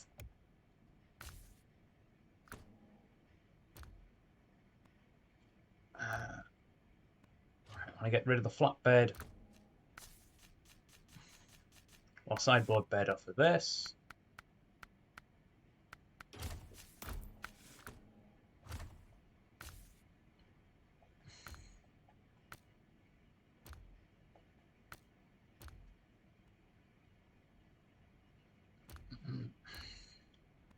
Right.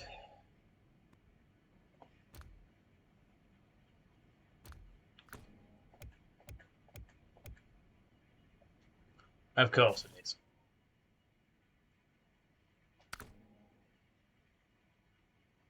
Right. The truck I want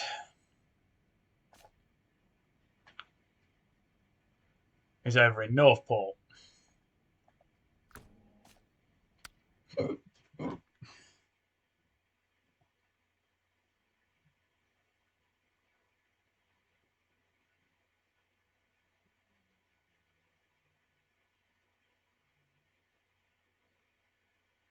So we've got to go through that loading screen.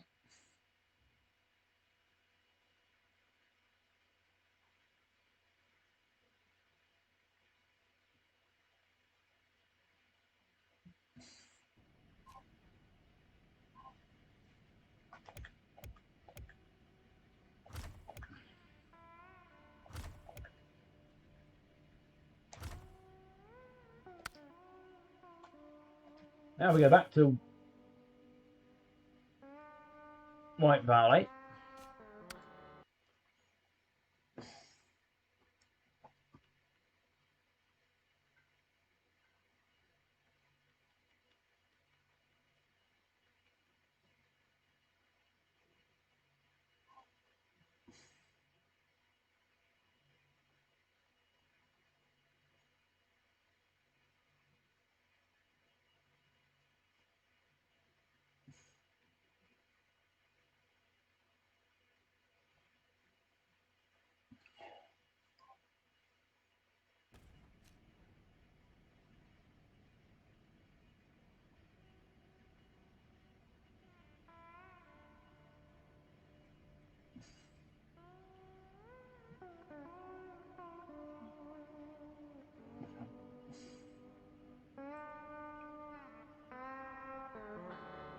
Right.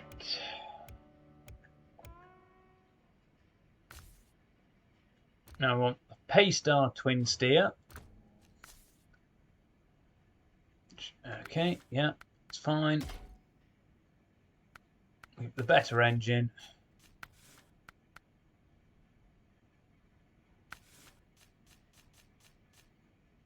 Yeah.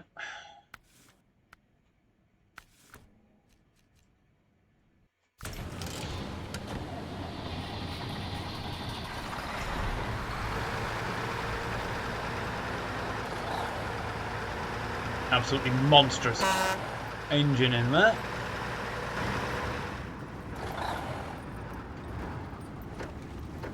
Oh, I like that that dashboard. My dad's car, his last car, which we had after his passing for a while, had a dashboard with the same kind of effect. It's that lovely mottled dash.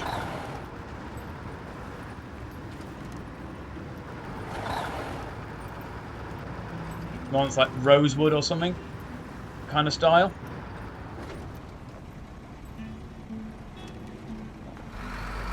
A rev counter is clearly labelled as well.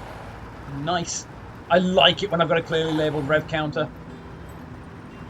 Otherwise, I'm trying to work out, am I revving really high or am I just revving constant? Which one's my speed?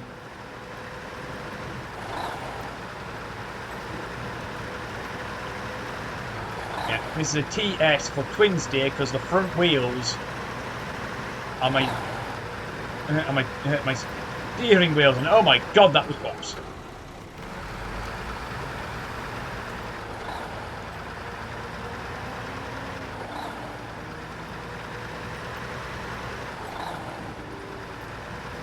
Also, I have a sneaky trick to cut down on my loading time.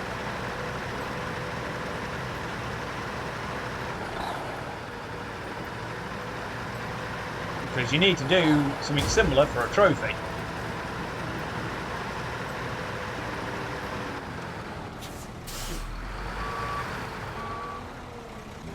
For another truck. Right, but basically, for a trophy, you have to tow one truck that has a ruined engine to another map and store it in the garage. The easiest one to do it on is a combination of Black River and Smithville Dam.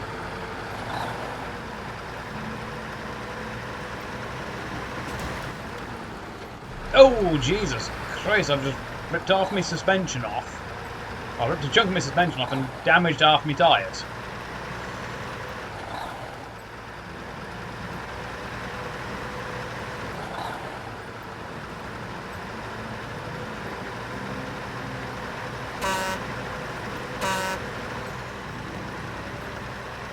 Also, people will note I tend to hang dream catchers in my trucks. It's a DLC item. I do like them.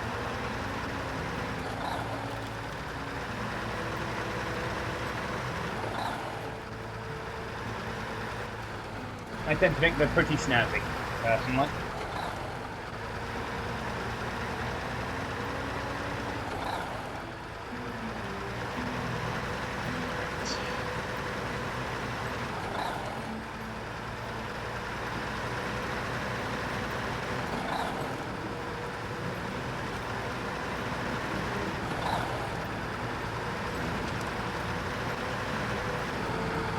Technically, a crane truck towing a 3-slot flatbed trailer would be able to do it a lot easier. Would be able to do this easier, but I'm going to do this just to show off. Right, so what we do, park up, engine off for the minute so we're not burning fuel.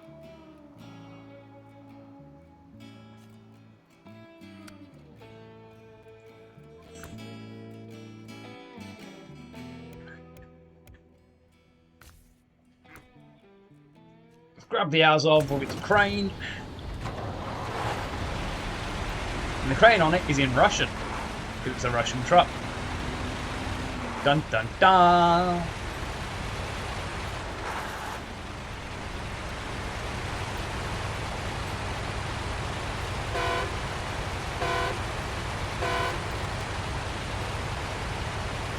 So now we do the same route, but we're not sitting through a loading screen.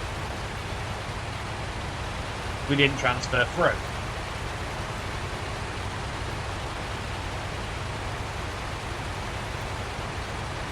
So the Paystar is still on this map, which is going to be important.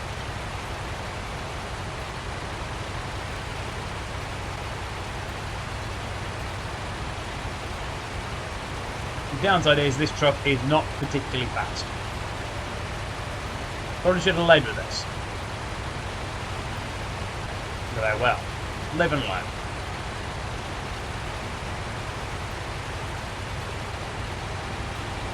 So if I do this right, I only have to do one loading screen.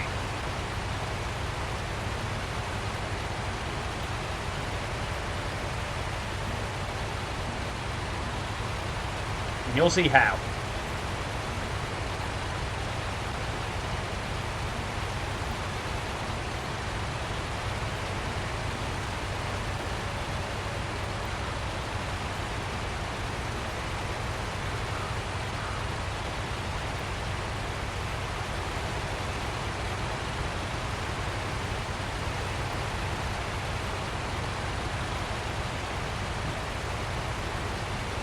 We're halfway there.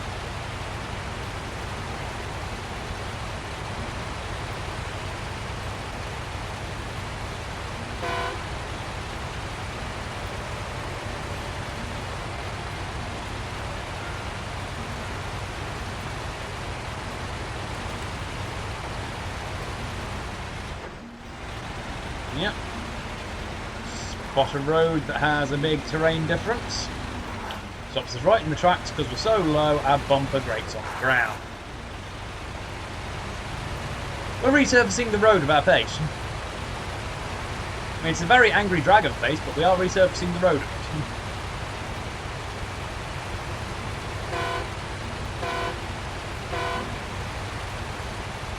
Also, you'll never encounter any traffic in the game beyond other players if you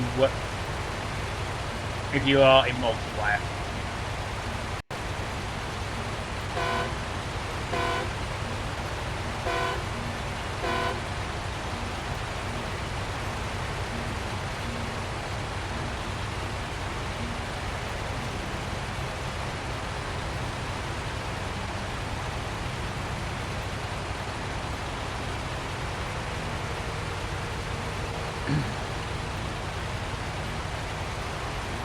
Past this mountain. We are almost there. I can actually show you the trick in about 5 minutes. Less than. 3 or 4 minutes.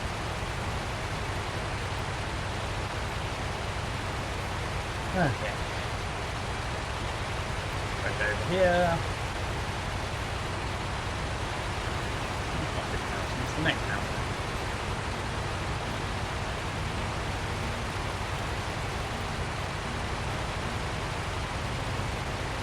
So desolate and unforgiving, but hey, Alaska is Alaska.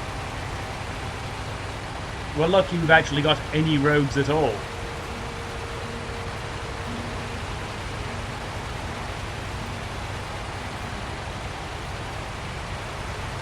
Pipeline bit to recover. On this map, you can see it's broken there. Moderately annoying because there's like upgrades and whatnot along here.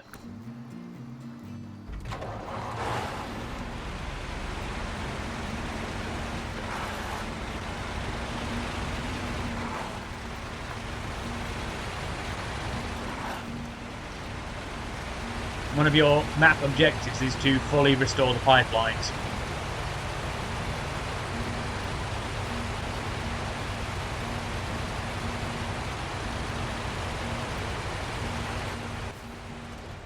Which we can see, disposed of all the junk, new drilling site is built, pipeline is operational.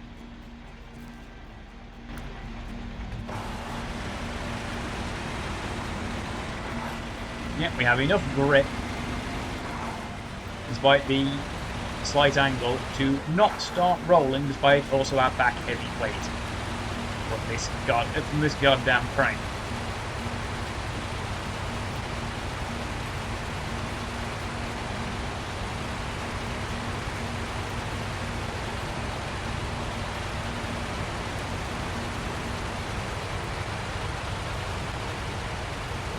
Almost there.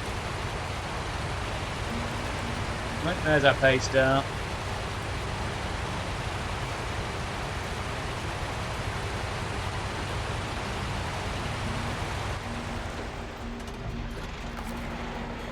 Right. Remember to switch back to the first truck and put the engine on for this, because you can't change trucks if the winch is already connected. What we want to do is this state, so we hit go to Mountain River. Now, if I've done this right, which bear in mind you have to do this for a trophy in the first place.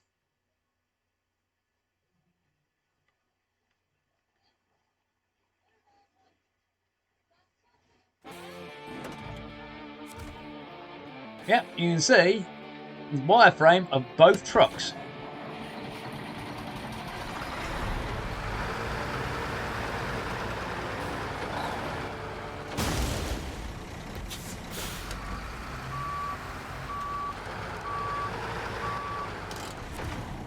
But, crucially, I brought the Azov with me because it was being towed.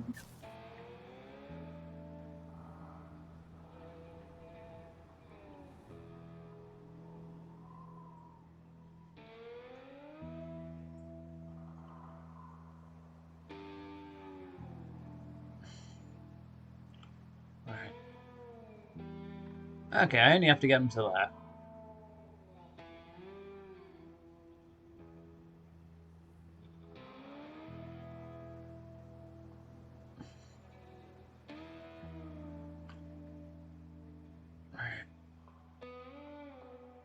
The pain in the ass part is finding a safe place to park it. Right. This will be the last mission to do today.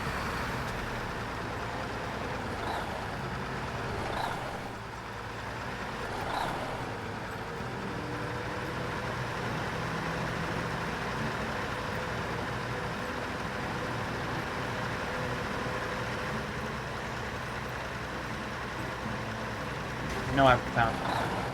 Holy hell! Yeah, loose rocks really hurt your suspension, folks. Like, jeez. You just saw my suspension going bang, bang, bang, bang, bang. Thanks to running over a loose rock at speed.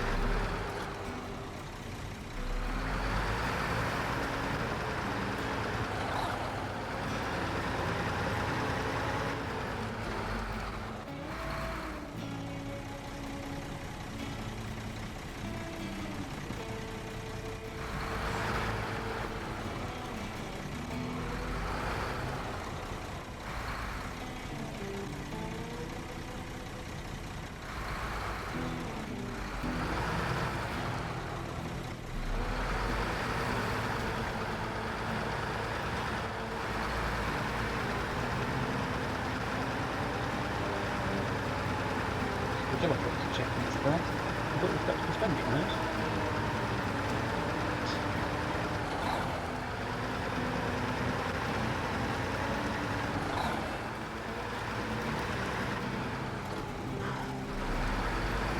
Quite the tight turn to get round there.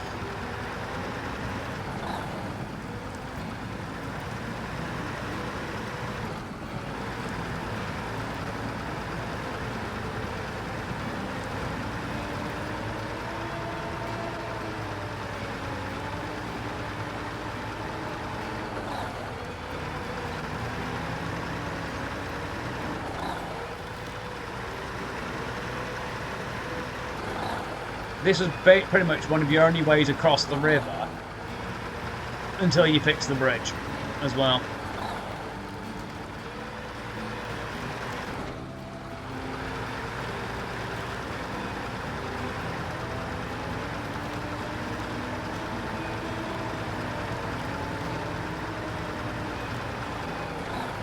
You want, first of all, park up here. Swap back to the Azov.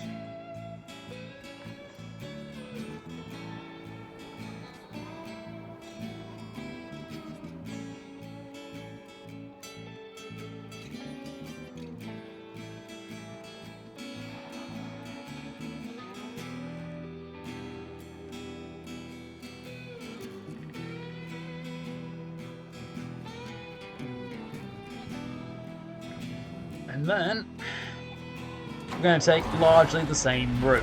In fact, the exact same route.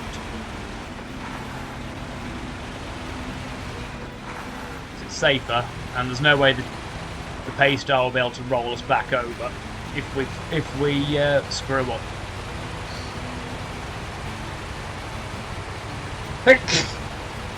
However, we won't need to go onto the bank yet.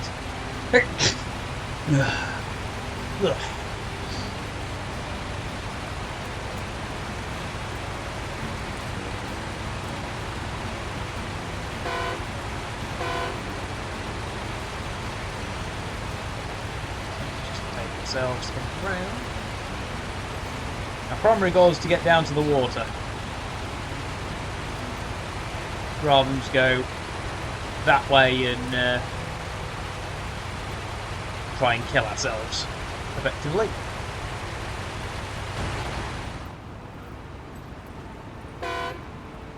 You can see my usual Ruby Mustang curtain there as well. Unless it basically stops me having that particular kind of a thingamabob,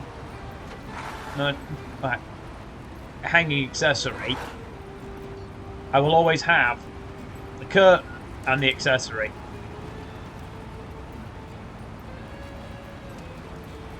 Slight preference towards the curtain because the curtain's free.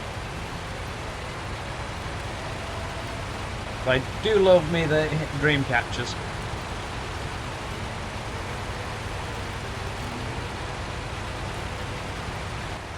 Oh, whoa. Nearly flipped. Nearly flipped. You see yourself starting to topple. Come to a stop. Usually, if you're not rushing, that'll level you off.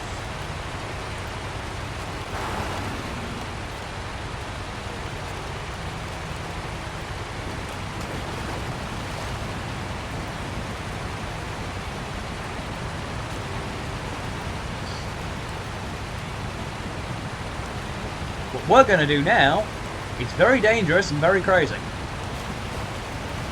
So naturally, it's a brilliant idea.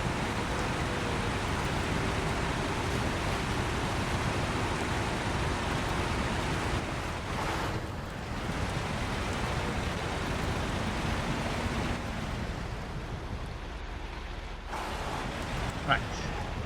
Pallet of bricks. Normally, I would say extend your anchors before doing anything. But having the anchors out, we run the risk of we won't be able to go anywhere with the anchors. So what we're going to do now is absolutely crazy and drive an unsecured load. OSHA would be furious.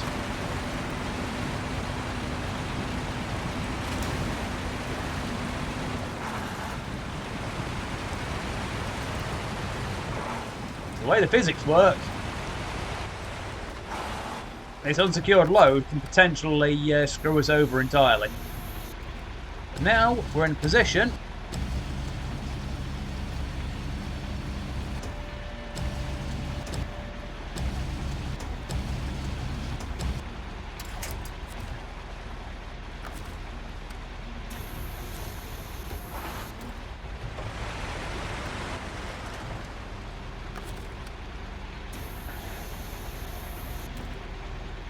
okay, that's better.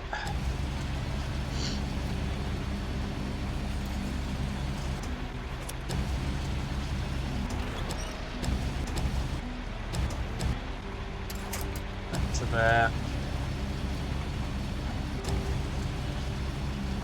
That crane can't go far enough to reach that one.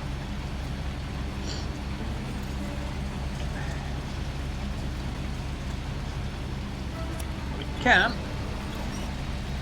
reach this one.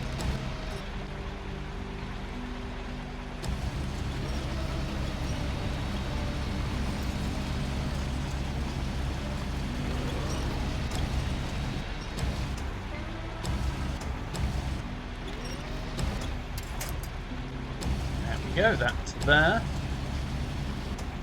Lift the anchors. Also, travelling the crane like this can potentially roll you as well.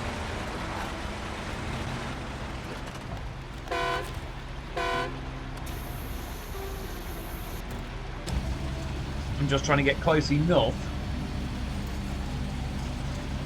No, not close enough yet.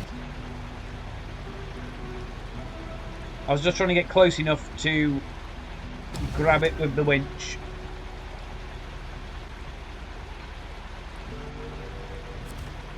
The crane. You can also mess with your anchors off the function menu.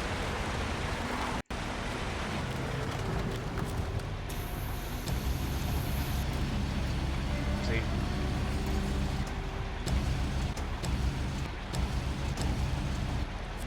Okay, yeah. Sometimes the game will go a bit dual-alley like that. Right, it's not letting me clock left. So what we do is that to there like that.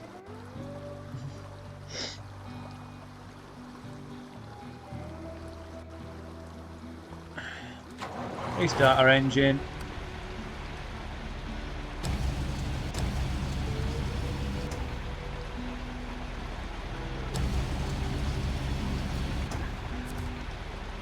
It's not close enough.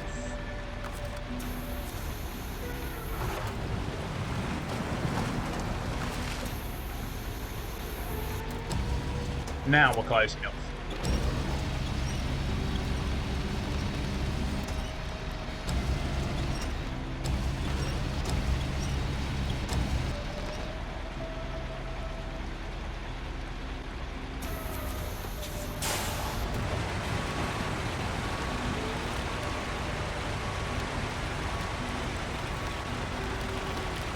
Sometimes it won't rotate because something's blocking it, but typically speaking, if it's not rotating, it's that problem.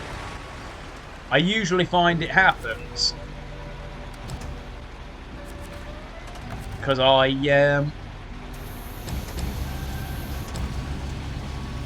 pressed pause while I was in the crane mode.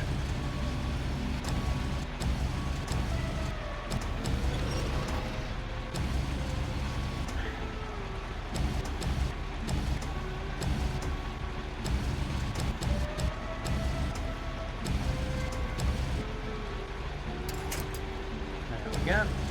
Back to there. Restore crane. Engine off. Change truck to the pay star. Pack cargo.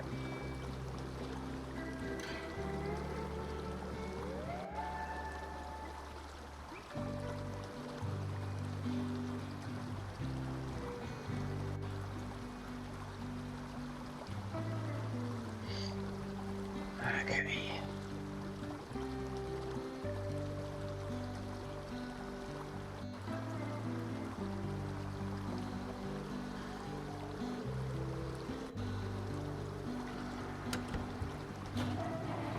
All we need to do is go up the lake bridge. Given the sheer bank of fog lights I've got, late very bright. Do is just go up to the warehouse up this trail.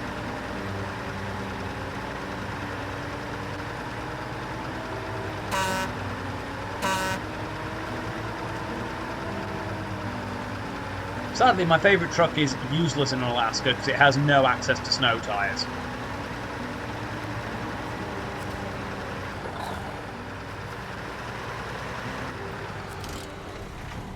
Cargo management. Deliver, deliver, deliver.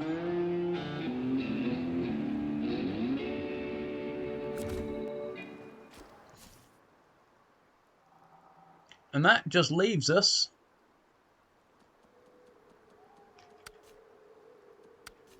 with these.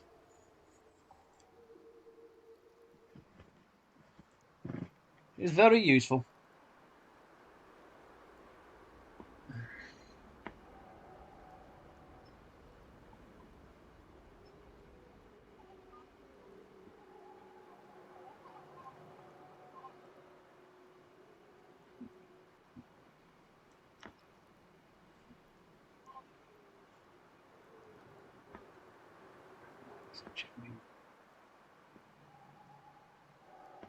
So, okay, that's fine. Right.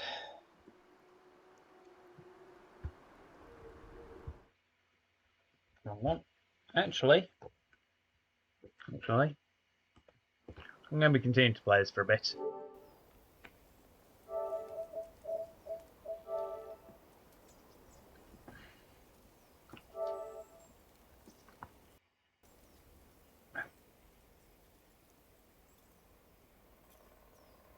Temporarily do that.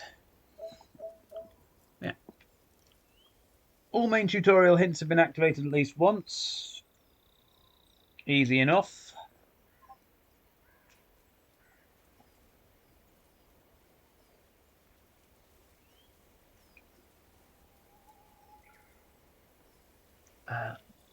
That one's easy enough to do in one of the DLC maps for Russia. That one's a pain.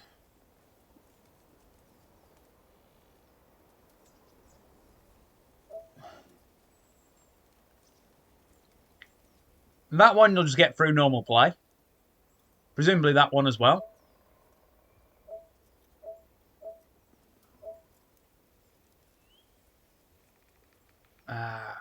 That one again through normal play.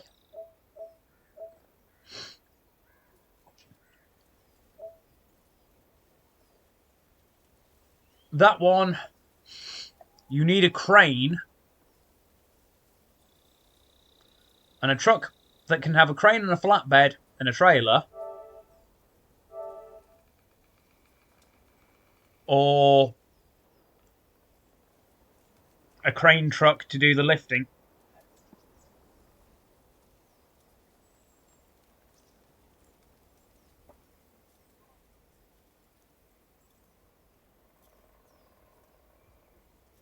Obviously, as you can tell,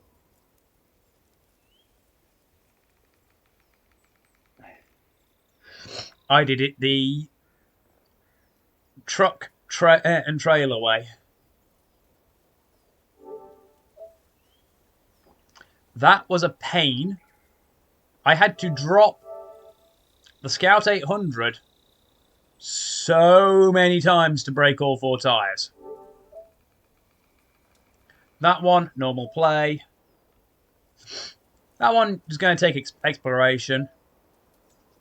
That one you'll do a lot, so it's easy enough.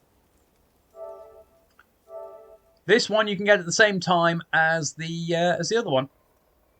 So all I did was throw the Scout 800 into the water there. That had filter on it, so it's nice and easy for it to break its engine. And I just brought a crane truck over, pulled it out of the crane. It has to be with the crane, not a winch. Pull a vehicle out of the water, a broken engine out of the water with a crane. That was a pain to do.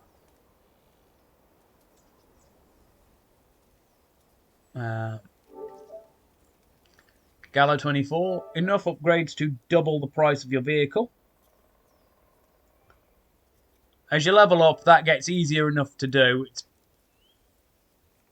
especially easy with the starting Chevrolet CK1500. 18 wheels is not enough. Own an as of 4220 Antarctic. And it's only a 6-wheeler as well. What's a mile? Using the Zix 5368 truck, deliver at least 10 cargo in Michigan or Alaska. Luckily, it doesn't mean 10 missions. It means items of cargo. So if you have to do 4 lots of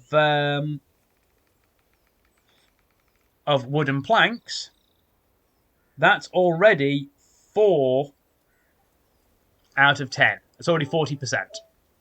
And then there's Western Wind, which is doing the same with the Pacific P12 in Tamir. Earn 100 grand. Own every American vehicle in the game. It only counts vanilla. But it also doesn't have to be at the same time. The duel, paint a scout truck red and just ram it into a truck that's got an exposed fuel tank. As long as you take less damage, you get the trophy. That one is best done for specific truck. They own every Russian in the game, all the pipelines in Alaska, all the watchtowers, all the garages. This one's best done on Island Lake to Smithville Dam. So not Smithville Dam, to Drummond Island, or vice versa. It's largely a straight line, so it's easy enough to do. I didn't even put it in the garage yet when you get that. You find a Tataran in Tamir, bring it to Alaska, boom. Every contract, every vehicle, every task and contest. Tasks are on mission, contests are the races. Drive through 1,000 kilometers, easily doable. That's the Pacific P12 as well, I believe.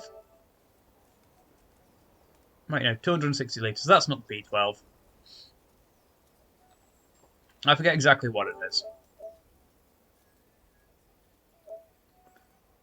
Here we go. Convoy. Transport a winched vehicle with a broken engine from one map to another and put it into a garage. Oh, that's the Caterpillar. That's what it was. So yeah, nice and easy.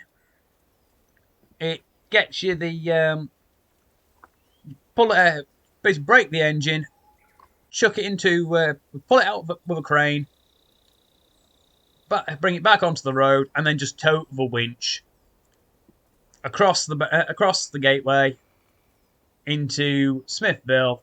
Take it from the gateway of Smithville to the garage there. Boom, done. 2 trophies. 5.5 minutes work.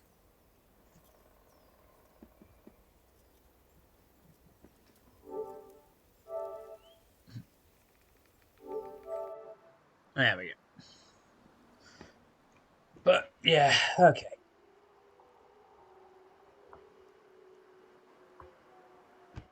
Now that's it from me for today.